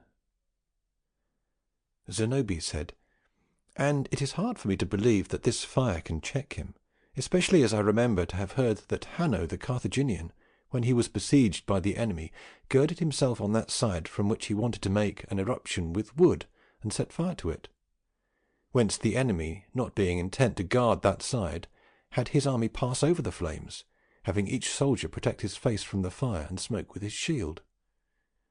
Fabrizio said, "You say well, but consider what I have said and what Hanno did. For I said that he dug a ditch and filled it with tow, so that whoever wanted to pass had to contend with the ditch and the fire. Hanno made the fire without a ditch, and, as he wanted to pass through it, did not make it very large or strong, since it would have impeded him even without the ditch. Do you not know that Nabonidus the Spartan, when he was besieged in Sparta by the Romans, set fire to part of his own town in order to stop the passage of the Romans, who had already entered inside, and by those flames not only stopped their passage, but pushed them out? But let us return to our subject. Quintus Lutatius, the Roman, having the Cimbri at his rear, and arriving at a river, so that the enemy should give him time to cross, made as if to give him time to combat him, and therefore feigned to make camp there, and had ditches dug, and some pavilions raised, and sent some horses to the camps to be shod, so that the Cimbri, believing he was encamping, they also encamped, and divided themselves into several parts to provide themselves with food, of which Lutatius, becoming aware, he crossed the river without being able to be impeded by them. Some, in order to cross a river, not having a bridge, have diverted it, and having drawn a part of it in their rear, the other then became so low that they crossed it easily. If the rivers are rapid, and desiring that the infantry should cross more safely, the more capable horses are placed on the side above which holds back the water, and another part below which succour the infantry, if any, in crossing, should be overcome by the river. Rivers that are not forded are crossed by bridges, boats, and rafts, and it is therefore well to have skills in your armies capable of doing all these things. It sometimes happens that in crossing a river the enemy on the opposite bank impedes you. If you want to overcome this difficulty, there is no better example than that of Caesar, who, having his army on the bank of a river in Gaul, and his crossing being impeded by Vercingetorix the Gaul, who had his forces on the other side of the river, marched for several days along the river, and the enemy did the same. And Caesar, having made an encampment in a woody place, and suitable to conceal his forces, withdrew 3 cohorts from every legion, and had them stop in that place, commanding then that as soon as he should depart they should throw a bridge across and fortify it, and he with the rest of his forces continued the march. Whence Vercingetorix, seeing the number of legions, and believing that no part had remained behind, also continued the march. But Caesar, as soon as he thought the bridge had been completed, turned back, and finding everything in order, crossed the river without difficulty. Zenobia said, "Do you have any rule for recognizing the fords?" Fabrizio said, "Yes, we have. The river, in that part between the stagnant water and the current, always looks like a line to whoever looks at it, is shallower, and is a place more suitable for fording than elsewhere, for the river always places more material, and in a pack, which it draws with it from the bottom, which thing, as it has been experienced many times, is very true." Zenobia said, "If it happens that the river has washed away the bottom of the ford, so that horses sink, what remedy do you have?" Fabrizio said, "Make grids of wood, and place them on the bottom of the river, and cross over those. But let us pursue our discussion.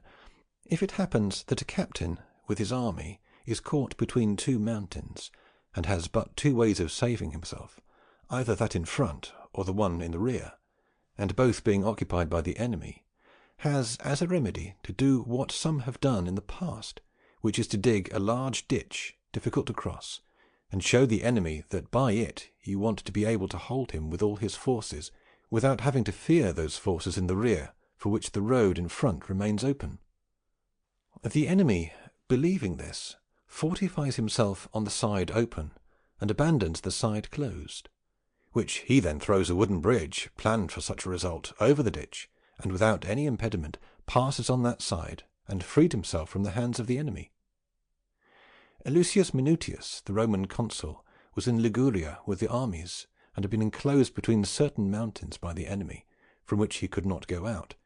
He therefore sent some soldiers of Numidia, whom he had in his army, who were badly armed and mounted on small and scrawny horses, towards those places which were guarded by the enemy, and the first sight of whom caused the enemy to assemble to defend the pass. But when they saw those forces poorly organized and also poorly mounted, they esteemed them little, and loosed their guard. As soon as the Numidians saw this, giving spurs to their horses and attacking them, they passed by without the enemy being able to take any remedy.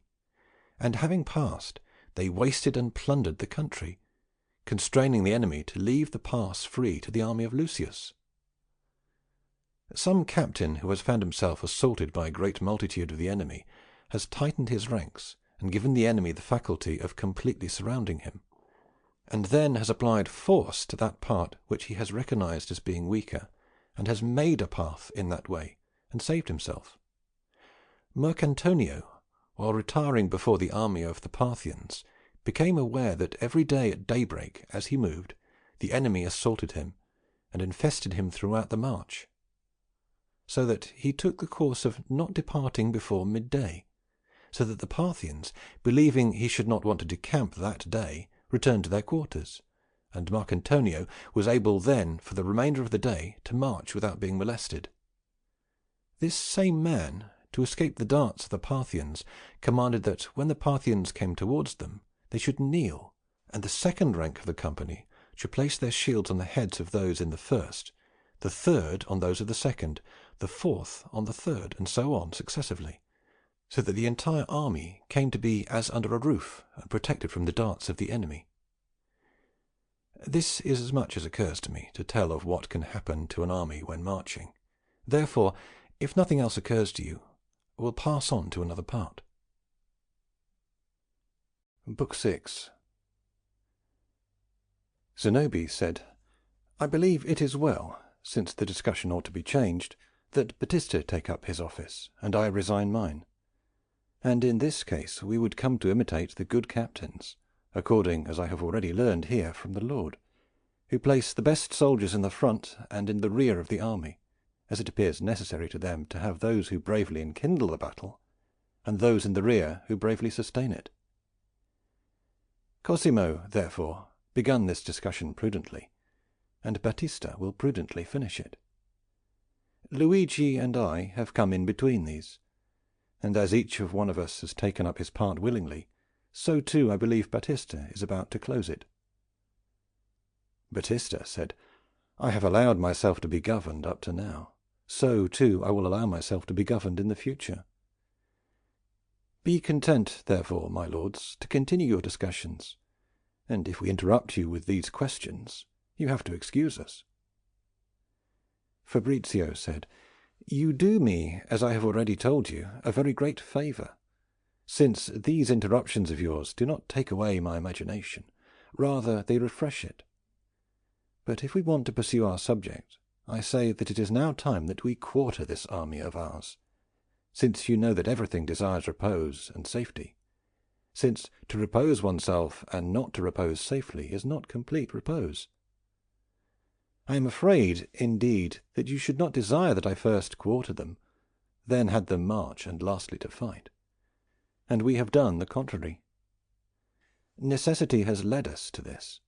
For in wanting to show when marching how an army turns from a marching formation to that of battle, it was necessary first to show how they were organized for battle. But returning to our subject, I say that if you want the encampment to be safe, it must be strong and organized. The industry of the captain makes it organized. Arts or the sight make it strong. The Greeks sought strong locations, and never took positions where there was neither caves or banks of rivers, or a multitude of trees, or other natural cover which should protect them. But the Romans did not encamp safely so much from the location as by arts, nor ever made an encampment in places where they should not have been able to spread out all their forces according to their discipline. From this resulted that the Romans were always able to have one form of encampment, for they wanted the sight to obey them, and not they the sight. The Greeks were not able to observe this, for as they obeyed the sight, and the sights changing the formation, it behooved them that they too should change the mode of encamping and the form of their encampment. The Romans, therefore, where the sight lacked strength, supplied it with their art and industry.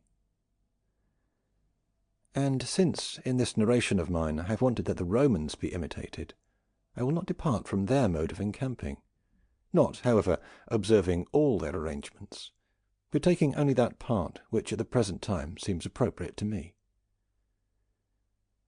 I have often told you that the Romans had 2 legions of Roman men in their consular armies, which comprised some 11,000 infantry of forces sent by friends or allies to aid them. But they never had more foreign soldiers in their armies than Romans, except for cavalry, which they did not care if they exceeded the number in their legions, and that in every action of theirs they placed the legions in the centre and the auxiliaries on the sides, which method they observed even when they encamped, as you yourselves have been able to read in those who write of their affairs. And therefore I am not about to narrate in detail how they encamped, but will tell you only how I would at present arrange to encamp an army, and then you will know what part of the Roman methods I have treated. You know that at the encounter of 2 Roman legions I have taken 2 battalions of 6,000 infantry and 300 cavalry effective for each battalion, and I have divided them by companies, by arms and names. You know that in organizing the army for marching and fighting I have not made mention of other forces, but have only shown that in doubling the forces nothing else to be done but to double the orders or arrangements. Since at present I want to show you the manner of encamping, it appears proper to me not to stay only with 2 battalions, but to assemble a fair army, and composed like the Roman of 2 battalions and as many auxiliary forces.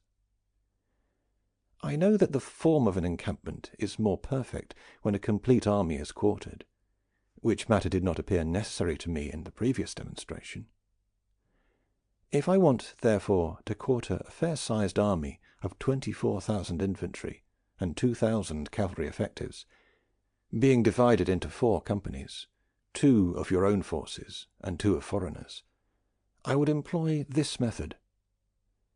When I had found the site where I should want to encamp, I would raise the captain's flag, and around it I would draw a square which would have each face distant from it 50 arm lengths, of which each should look out onto one of the 4 regions of the sky, that is, east, west, south, and north, in which space I would put the quarters of the captain. And as I believe it prudent, and because thus the Romans did in good part, I would divide the armed men from the unarmed, and separate the men who carry burdens from the unburdened ones. I would quarter all or a great part of the armed men on the east side, and the unarmed and burdened ones on the west side, making the east the front and the west the rear of the encampment, and the south and north would be the flanks. And to distinguish the quarters of the armed men I would employ this method. I would run a line from the captain's flag, and would lead it easterly for a distance of 680 arm lengths. I would also run 2 other lines, which I would place in the middle of it, and be of the same length as the former, but distant from each of them by 15 arm lengths, at the extremity of which I would want the east gate to be placed. And the space which exists between the 2 lines I would make a road that would go from the gate to the quarters of the captain, which would be 30 arm lengths in width and 630 long, since the captain's quarters would occupy 50 arm lengths, and call this the captain's way. I would then make another road from the south gate up to the north gate, and cross by the head of the Captain's Way, and along the east side of the Captain's quarters, which would be 1,250 arm lengths long, since it would occupy the entire width of the encampment, and also be 30 arm lengths wide, and be called the Crossway. The quarters of the captain, and these two roads having been designed, therefore the quarters of the 2 battalions of your own men should begin to be designed. And I would quarter one on the right-hand side of the Captain's Way, and one on the left. And hence, beyond the space which is occupied by the width of the Crossway, I would place 32 quarters on the left side of the Captain's Way, and 32 on the right, leaving a space of 30 arm lengths between the 16th and 17th quarters, which should serve as a transverse road, which should cross through all of the quarters of the battalions, as will be seen in their partitioning. Of these two arrangements of quarters, in the first tents that would be adjacent to the Crossway, I would quarter the heads of men-at-arms, and since each company has 150 men-at-arms, there would be assigned 10 men-at-arms to each of the quarters. The area of the quarters of the heads should be 40 arm lengths wide and 10 arm lengths long. And it is to be noted that whenever I say width, I mean from south to north, and when I say length, that from west to east. Those of the men-at-arms should be 15 arm lengths long and 30 wide. In the next 15 quarters, which in all cases are next, which should have their beginning across the transverse road, and which would have the same space as those of the men-at-arms, I would quarter the light cavalry, which, since they are 150, 10 cavalrymen would be assigned to each quarter. And in the 16th, which would be left, I would quarter their head, giving him the same space which is given to the head of men-at-arms. And thus the quarters of the cavalry of the 2 battalions would come to place the Captain's Way in the centre, and give a rule for the quarters of the infantry, as I will narrate. You have noted that I have quartered 300 cavalry of each battalion, with their heads in 32 quarters situated on the Captain's Way, and beginning with the Crossway, and that from the 16th to the 17th, there is a space of 30 arm lengths to make a transverse road. If I want, therefore, to quarter the 20 companies which constitute the 2 regular battalions, I would place the quarters of every 2 companies behind the quarters of the cavalry, each of which should be 15 arm lengths long and 30 wide, as those of the cavalry, and should be joined on the rear where they touch one another. And in every first quarter of each band that fronts on the Crossway, I would quarter the constable of one company, which would come to correspond with the quartering of the head of the men-at-arms, and their quarters alone would have a space 20 arm lengths in width and 10 in length. And in the other 15 quarters in each group, which follow after this up the transverse way, I would quarter a company of infantry on each side, which, as they are 450, 30 would be assigned to each quarter. I would place the other 15 quarters contiguous in each group to those of the cavalry with the same space, in which I would quarter a company of infantry from each group. In the last quarter of each group I would place the constable of the company, who would come to be adjacent to the head of the light cavalry, with a space of 10 arm lengths long and 20 wide. And thus these first 2 rows of quarters would be half of cavalry and half of infantry. And as I want, as I told you in its place, these cavalry to be all effective, and hence without retainers who help taking care of the horses or other necessary things, I would want these infantry quartered behind the cavalry should be obligated to help the owners of the horses in providing and taking care of them, and because of this should be exempt from other activities of the camp, which was the manner observed by the Romans. I would also leave behind these quarters, on all sides, a space of 30 arm lengths to make a road, and I would call one the first road on the right-hand side, and the other the first road on the left, and in each area I would place another row of 32 double quarters, which should face one another on the rear, with the same spaces as those which I have mentioned, and also divided at the 16th in the same manner to create a transverse road. in which I would quarter in each area 4 companies of infantry with the constables on the front at the head and foot of each row. I would also leave on each side another space of 30 arm lengths to create a road which would be called the second road on the right-hand side, and on the other side the second road to the left. I would place another row in each area of 32 double quarters with the same distances and divisions, in which I would quarter on every side 4 companies of infantry with their constables. And thus there would come to be quartered in each 3 rows of quarters per area the cavalry and the companies of infantry of the 2 regular battalions, in the centre of which I would place the captain's way.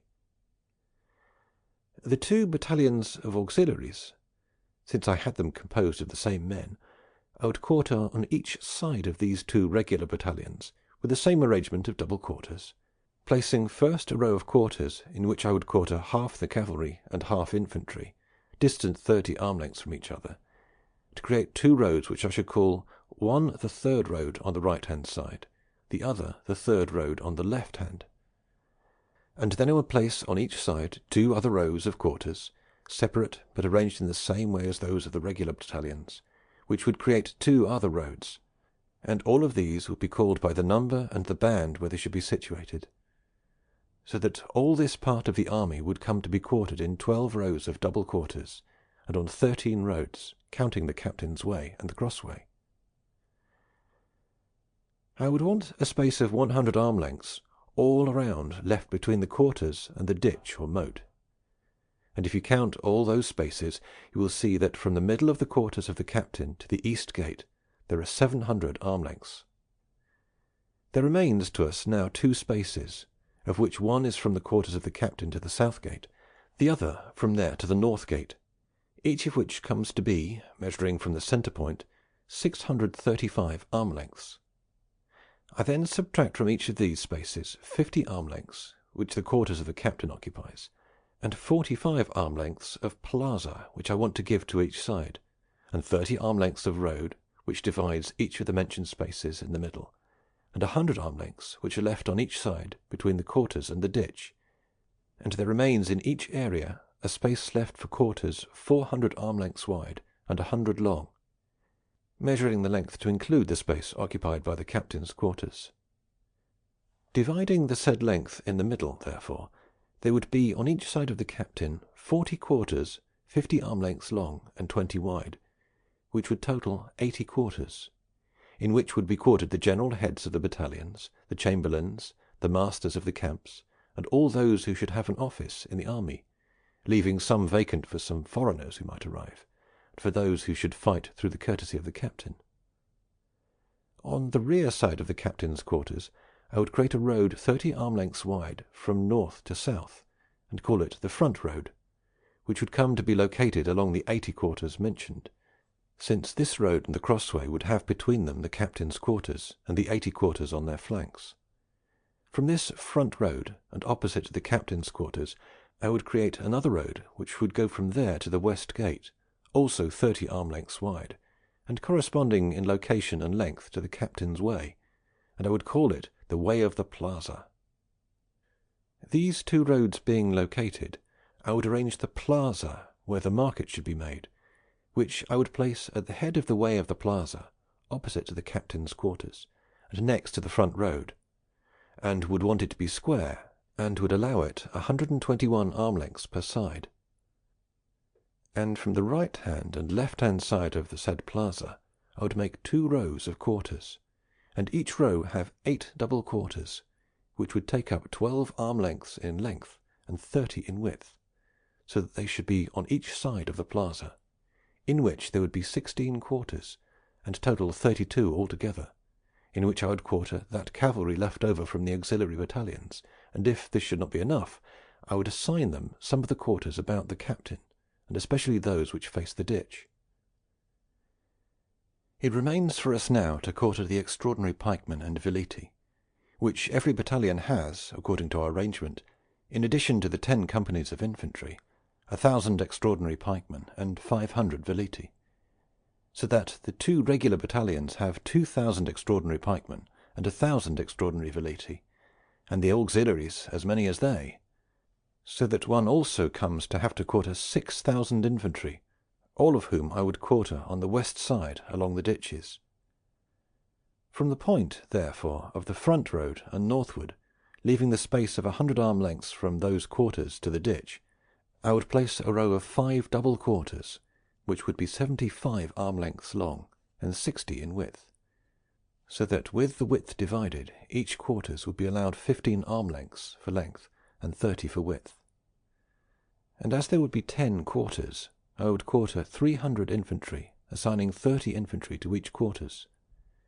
Leaving then a space of 31 arm lengths, I would place another row of 5 double quarters in a similar manner and with similar spaces, and then another, so that there would be 5 rows of 5 double quarters, which would come to be 50 quarters placed in a straight line on the north side, each distant 100 arm lengths from the ditches, and would quarter 1,500 infantry.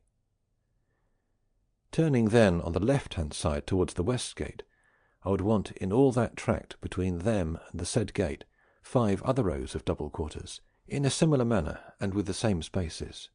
It is true that from one row to the other there would not be more than 15 arm lengths of space, in which there would also be quartered 1,500 infantry, and thus from the north gate to that of the west, following the ditches, in 100 quarters divided into 10 rows of 5 double quarters per row, the extraordinary pikemen and veleti of the regular battalions would be quartered. And so too from the west gate to that of the south, following the ditches in exactly the same manner, in another 10 rows of 10 quarters per row, the extraordinary pikemen and veleti of the auxiliary battalions would be quartered. Their heads, or rather their constables, could take those quarters on the side towards the ditches, which appeared most convenient for themselves. I would dispose the artillery all along the embankments of the ditches, and in all the other spaces remaining towards the west I would quarter all the unarmed men and all the baggage or impedimenta of the camp. And it has to be understood that this name of impedimenta the ancients intended all those carriages and wagons and all those things which are necessary to an army except the soldiers, as are carpenters, smiths, blacksmiths, shoemakers, engineers, and bombardiers, and others which should be placed among the number of the armed, herdsmen with their herds of castrated sheep and oxen, which are used for feeding the army, and in addition masters of every art or trade, together with public wagons for the public provisions of food and arms. And I would not particularly distinguish their quarters. I would only designate the roads that should not be occupied by them. Then the other spaces remaining between the roads, which would be 4, I would assign in general to all the impedimenta mentioned, that is, 1 to the herdsmen, another to artificers and workmen, another to the public wagons for provisions, and the 4th to the armourers. The roads which I would want left unoccupied would be the way of the plaza, the front road, and in addition a road that should be called the centre road, which should take off at the north and proceed towards the south and pass through the centre of the way of the plaza, which on the west side should have the same effect as the transverse road on the east side. And in addition to this a road that should go around the rear along the quarters of the extraordinary pikemen and veleti, and all these roads should be 30 arm lengths wide, and I would dispose the artillery along the ditches on the rear of the camp. Batista said, "I confess I do not understand, and I also do not believe that to say so makes me ashamed, as this is not my profession. None the less, I like this organization very much. I would want only that you should resolve these doubts for me. The one, why you make the roads and spaces around the quarters so wide. The other, which annoys me more, is this: how are these spaces that you designate for quarters to be used?" Fabrizio said, "You know that I made all the roads 30 arm lengths wide, so that a company of infantry is able to go through them in order or formation, which, if you remember well, I told you that each of these formations were 25 to 30 arm lengths wide. The space between the ditch and the quarters, which is 100 arm lengths wide, is necessary, since the companies and the artillery can be handled there, through which booty is taken, and, when space is needed into which to retire, new ditches and embankments are made. The quarters very distant from the ditches are better, for they are more distant from the fires and other things that might be able to draw the enemy to attack them. As to the second question, my intention is not that every space designated by me is covered by only one pavilion, but is to be used as an all-round convenience for those who are quartered, with several or few tents, so long as they do not go outside its limits. And in designing these quarters, the men must be most experienced and excellent architects, who, as soon as the captain has selected the site, know how to give it form, and divide it, and distinguish the roads, dividing the quarters with cords and hatches in such a practical manner that they might be divided and arranged quickly. And if confusion is not to arise, the camp must always face the same way, so that everyone will know on which road and in which space he has to find his quarters. And this ought to be observed at all times, in every place, and in a manner that it appears to be a movable city, which, wherever it goes, brings with it the same roads, the same houses, and the same appearance, which cannot be observed by those men who, seeking strong locations, have to change the form according to the variations in the sites. But the Romans made the places strong with ditches, ramparts, and embankments, for they placed a space around the camp, and in front of it they dug a ditch, and ordinarily 6 arm-lengths wide and 3 deep, which spaces they increased according to the length of time they resided in the one place, and according as they feared the enemy. For myself, I would not at present erect a stockade or rampart, unless I should want to winter in a place. I would, however, dig the ditch and embankment not less than that mentioned, but greater according to the necessity. With respect to the artillery, on every side of the encampment I would have a half-circle ditch, from which the artillery should be able to batter on flanks whoever should come to attack the moats or ditches. The soldiers ought also to be trained in this practice of knowing how to arrange an encampment, and work with them so that they may aid him in designing it, and the soldiers quick in knowing their places. And none of these is difficult, as will be told in its proper place. For now I want to pass on to the protection of the camp, which, without the distribution or assignment of guards, all the other efforts would be useless. Batista said, "Before you pass on to the guards, I would want you to tell me what methods are employed when others want to place the camp near the enemy, for I do not know whether there is time to be able to organize it without danger." Fabrizio said, "You have to know this, that no captain encamps near the enemy unless he is disposed to come to an engagement whenever the enemy wants. And, if the others are so disposed, there is no danger except the ordinary, since 2 parts of the army are organized to make an engagement, while the other part makes the encampment. In cases like this, the Romans assigned this method of fortifying the quarters to the triarii, while the principi and the astati remained under arms. They did this because the triarii, being the last to combat, were in time to leave the work if the enemy came, and take up their arms and take their places.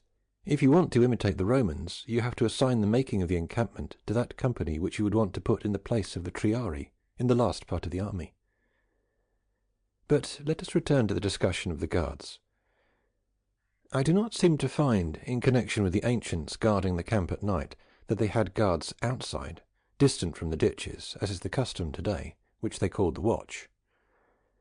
I believe I should do this when I think how the army could be easily deceived, because of the difficulty which exists in checking or reviewing them, for they may be corrupted or attacked by the enemy, so that they judged it dangerous to trust them entirely or in part. And therefore all the power of their protection was within the ditches, which they dug with very great diligence and order, punishing capitally anyone who deviated from such an order. How this was arranged by them I will not talk to you further, in order not to tire you, since you are able to see it by yourselves, if you have not seen it up to now. I will say only briefly what would be done by me. I would regularly have 1/3 of the army remain armed every night, and 1/4 of them always on foot, who would be distributed throughout the embankments and all the places of the army, with double guards posted at each of its squares, where a part should remain and a part continually go from one side of the encampment to the other. And this arrangement I describe I would also observe by day if I had the enemy near. As to giving it a name, and renewing it every night, and doing the other things that are done in such guarding, since they are things already known, I will not talk further of them. I would only remind you of a most important matter, and by observing it do much good, by not observing it do much evil, which is that great diligence must be used as to who does not lodge within the camp at night, and who arrives there anew. And this is an easy matter to review who is quartered there with those arrangements we have designated, since every quarter having a predetermined number of men, it is an easy thing to see if there are any men missing, or if any are left over. And when they are missing without permission, to punish them as fugitives, and if they are left over, to learn who they are, what they know, and what their conditions. Such diligence results in the enemy not being able to have correspondence with your heads, and not to have co-knowledge of your counsels.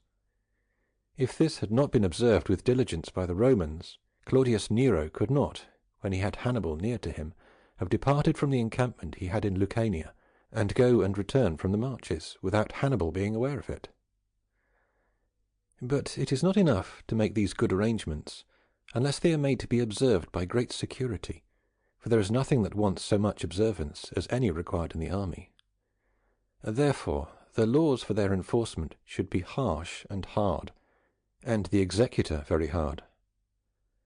The Romans punished with capital penalty whoever was missing from the guard, whoever abandoned the place given him in combat, whoever brought anything concealed from outside the encampment. If anyone should tell of having performed some great act in battle, and should not have done it, if anyone should have fought except at the command of the captain, if anyone from fear had thrown aside his arms, and if it occurred that an entire cohort or an entire legion had made a similar error, in order that they not all be put to death, they put their names in a purse, and drew the 10th part, and those they put to death. Which penalty was so carried out that if everyone did not hear of it, they at least feared it. And because where there are severe punishments, there also ought to be rewards, so that men should fear and hope at the same time, they proposed rewards for every great deed, such as to him who during the fighting saved the life of one of its citizens, to whoever first climbed the walls of enemy towns, to whoever first entered the encampment of the enemy, to whoever in battle wounded or killed an enemy, to whoever had thrown him from his horse. And thus any act of virtue was recognized and rewarded by the consuls, and publicly praised by everyone. And those who received gifts for any of these things, in addition to the glory and fame they acquired among the soldiers, when they returned to their country, exhibited them with solemn pomp and with great demonstrations among their friends and relatives. It is not to marvel, therefore, if that people acquired so much empire, when they had so great an observance of punishment and reward toward them, which operated either for their good or evil, should merit either praise or censure. It behooves us to observe the greater part of these things. And it does not appear proper for me to be silent on a method of punishment observed by them, which was, that as the miscreant was convicted before the tribune or the consul, he was struck lightly by him with a rod, after which striking of the criminal he was allowed to flee, and all the soldiers allowed to kill him, so that immediately each of them threw stones or darts, or hit him with other arms, of a kind from which he went little alive, and rarely returned to camp. And to such that did return to camp, he was not allowed to return home, except with so much inconvenience and ignominy, that it was much better for him to die. You see this method almost observed by the Swiss, who have the condemned publicly put to death by the other soldiers, which is well considered and done for the best. For if it is desired that one be not a defender of the criminal, the better remedy that is found is to make him the punisher of him the criminal. For in some respects he favours him, while from other desires he longs for his punishment, if he himself is the executioner, than if the execution is carried out by another. If you want, therefore, that one is not to be favoured in his mistakes by a people, a good remedy is to see to it that the public judge him. In support of this, the example of Manlius Capital can be cited, who, when he was accused by the Senate, was defended so much by the public up to the point where it no longer became the judge, but having become arbiter of his cause, condemned him to death. It is, therefore, a method of punishing this, of doing away with tumults, and of having justice observed. And since, in restraining armed men, the fears of laws and of men is not enough, the ancients added the authority of God. And therefore, with very great ceremony, they made their soldiers swear to observe the military discipline, so that if they did the contrary, they not only had to fear the laws and men, but God. And they used every industry to fill them with religion. Battista said, "Did the Romans permit women to be in their armies, or that they indulge in indolent games that are used today?" Fabrizio said, "They prohibited both of them, and this prohibition was not very difficult, because the exercises which they gave each day to the soldiers were so many, sometimes being occupied all together, sometimes individually, that no time was left for them to think either of venery or of games, or of other things which make soldiers seditious and useless." Battista said, "I like that. But tell me, when the army had to take off, what arrangements did they have?" Fabrizio said, "The captain's trumpet was sounded 3 times. At the first sound the tents were taken down and piled into heaps.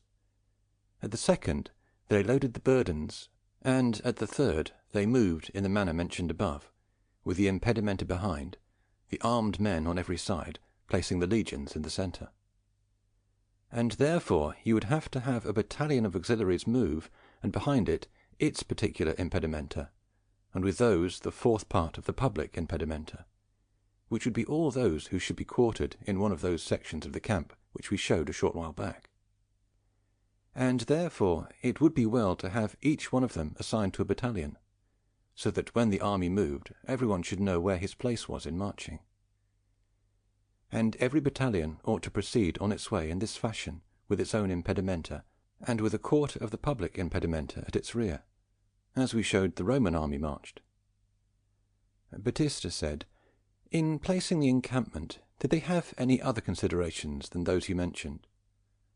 Fabrizio said, "I tell you again that in their encampments the Romans wanted to be able to employ the usual form of their method, and in the observance of which they took no other consideration. But as to other considerations, they had 2 principal ones. The one, to locate themselves in a healthy place, and to locate themselves where the enemy should be unable to besiege them and cut off their supply of water and provisions. To avoid this weakness, therefore, they avoided marshy places or exposure to noxious winds. They recognized these not so much from the characteristics of the site, but from the looks of the inhabitants. And if they saw them with poor colour, or short-winded, or full of other infections, they did not encamp there. As to the other part, of not being besieged, the nature of the place must be considered, where the friends are and where the enemy, and from these make a conjecture whether or not you could be besieged. And therefore the captain must be very expert concerning sites of the countries, and have around him many others who have the same expertness. They also avoided sickness and hunger so as not to disorganize the army. For if you want to keep it healthy, you must see to it that the soldiers sleep under tents, that they are quartered where there are trees to create shade, where there is wood to cook food, and not to march in the heat. You need, therefore, to consider the encampment the day before you arrive there, and in winter guard against marching in the snow and through ice without the convenience of making a fire, and not lack necessary clothing, not to drink bad water. Those who get sick in the house, have them taken care of by doctors, for a captain has no remedy when he has to fight both sickness and the enemy. But nothing is more useful in maintaining an army healthy than exercise, and therefore the ancients made them exercise every day. Whence it is seen how much exercise is of value, for in the quarters it keeps you healthy, and in battle it makes you victorious. As to hunger, not only is it necessary to see that the enemy does not impede your provisions, but to provide whence you are to obtain them, and to see that those you have are not lost. And therefore you must always have provisions on hand for the army for a month. and beyond that to tax the neighbouring friends that they provide you daily, keep the provisions in a strong place, and above all dispense it with diligence, giving each one a reasonable measure each day, and so observe this part that they do not become disorganized. For every other thing in war can be overcome with time, this only with time overcomes you.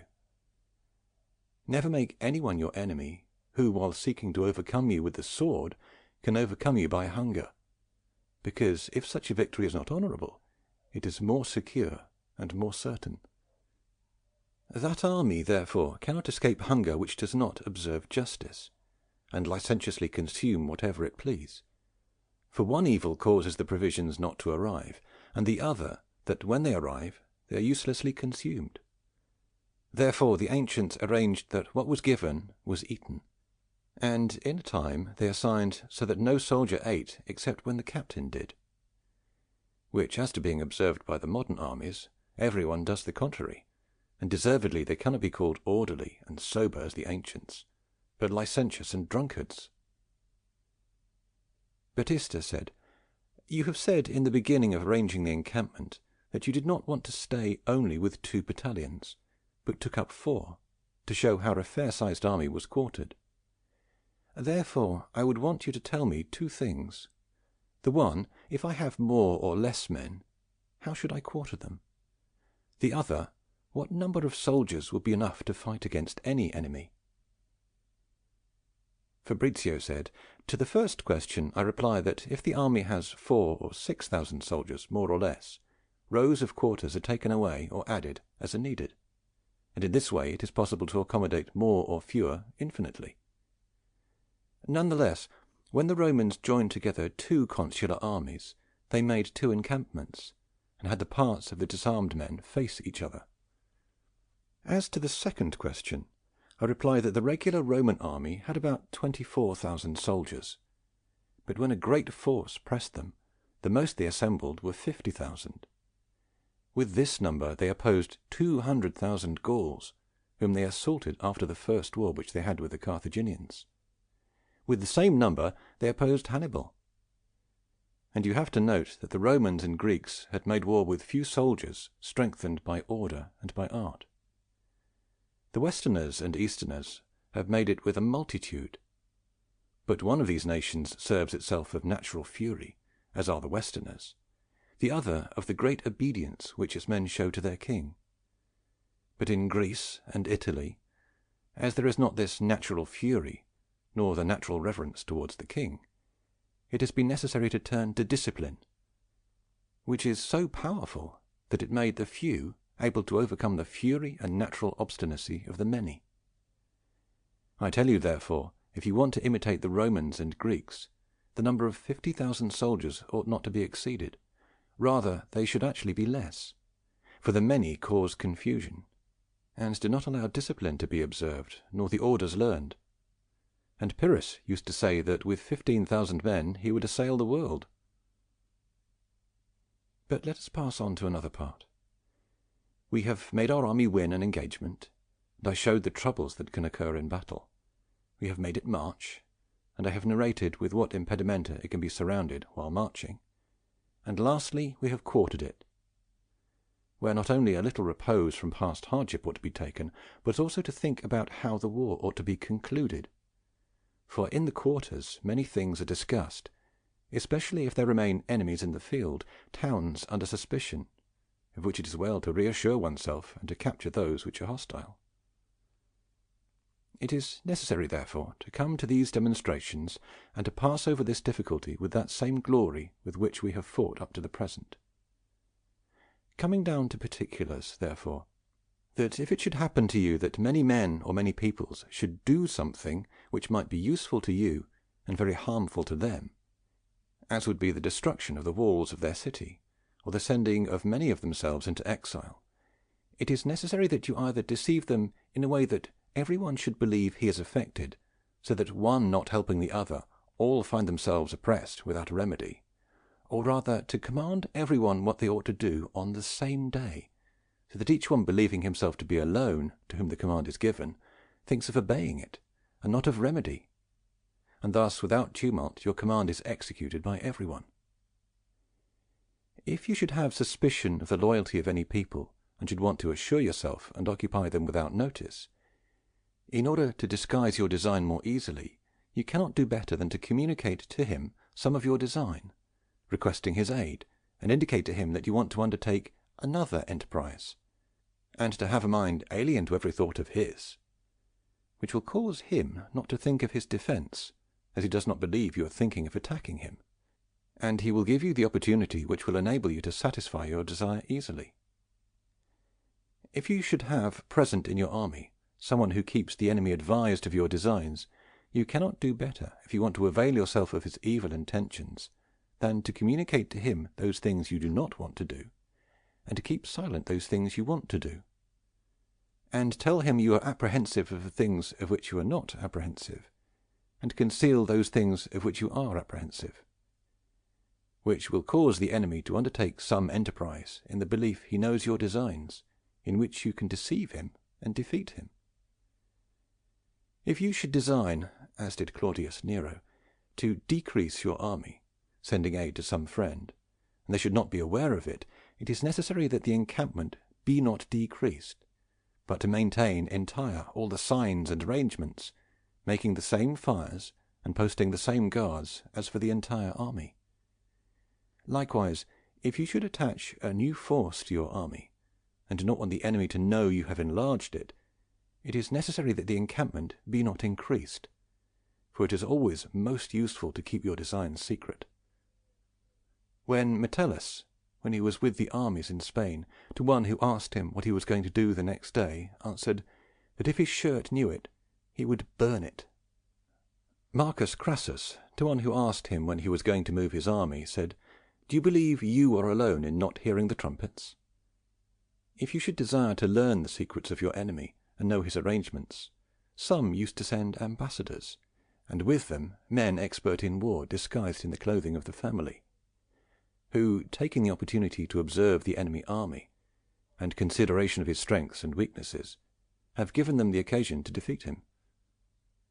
Some have sent a close friend of theirs into exile, and through him have learned the designs of their adversary. You may also learn similar secrets from the enemy if you should take prisoners for this purpose. Marius, in the war he waged against Zimbari, in order to learn the loyalty of those Gauls who lived in Lombardy and were leagued with the Roman people, sent them letters, open and sealed, and in the open ones he wrote them that they should not open the sealed ones except at such a time. And before that time he called for them to be returned, and finding them opened, he knew their loyalty was not complete. Some captains, when they were assaulted, have not wanted to go to meet the enemy, but have gone to assail his country and constrain him to return and defend his home. This often has turned out well, because your soldiers begin to win and fill themselves with booty and confidence, while those of the enemy become dismayed, it appearing to them that from being winners they have become losers. So that to whoever has made this diversion it has turned out well. But this can only be done by that man who has his country stronger than that of the enemy, for if it were otherwise he would go on to lose. It has often been a useful thing for a captain who finds himself besieged in the quarters of the enemy to set in motion proceedings for an accord, to make a truce with him for several days, which only an enemy negligent in every way will do, so that, availing yourself of his negligence, you can easily obtain the opportunity to get out of his hands. Sulla twice freed himself from his enemies in this manner, and with this same deceit Hannibal in Spain got away from the forces of Claudius Nero, who had besieged him. It also helps one in freeing himself from the enemy to do something in addition to those mentioned, which keeps him at bay. This is done in two ways, either by assaulting him with part of your forces, so that, intent on the battle, he gives the rest of your forces the opportunity to be able to save themselves, or to have some new incident spring up, which by the novelty of the thing makes him wonder, and for this reason to become apprehensive and stand still, as you know Hannibal did, who, being trapped by Fabius Maximus, at night placed some torches between the horns of many oxen, so that Fabius, in suspense over this novelty, did not think further of impeding his passage. A captain ought, among all the other actions of his, endeavour with every art to divide the forces of the enemy, either by making him suspicious of his men in whom he trusted, or by giving him cause that he has to separate his forces, and because of this become weaker. The first method is accomplished by watching the things of some of those whom he has next to him, as exists in war, to save his possessions, maintaining his children or other of his necessities without charge. You know how Hannibal, having burned all the fields around Rome, caused only those of Fabius Maximus to remain safe. You know how Coriolanus, when he came with the army to Rome, saved the possessions of the nobles and burned and sacked those of the plebs. When Metellus led the army against Jugurtha, all the ambassadors sent to him by Jugurtha were requested by him to give up Jugurtha as a prisoner. Afterwards, writing letters to these same people on the same subject, wrote in such a way that in a little while Jugurtha became suspicious of all of his counsellors, and in different ways dismissed them. Hannibal, having taken refuge with Antiochus, the Roman ambassadors frequented him so much at home that Antiochus became suspicious of him, did not afterwards have any faith in his counsels. As to dividing the enemy forces, there is no more certain way than to have one country assaulted by part of your forces, so that, being constrained to go and defend it, they of that country abandon the war. This is the method employed by Fabius when his army had encountered the forces of the Gauls, the Tuscans, Umbrians, and Samnites. Titus Didius, having a small force in comparison with those of the enemy, and awaiting a legion from Rome, the enemy wanted to go out to meet it, so that, in order that it should not do so, he gave out by voice throughout his army that he wanted to undertake an engagement with the enemy on the next day.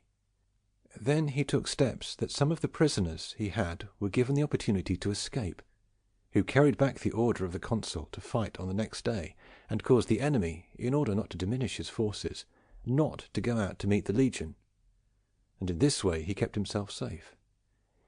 Which method did not serve to divide the forces of the enemy, but to double his own. Some, in order to divide the enemy forces, have employed allowing him to enter their country, and, in proof, allowed him to take many towns, so that by placing guards in them he diminished his forces, and in this manner, having made him weak, assaulted and defeated him. Some others, when they wanted to go into one province, feigned making an assault on another, and used so much industry that as soon as they extended toward that one where there was no fear they would enter, have overcome it before the enemy had time to succour it. For the enemy, as he is not certain whether you are to return back to the place first threatened by you, is constrained not to abandon the one place and succour the other, and thus often he does not defend either.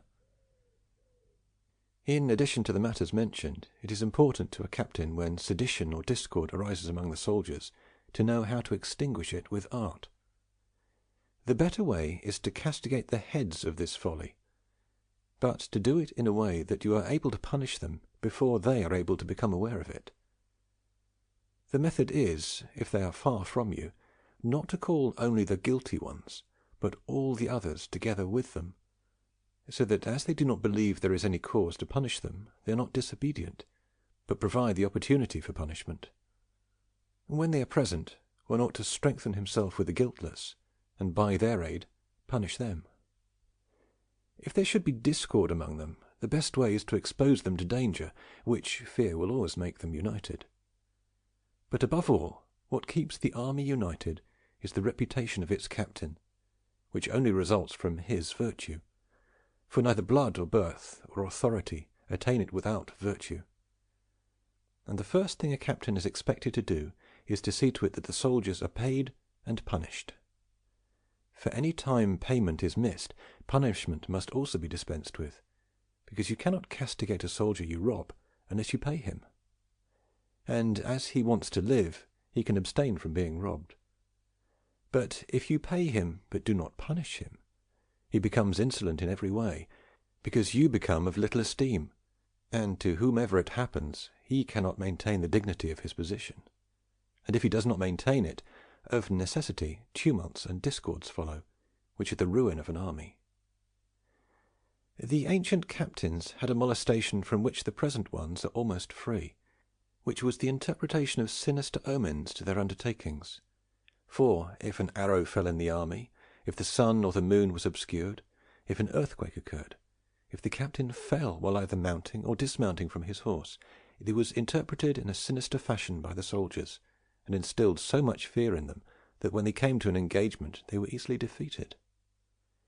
And therefore, as soon as such an incident occurred, the ancient captains either demonstrated the cause of it, or reduced it to its natural causes, or interpreted it to favour their own purposes.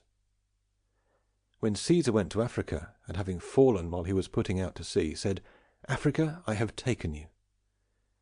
And many have profited from an eclipse of the moon and from earthquakes. These things cannot happen in our time, as much because our men are not as superstitious, as because our religion, by itself, entirely takes away such ideas. Yet, if it should occur, the orders of the ancients should be imitated. When, either from hunger or other natural necessity, or human passion, your enemy is brought to extreme desperation, and driven by it comes to fight with you, you ought to remain within your quarters, and avoid battle as much as you can. Thus the Lacedaemonians did against the Messenians. Thus Caesar did against Africanus and Petreius. When Fulvius was consul against the Cimbri, he had the cavalry assault the enemy continually for many days, and considered how they would issue forth from their quarters in order to pursue them, whence he placed an ambush behind the quarters of the Cimbri, and had them assaulted by the cavalry, and when the Cimbri came out of their quarters to pursue them, Fulvius seized them and plundered them. It has been very effective for a captain, when his army is in the vicinity of the enemy army, to send his forces with the insignia of the enemy to rob and burn his own country, whence the enemy, believing they were forces coming to their aid, also ran out to help them plunder, and because of this have become disorganized, and given the adversary the faculty of overcoming them. Alexander of Epirus used these means fighting against the Illyriki, and Leptinus the Syracusan against the Carthaginians, and the design succeeded happily for both.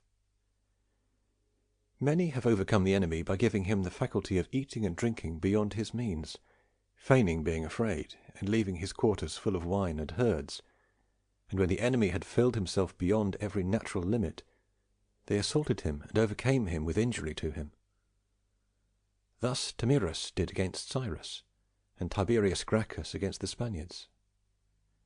Some have poisoned the wine and other things to eat in order to be able to overcome them more easily. A little while ago I said I did not find the ancients had kept a night watch outside, and I thought they did it to avoid the evils that could happen, for it has been found that sometimes the sentries posted in the daytime to keep watch for the enemy have been the ruin of him who posted them. For it has happened often that when they have been taken, and by force have been made to give the signal by which they called their own men, who, coming at the signal, have been either killed or taken. Sometimes it helps to deceive the enemy by changing one of your habits, relying on which he is ruined, as a captain had already done, who, when he wanted to have a signal made by his men indicating the coming of an enemy, at night with fire and in the daytime with smoke, commanded that both smoke and flame be made without any intermission, so that when the enemy came he should remain in the belief that he came without being seen, as he had not seen the signals usually made to indicate his discovery, made, because of his going disorganized, the victory of his adversary easier. Menno Rhodius, when he wanted to draw the enemy from the strong places, sent one in the disguise of a fugitive, who affirmed that his army was full of discord, and that the greater part were deserting, and to give proof of this matter, had certain tumults started among the quarters, whence the enemy, thinking he was able to break him, assaulted him and was routed. In addition to the things mentioned, one ought to take care not to bring the enemy to extreme desperation, which Caesar did when he fought the Germans, who, having blocked the way to them, seeing that they were unable to flee, and necessity having made them brave, desired rather to undergo the hardship of pursuing them if they defended themselves. Lucilius, when he saw that some Macedonian cavalry who were with him had gone over to the side of the enemy, quickly sounded the call to battle, and commanded the other forces to pursue it.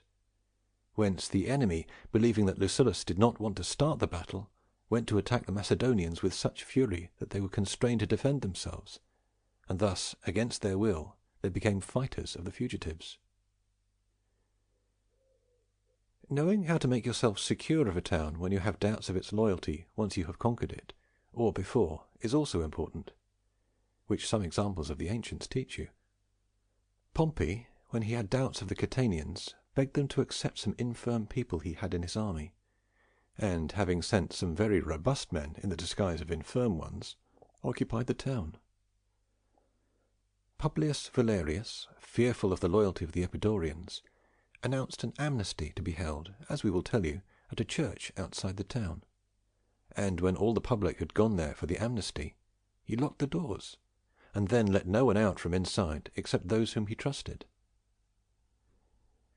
Alexander the Great, when he wanted to go into Asia and secure Thrace for himself, took with him all the chiefs of this province, giving them provisions, and placed low-born men in charge of the common people of Thrace.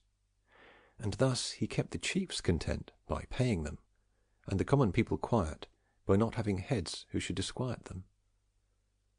But among all the things by which captains gain the people over to themselves are the examples of chastity and justice, as was that of Scipio in Spain, when he returned that girl, beautiful in body, to her husband and father, which did more than arms in gaining over Spain. Caesar, when he paid for the lumber that he used to make the stockades around his army in Gaul, gained such a name for himself of being just, that he facilitated the acquisition of that province for himself. I do not know what else remains for me to talk about regarding such events, and there does not remain any part of the matter that has not been discussed by us. The only thing lacking is to tell of the methods of capturing and defending towns, which I am about to do willingly, if it is not painful for you now. Batista said, "Your humaneness is so great that it makes us pursue our desires without being afraid of being held presumptuous, since you have offered it willingly, that we would be ashamed to ask you. Therefore we say only this of you, that you cannot do a greater or more thankful benefit to us than to furnish us this discussion.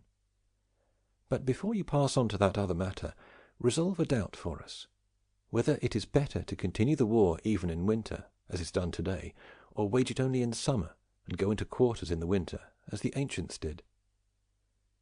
Fabrizio said, "Here, if there had not been the prudence of the questioner, some part that merits consideration would have been omitted. I tell you again that the ancients did everything better and with more prudence than we, and if some error is made in other things, all are made in matters of war. There is nothing more imprudent or more perilous to a captain than to wage war in winter, and more dangerous to him who brings it than to him who awaits it. The reason is this: all the industry used in military discipline is used in order to be organized to undertake an engagement with your enemy, as this is the end towards which a captain must aim, for the engagement makes you win or lose a war. Therefore, whoever knows how to organize it better, who has his army better disciplined, has the greater advantage in this, and can hope more to win it. On the other hand, there is nothing more inimical to organization than the rough sights or cold and wet seasons. For the rough sight does not allow you to use the plenitude of your forces according to discipline, and the cold and wet seasons do not allow you to keep your forces together, and you cannot have them face the enemy united, but, of necessity, you must quarter them separately and without order, having to take into account the castles, hamlets, and farmhouses that receive you, so that all the hard work employed by you in disciplining your army is in vain. And do not marvel if they war in winter time today, for as the armies are without discipline, and do not know the harm that is done to them by not being quartered together, for their annoyance does not enable those arrangements to be made and to observe that discipline which they do not have. Yet the injury caused by campaigning in the field in the winter ought to be observed, remembering that the French in the year 1503 were routed on the Garigliano by the winter, and not by the Spaniards. For, as I have told you, whoever assaults has even greater disadvantage, because weather harms him more when he is in the territory of others and wants to make war. Whence he is compelled either to withstand the inconvenience of water and cold in order to keep together, or to divide his forces to escape them. But whoever waits can select the place to his liking, and await him, the enemy, with fresh forces, and can unite them in a moment, and go out to find the enemy forces who cannot withstand their fury. Thus were the French routed, and thus are those always routed who assault an enemy in winter time, who in itself has prudence. Whoever, therefore, does not want the forces, organization, discipline, and virtue in some part to be of value, makes war in the field in the winter time. And because the Romans wanted to avail themselves of all these things into which they put so much industry, avoided not only the winter time, but rough mountains and difficult places, and anything else which could impede their ability to demonstrate their skill and virtue. So this suffices to answer your question. And now let us come to treat of the attacking and defending of towns, and of sites, and of their edifices. Book 7. You ought to know that towns and fortresses can be strong either by nature or industry. Those are strong by nature which are surrounded by rivers or marshes, as is Mantua or Ferrara, or those situated on a rock or sloping mountain, as Monaco and San Leo. For those situated on mountains which are not difficult to climb, today are, with respect to caves and artillery, very weak. And therefore, very often today, a plain is sought on which to build a city, to make it strong by industry. The first industry is to make the walls twisted and full of turned recesses, which pattern results in the enemy not being able to approach them, as they will be able to be attacked easily not only from the front, but on the flanks. If the walls are made too high, they are excessively exposed to the blows of the artillery. If they are made too low, they are very easily scaled. If you dig ditches or moats in front of them to make it difficult to employ ladders, if it should happen that the enemy fills them, which a large army can do easily, the wall becomes prey to the enemy. I believe, therefore, subject to a better judgment, that if you want to make provision against both evils, the wall ought to be made high, with the ditches inside and not outside. This is the strongest way to build that is possible, for it protects you from artillery and ladders, and does not give the enemy the faculty of filling the ditches. The wall, therefore, ought to be as high as occurs to you, and not less than 3 arm-lengths wide, to make it difficult to be ruined. It ought to have towers placed at intervals of 200 arm-lengths. The ditch inside ought to be at least 30 arm-lengths wide and 12 deep, and all the earth that is excavated in making the ditch is thrown towards the city, and is sustained by a wall that is part of the base of the ditch, and extends again as much above the ground as that a man may take cover behind it, which has the effect of making the depth of the ditch greater. In the ditch, every 200 arm-lengths, there should be a matted enclosure, which, with the artillery, causes injury to anyone who should descend into it. The heavy artillery which defends the city are placed behind the wall enclosing the ditch, for to defend the wall from the front, as it is high, it is not possible to use conveniently anything other than the small or middle-sized guns. If the enemy comes to scale your wall, the height of the first wall easily protects you. If he comes with artillery, he must first batter down the first wall.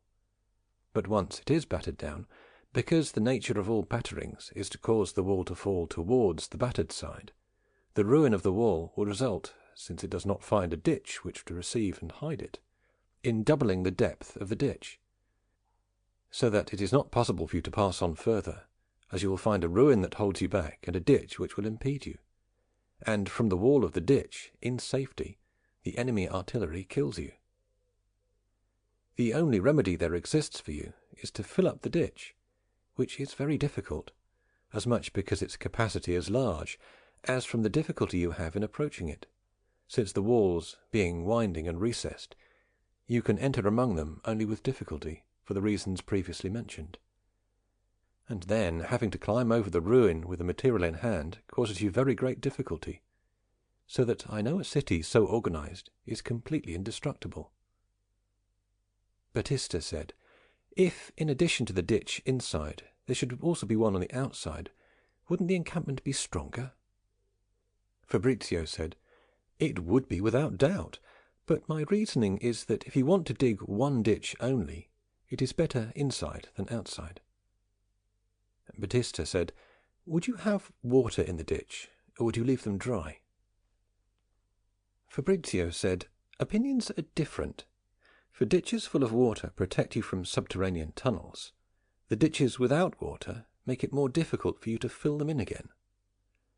But considering everything, I would have them without water, for they are more secure, and as it has been observed that in winter time the ditches are ice over, the capture of a city is made easy, as happened at Mirandola when Pope Julius besieged it. And to protect yourself from tunnels, I would dig them so deep that whoever should want to tunnel deeper should find water. I would also build the fortresses in a way similar to the walls and ditches, so that similar difficulty would be encountered in destroying it." I want to call to mind one good thing to anyone who defends a city. This is that they do not erect bastions outside, and they be distant from its wall. And another to anyone who builds the fortress, and this is that he not build any redoubts in them, into which whoever is inside can retire when the wall is lost. What makes me give the first counsel is that no one ought to do anything through the medium of which you begin to lose your reputation without any remedy, the loss of which makes others esteem you less, and dismay those who undertake your defence. And what I say will always happen to you if you erect bastions outside the town that you have to defend, for you will always lose them, as you are unable to defend small things when they are placed under the fury of the artillery, so that in losing them they become the beginning and the cause of your ruin. Genoa, when it rebelled from King Louis of France, erected some bastions on the hills outside the city, which, as soon as they were lost, and they were lost quickly, also caused the city to be lost. As to the second counsel, I affirm there is nothing more dangerous concerning a fortress than to be able to retire into it, for the hope that men have when they abandon a place cause it to be lost, and when it is lost, it then causes the entire fortress to be lost. For an example, there is the recent loss of the fortress of Forli, when the Countess Catherine defended it against Cesare Borgia, son of Pope Alexander VI, who had led the army of the King of France. That entire fortress was full of places by both of them, for it was originally a citadel. There was a moat before coming to the fortress, so that it was entered by means of a drawbridge. The fortress was divided into 3 parts, and each part separated by a ditch, and with water between them, and one passed from one place to another by means of bridges, whence the Duke battered one of those parts of the fortress with artillery, and opened up part of a wall, whence Monsignor Giovanni de Carsali, who was in charge of the garrison, did not think of defending that opening, but abandoned to retire into the other places, so that the force of the Duke, having entered that part without opposition, immediately seized all of it, for they became masters of the bridges that connected the parts with each other. He lost the fort, which was held to be indestructible, because of 2 mistakes. One, because it had so many redoubts. The other, because no one was made master of his bridges. They were unprotected.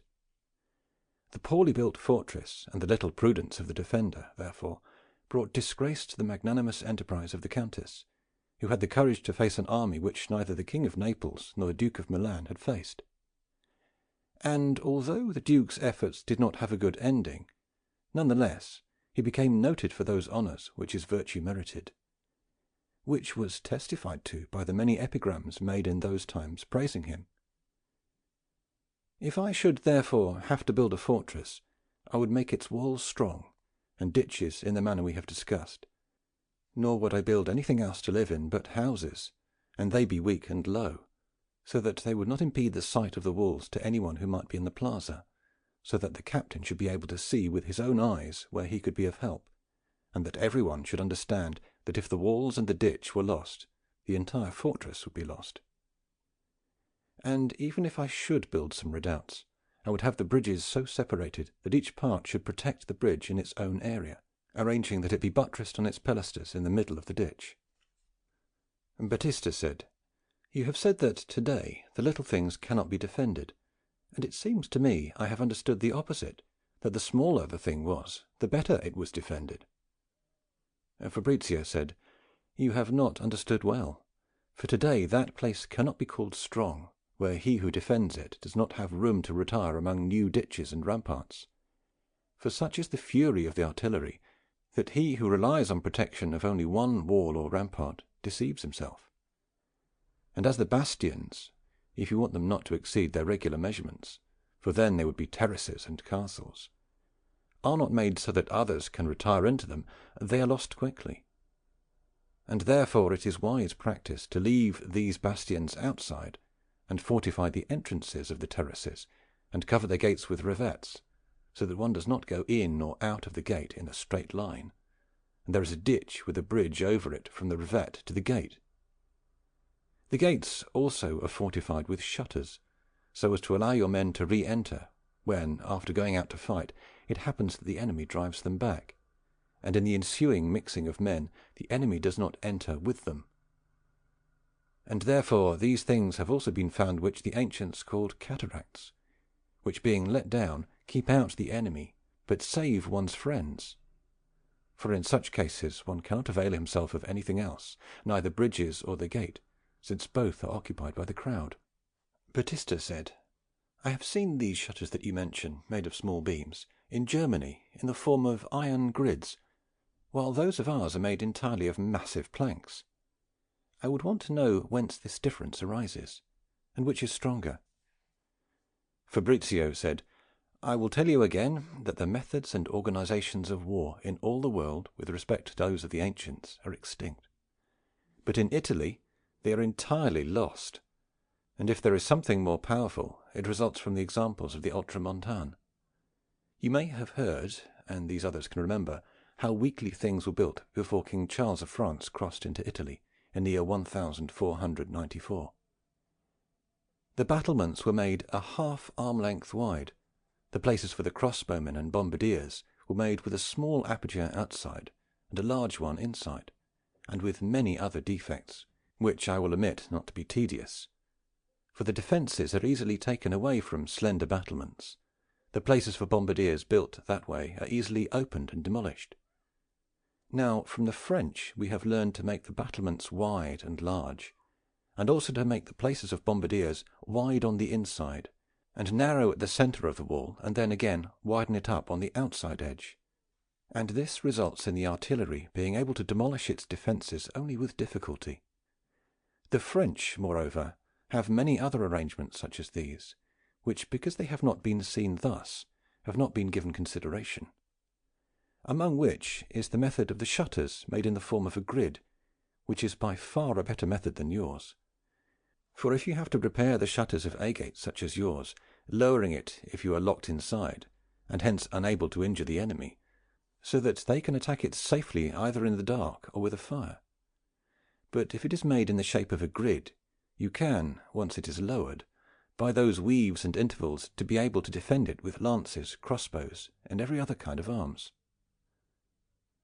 Battista said, "I have also seen other Ultramontane custom in Italy, and it is this: making the carriages of the artillery with the spokes of the wheels bent towards the axles. I would like to know why they make them this way, and it seems to me it would be stronger straight, as those of our wheels." Fabrizio said, "Never believe that things which differ from the ordinary are made at home. But if you would believe that I should make them such as to be more beautiful, you would err. For where strength is necessary, no account is taken of beauty, but they all arise from being safer and stronger than ours. The reason is this: when the carriage is loaded, it either goes on a level or inclines to the right or left side. When it goes level, the wheels equally sustain the weight, which, being divided equally between them, does not burden them much. When it inclines, it comes to have all the weight of the load upon that wheel on which it inclines. If its spokes are straight, they can easily collapse, since the wheel being inclined, the spokes also come to incline, and do not sustain the weight in a straight line. And thus, when the carriage rides level, and when they carry less weight, they come to be stronger. When the carriage rides inclined, and when they carry more weight, they are weaker. The contrary happens to the bent spokes of the French carriages, for when the carriage inclines to one side, it leans straight on them, since being ordinarily bent, they come to be more straight or vertical, and can sustain all the weight strongly. And when the carriage goes level, and the spokes are bent, they sustain half the weight. But let us return to our cities and fortresses.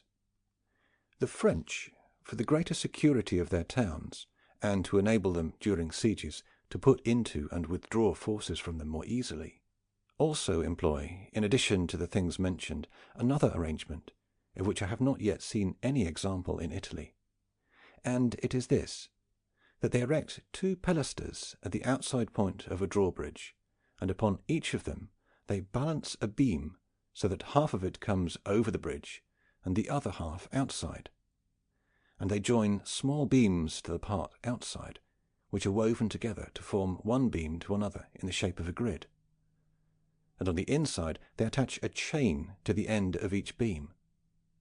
When they want to close the bridge from the outside, therefore, they release the chains and allow all that gridded part to drop, which closes the bridge when it is lowered. And when they want to open it, they pull on the chains, and the gridded beams come to be raised. And they can be raised so that a man can pass under, but not a horse, and also so much that a horse with a man can pass under, and also can be closed entirely, for it is lowered and raised like a lace curtain. This arrangement is more secure than the shutters, for it can be impeded by the enemy so that it cannot come down only with difficulty, and it does not come down in a straight line like the shutters, which can be easily penetrated. Those who want to build a city, therefore, ought to have all the things mentioned installed. And in addition, they should want at least 1 mile around the wall, where either farming or building would not be allowed, but should be open field, where no bushes, embankments, trees, or houses should exist which would impede the vision, and which should be in the rear of a besieging enemy. It is to be noted that a town which has its ditches outside with its embankments higher than the ground is very weak, for they provide a refuge for the enemy who assaults you, and does not impede him in attacking you, because they can easily be forced and opened, giving his artillery an emplacement. But let us pass into the town. I do not want to waste much time in showing you that, in addition to the things mentioned previously, provisions for living and fighting supplies must also be included, for they are the things which everyone needs, and without them every other provision is in vain. And generally 2 things ought to be done: provision yourself, and deprive the enemy of the opportunity to avail himself of the resources of your country. Therefore, any straw, grain, and cattle which you cannot receive into your house ought to be destroyed. Whoever defends a town ought to see to it that nothing is done in a tumultuous and disorganized manner, and have means to let everyone know what he has to do in any incident. The manner is this, that the women, children, aged, and the public stay at home, and leave the town free to the young and the brave, who, armed, are distributed for defence, part being on the walls, part at the gates, part in the principal places of the city, in order to remedy those evils which might arise within. Another part is not assigned to any place, but is prepared to help anyone requesting their help. And when matters are so organized, only with difficulty can tumults arise which disturb you. I want you to note also that in attacking and defending cities, nothing gives the enemy hope of being able to occupy a town than to know the inhabitants are not in the habit of looking for the enemy. For often cities are lost entirely from fear, without any other action. When one assaults such a city, he should make all his appearances ostentatious and terrible. On the other hand, he who is assaulted ought to place brave men, who are not afraid of thoughts, but by arms, on the sides where the enemy comes to fight. For if the attempt proves vain, courage grows in the besieged, and then the enemy is forced to overcome those inside with his virtue and his reputation. The equipment with which the ancients defended the towns are many, such as ballistas, onagers, scorpions, arqueballistas, large bows and slingshots. And those with which they assaulted were also many, such as battering rams, wagons, hollow metal fuses, musculi, trench covers, plutei, siege machines, vinae, scythes, and turtles, somewhat similar to present-day tanks. In place of these things, today there is the artillery, which serves both attackers and defenders, and hence I will not speak further about it. But let us return to our discussion, and come to the details of the siege attack. One ought to take care not to be able to be taken by hunger, and not to be forced to capitulate by assaults. As to hunger, it has been said that it is necessary, before the siege arrives, to be well provided with food. But when it is lacking during a long siege, some extraordinary means of being provided by friends who want to save you have been observed to be employed, especially if a river runs in the middle of the besieged city, as were the Romans when their castle of Casalino was besieged by Hannibal, who, not being able to send them anything by way of the river, threw great quantities of nuts into it, which, being carried by the river without being able to be impeded, fed the Casalinese for some time. Some, when they were besieged, in order to show the enemy they had grain left over, and to make them despair of being able to defeat them by hunger, have either thrown bread outside the walls, or have given a calf grain to eat, and then allowed it to be taken, so that when it was killed, and being found full of grain, gave signs of an abundance which they do not have. On the other hand, excellent captains have used various methods to enfamish the enemy. Fabius allowed the Campanians to sow, so that they should lack that grain which they were sowing. Dionysius, when he was besieged at Reggio, feigned wanting to make an accord with them, and while it was being drawn, had himself provided with food, and then, when, by this method, had depleted them of grain, pressed them and starved them. Alexander the Great, when he wanted to capture Leucadia, captured all the surrounding castles, and allowed the men from them to take refuge in the city, and thus, by adding a great multitude, he starved them. As to assaults, it has been said that one ought to guard against the first onrush, with which the Romans often occupied many towns, assaulting them all at once from every side, and they called it attacking the city by its crown. As did Scipio when he occupied New Carthage in Spain.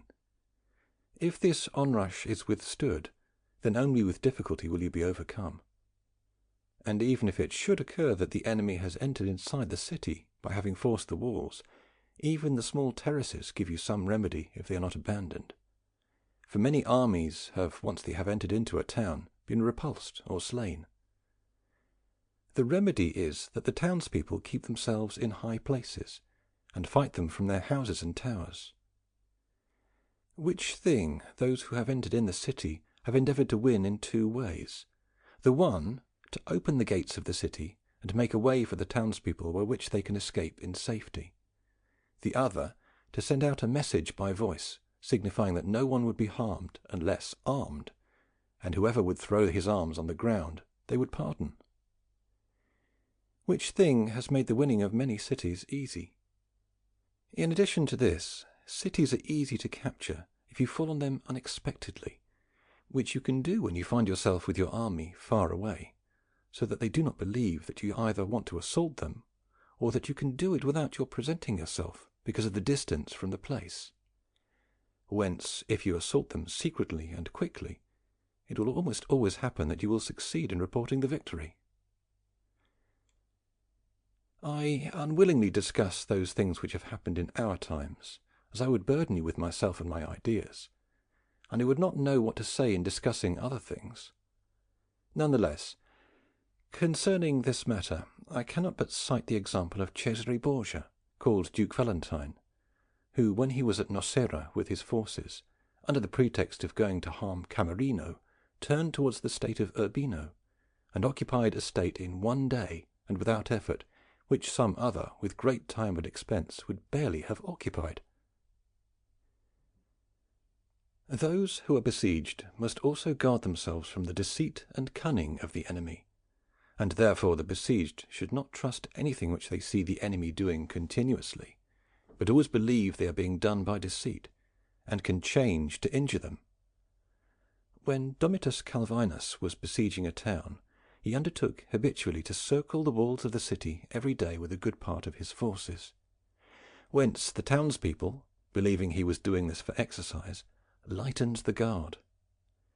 When Domitius became aware of this, he assaulted them and destroyed them.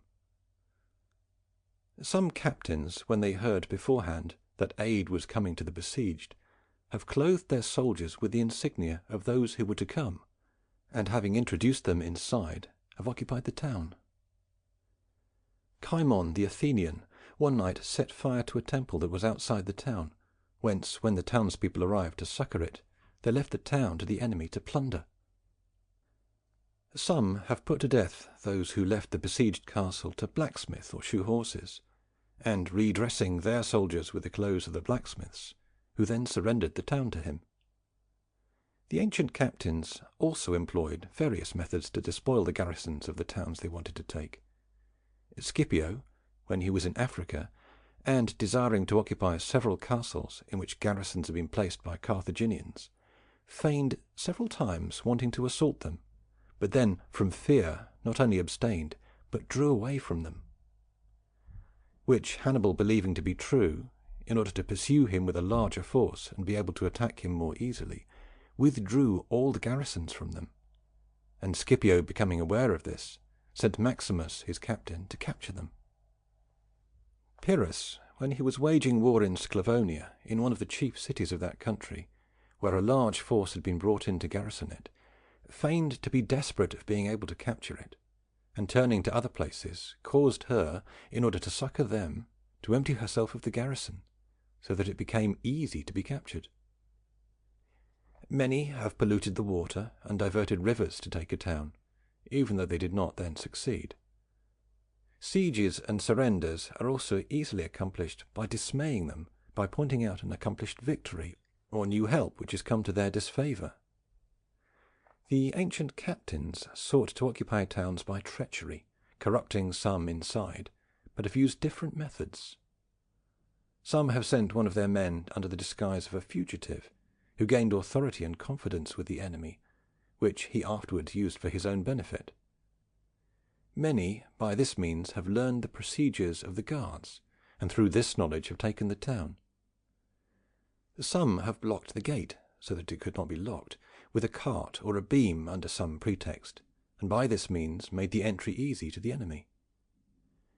Hannibal persuaded one to give him a castle of the Romans, and that he should feign going on a hunt at night, to show his inability to go by day for fear of the enemy, and when he returned with the game, placed his men inside with it, and killing the guard, captured the gate.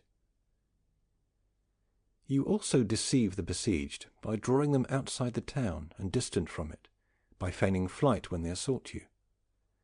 And many, among whom was Hannibal, have in addition allowed their quarters to be taken, in order to have the opportunity of placing them in their midst, and take the town from them.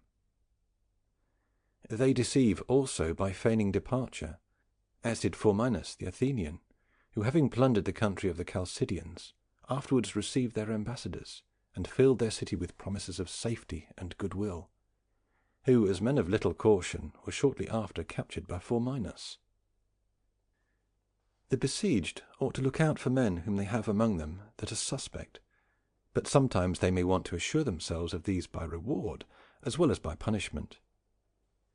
Marcellus, recognizing that Lucius Bancius Nolanus had turned to favour Hannibal, employed so much humanity and liberality towards him that from an enemy he made him a very good friend.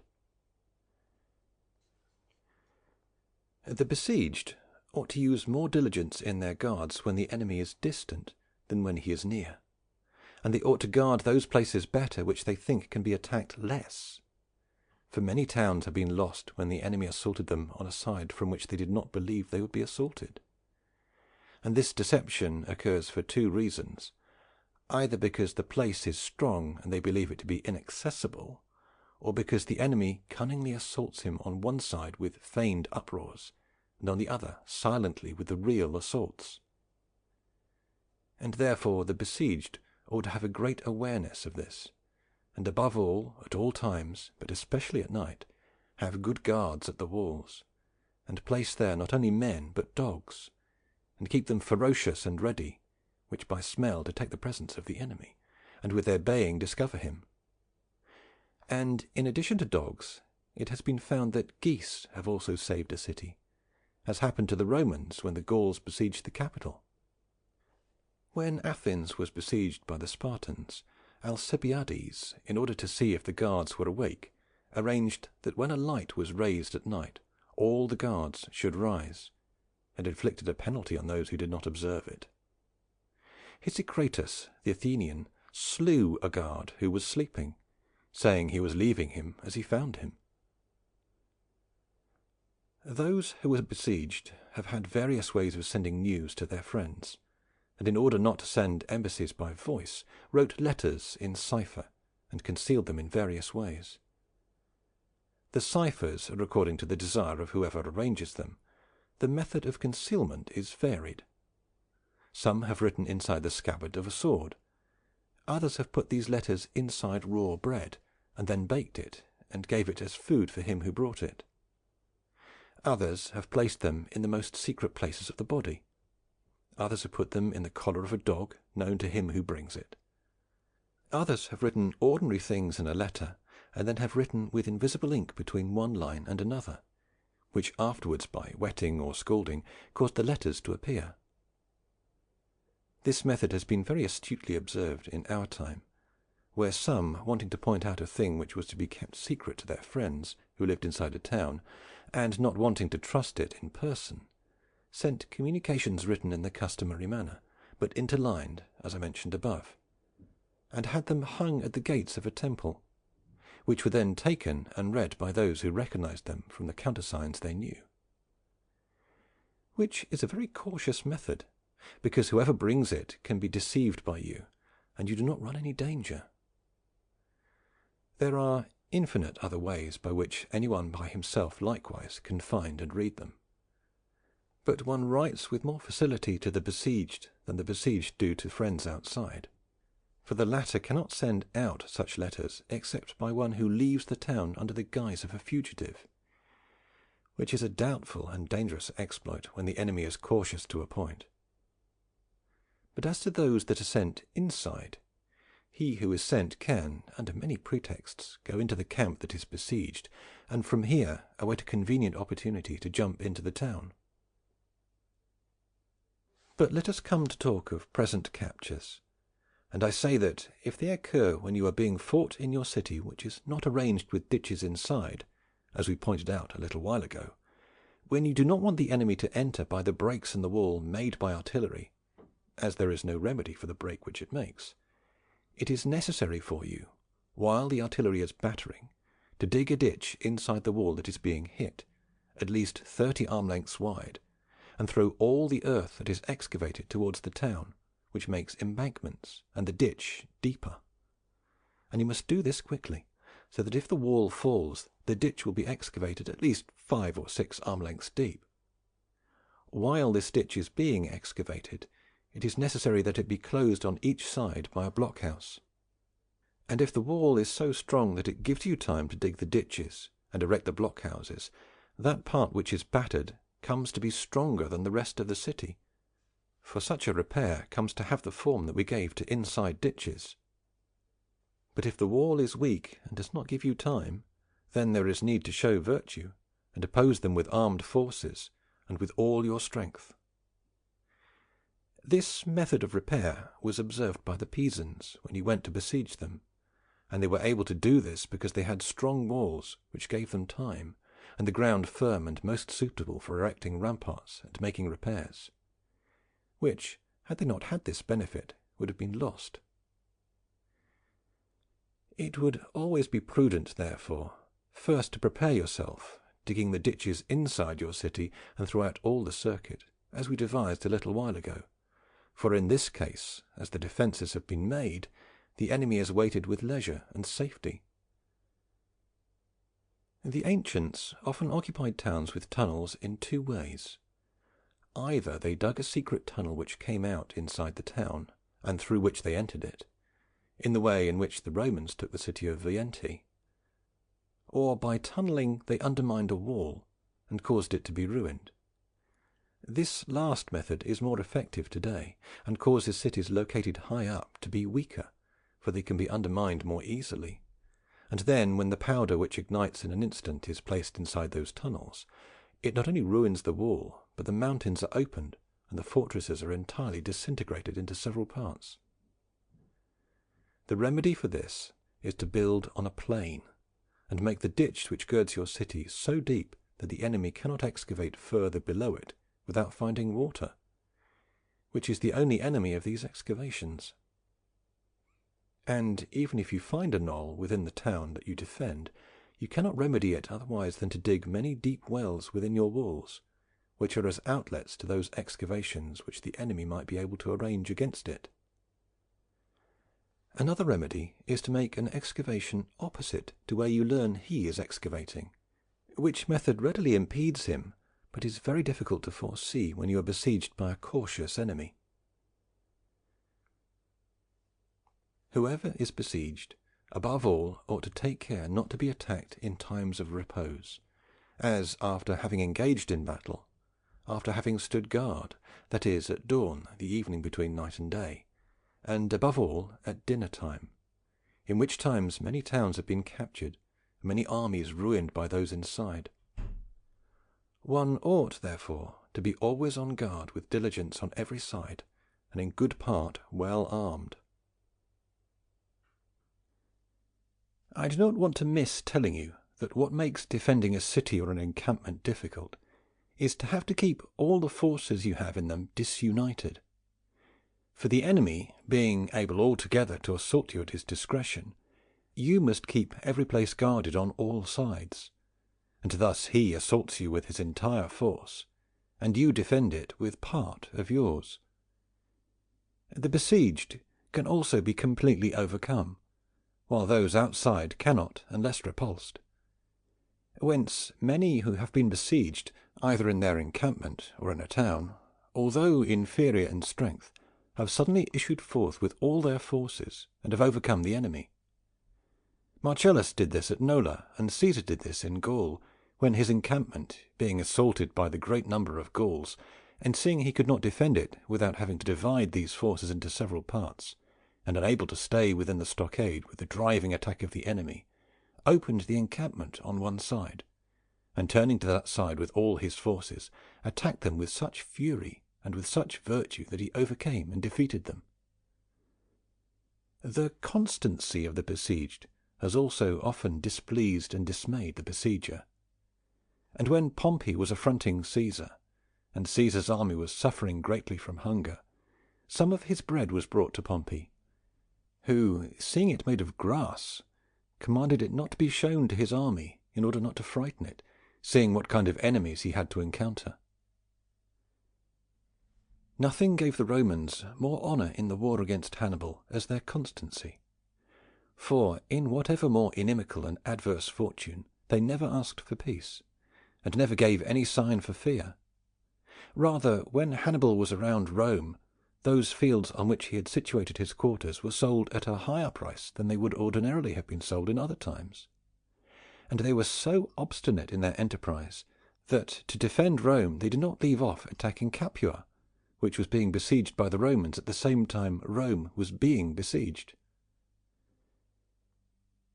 I know that I have spoken to you of many things which you have been able to understand and consider by yourselves. None the less, I have done this, as I also told you today, to be able to show you, through them, the better kind of training, and also to satisfy those, if there should be any, who had not had the opportunity to learn as you have. Nor does it appear to me there is anything left for me to tell you, other than some general rules, with which you should be very familiar, which are these. What benefits the enemy harms you, and what benefits you harms the enemy. Whoever is more vigilant in observing the designs of the enemy in war, and ensures much hardship in training his army, will incur fewer dangers, and can have greater hope for victory. Never lead your soldiers into an engagement unless you are assured of their courage, know they are without fear, and are organized, and never make an attempt unless you see they hope for victory. It is better to defeat the enemy by hunger than with steel. In such victory, fortune counts more than virtue. No proceeding is better than that which you have concealed from the enemy until the time you have executed it. To know how to recognize an opportunity in war and take it benefits you more than anything else. Nature creates a few men brave. Industry and training makes many. Discipline in war counts for more than fury. If some on the side of the enemy desert to come to your service, if they be loyal, they will always make you a great acquisition. For the forces of the adversary diminish more with the loss of those who flee than those who are killed, even though the name of the fugitives is suspect to the new friends and odious to the old. It is better in organizing an engagement to reserve great aid behind the front line than to spread out your soldiers to make a greater front. He is overcome with difficulty who knows how to recognize his forces and those of the enemy. The virtue of the soldiers is worth more than a multitude, and the sight is often of more benefit than virtue. New and speedy things frighten armies, while the customary and slow things are esteemed little by them. You will therefore make your army experienced, and learn the strength of a new enemy by skirmishes before you come to an engagement with him. Whoever pursues a routed enemy in a disorganized manner does nothing but become vanquished from having been a victor. Whoever does not make provisions necessary to live or eat is overcome without steel. Whoever trusts more in cavalry than in infantry, or more in infantry than in cavalry, must settle for the location. If you want to see whether any spy has come into the camp during the day, have no one go to his quarters.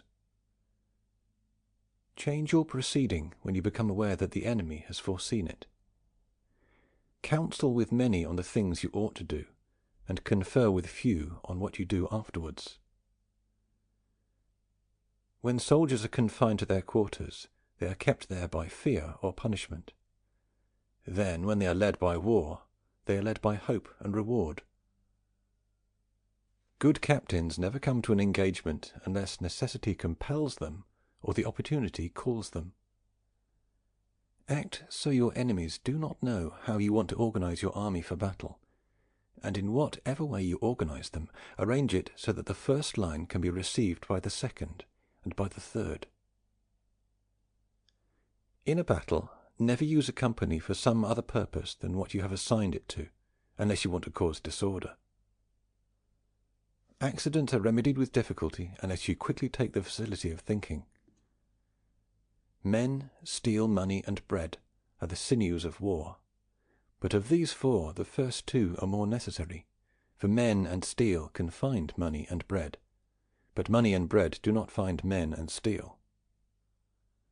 The unarmed rich man is the prize of the poor soldier. Accustom your soldiers to despise delicate living and luxurious clothing.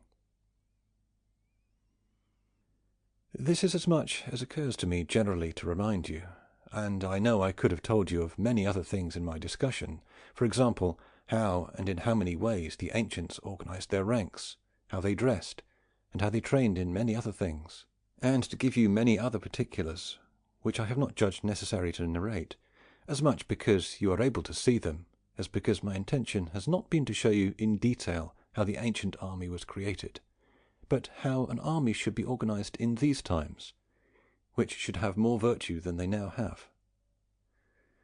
Whence it does not please me to discuss the ancient matters further than those I have judged necessary to such an introduction. I know I should have enlarged more on the cavalry, and also on naval warfare, for whoever defines the military says that it is an army on land and on the sea, on foot and on horseback. Of naval matters I will not presume to talk, not because of not being informed, but because I should leave the talk to the Genoese and Venetians, who have made much study of it, and have done great things in the past.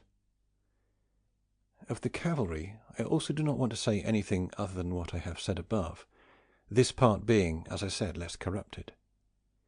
In addition to this, if the infantry, who are the nerve of the army, are well organized, of necessity it happens that good cavalry be created. I would only remind you that whoever organizes the military in his country so as to fill the quota of cavalry should make two provisions. The one, that he should distribute horses of good breed throughout his countryside, and accustom his men to make a round-up of fillies, as you do in this country with calves and mules.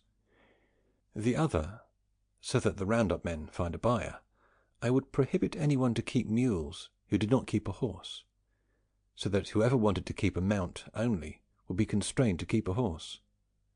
And in addition, none should be able to dress in silk except whoever keeps a horse. I understand this arrangement has been done by some princes of our times, and to have resulted in an excellent cavalry being produced in their countries in very brief time. About other things, how much should be expected from the cavalry, I will go back to what I have said to you today, and to that which is the custom. Perhaps you will also desire to learn what parts a captain ought to have. In this I will satisfy you in a brief manner, for I would not knowingly select any other man than one who should know how to do all those things we have discussed today. And these would still not be enough for him if he did not know how to find them out by himself, for no one without imagination was ever very great in his profession, and if imagination makes for honour in other things, it will above all honour you in this one. And it is to be observed that every creation, even though minor, is celebrated by the writers, as is seen where they praised Alexander the Great, who, in order to break camp more secretly, did not give the signal with the trumpet, but with a hat on the end of a lance. He is also praised for having ordered his soldiers, when coming to battle with the enemy, to kneel with the left knee, so that they could more strongly withstand the attack of the enemy, which not only gave him victory, but also so much praise that all the statues erected in his honour show him in that pose. But as it is time to finish this discussion, I want to return to the subject, and so in part escape that penalty which in this town custom decrees for those who do not return. If you remember well, Cosimo, you said to me that I was, on the one hand, an exalter of antiquity and a censurer of those who did not imitate them in serious matters, and on the other hand, in matters of war, in which I worked very hard, I did not imitate them. You were unable to discover the reason. To that I replied that men who want to do something must first prepare themselves to know how to do it, in order to be able afterwards to do it when the occasion permits it. Whether or not I would know how to bring the army to the ancient ways, I would rather you be the judge, who have heard me discuss on this subject at length. Whence you have been able to know how much time I have consumed on these thoughts, and I also believe you should be able to imagine how much desire there is in me to put them into effect, which you can guess if I was ever able to do it, or if ever the opportunity was given to me. Yet to make you more certain, and for my greater justification, I would like also to cite you the reasons, and in part will observe what I promised you, to show you the ease and the difficulty that are present in such imitation. I say to you, therefore, that no activity among men today is easier to restore to its ancient ways than the military. But for those only who are princes of so large a state, they are able to assemble 15,000 or 20,000 young men from their subjects. On the other hand, Nothing is more difficult than this to those who do not have such a convenience. And because I want you to understand this part better, you have to know that captains praised are of two kinds. The one includes those who, with an army well ordered through its own natural discipline, have done great things, such as with the greater part of the Roman citizens, and others, who have led armies who have not had any hardship in maintaining them good, and to see to it they were safely led. The other includes those who not only had to overcome the enemy, but before they came to this, had been compelled to make their army good and well ordered, and who, without doubt, deserve greater praise than those others merited who, with an army which was naturally good, have acted with so much virtue. Such as these were Pelopidas, Epaminondas, Tullus Hostilius, Philip of Macedonia, father of Alexander, and Cyrus, king of the Persians, and Gracchus the Roman. All these had first to make the army good, and then fight with it. All of these were able to do so as much by their prudence as by having subjects capable of being directed in such practices. Nor would it have been possible for any of them to accomplish any praiseworthy deed, no matter how good and excellent they might have been, should they have been in an alien country, full of corrupt men and not accustomed to sincere obedience. It is not enough, therefore, in Italy, to govern an army already trained, but it is necessary first to know how to do it, and then how to command it. And of these there need to be those princes who, because they have a large state and many subjects, have the opportunity to accomplish this. Of whom I cannot be one, for I have never commanded, nor can I command except armies of foreigners, and men obligated to others, and not to me. Whether or not it is possible to introduce into those princes some of the things we discuss today, I want to leave to your judgment. Would I make one of those soldiers who practice today carry more arms than is customary, and in addition food for 2 or 3 days and a shovel? Should I make him dig, or keep many hours every day under arms in feigned exercises, so that in real battles afterwards he would be of value to me? Would they abstain from gambling, lasciviousness, swearing, and insolence, which they do daily? Would they be brought to so much discipline, obedience, and respect that a tree full of apples, which should be found in the midst of an encampment, would be left intact, as has happened many times in the ancient armies? What can I promise them by which they will respect, love, or fear me, when, with the war ended, they no longer must come to me for anything? Of what can I make them ashamed who are born and brought up without shame? By what deity or saints do I make them take an oath? By those they adore, or by those they curse?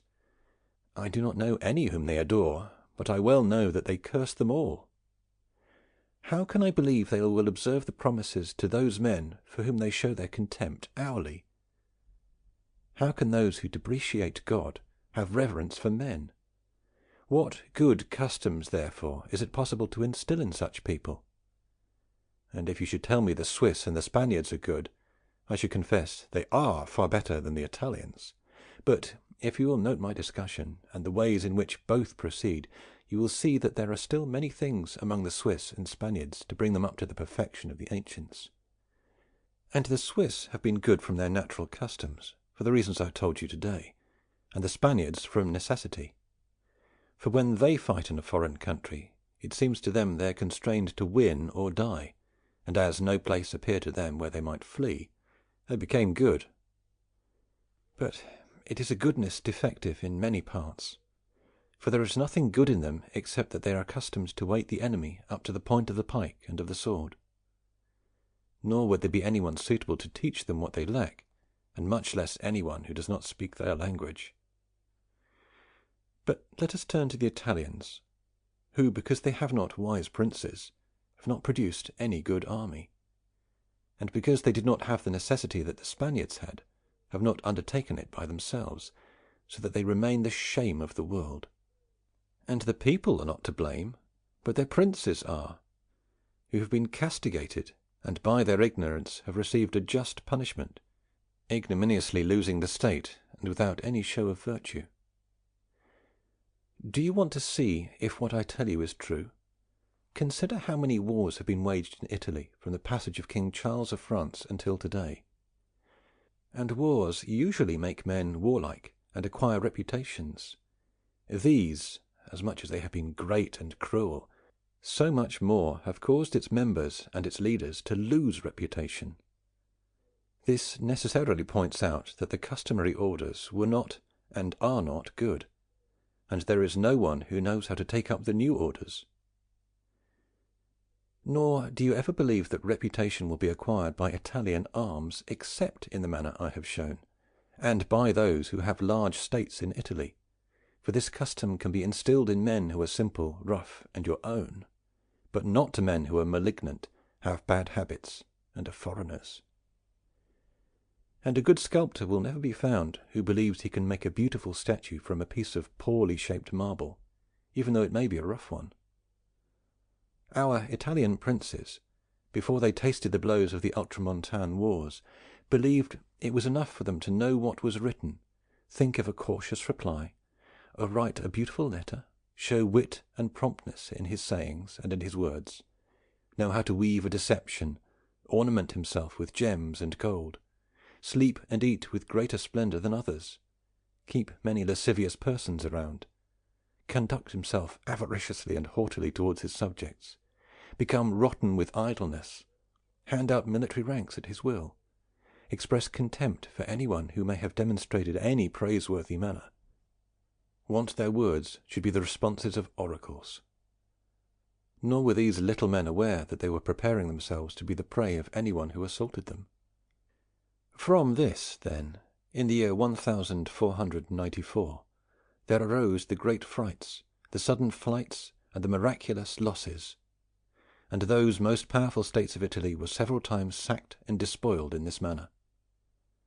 But what is worse is that those who remained persist in the same error, and exist in the same disorder, and they do not consider that those who held the state anciently had done all those things we discussed, and that they concentrated on preparing the body for hardships and the mind not to be afraid of danger. Whence it happened that Caesar, Alexander, and all those excellent men and princes were first among the combatants, went around on foot, and even if they did lose their state, wanted also to lose their lives, so that they lived and died with virtue.